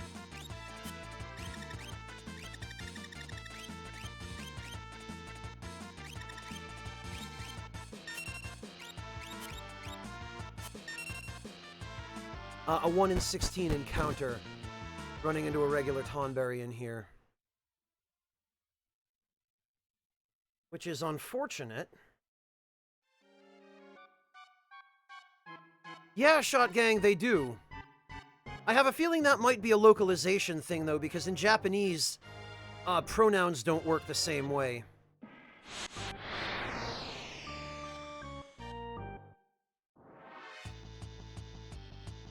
And it's easier to be ambiguous in Japanese than it is in English.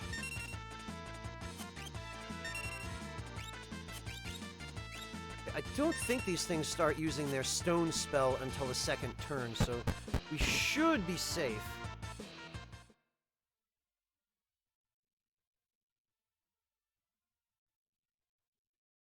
Pabu, they say it's a mystery as to whether Gogo is a male, but the way the game handles Gogo's data, the game flags Gogo as male.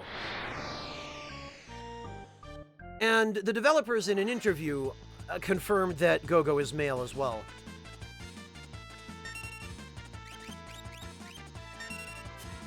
Honestly, I'm kind of glad none of the enemies in here have anything worth stealing, because...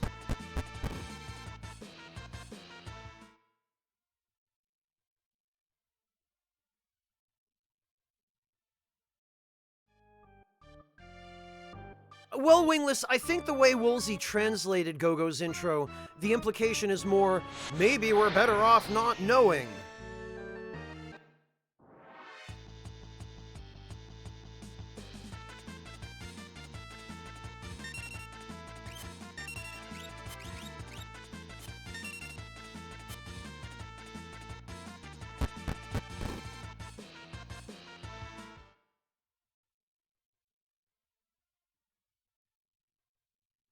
Alright, let's see.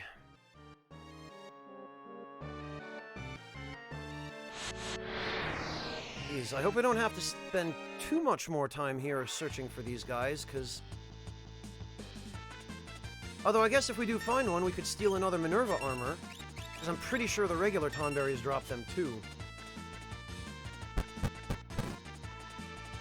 No, not material, Waifu. I'm trying to get...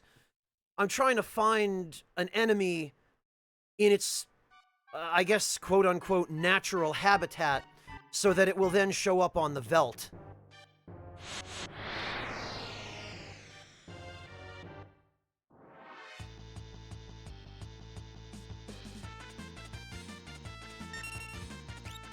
Although, now that I think about it, I'm pretty sure the Tonberry Rage just doesn't work. I think it was dummied out.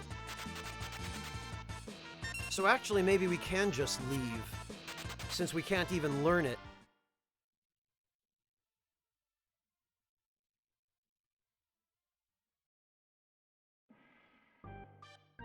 I just remembered that. Yeah, actually, it's a good thing we didn't spend too long here.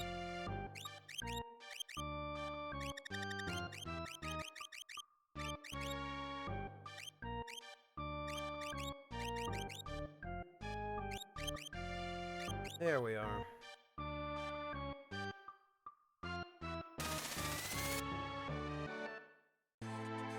Oh yeah, Japan doesn't know really how to optimize games for PC, huh, Shot Gang? Yeah, that's how they go.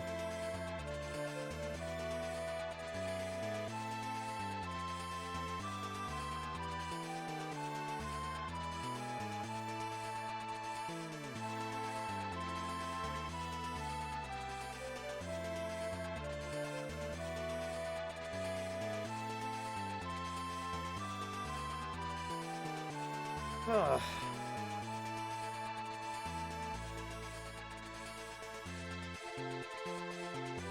Alright, everybody. Well, I think now is probably a good place for me to call it, because I am getting pretty tired. And I do need to go have something to eat and get a little bit of other work done before I go to bed. So what we're going to do is we're going to go raid my friend Felly, who is streaming Dark Souls 3 for her first time, believe it or not. And she's a good part of the way through the game. I know probably the majority of you are, to some extent, interested in the Souls games. So let's go show Felly a little bit of support. I'm going to go get some dinner and some rest. Thank you all so much for joining me today. I really appreciate everyone's company, everyone's kindness, and everyone being so good to each other as always. And we will resume right here tomorrow, probably around the same time, with Final Fantasy VI. Good night, everyone. Take care, and thank you again.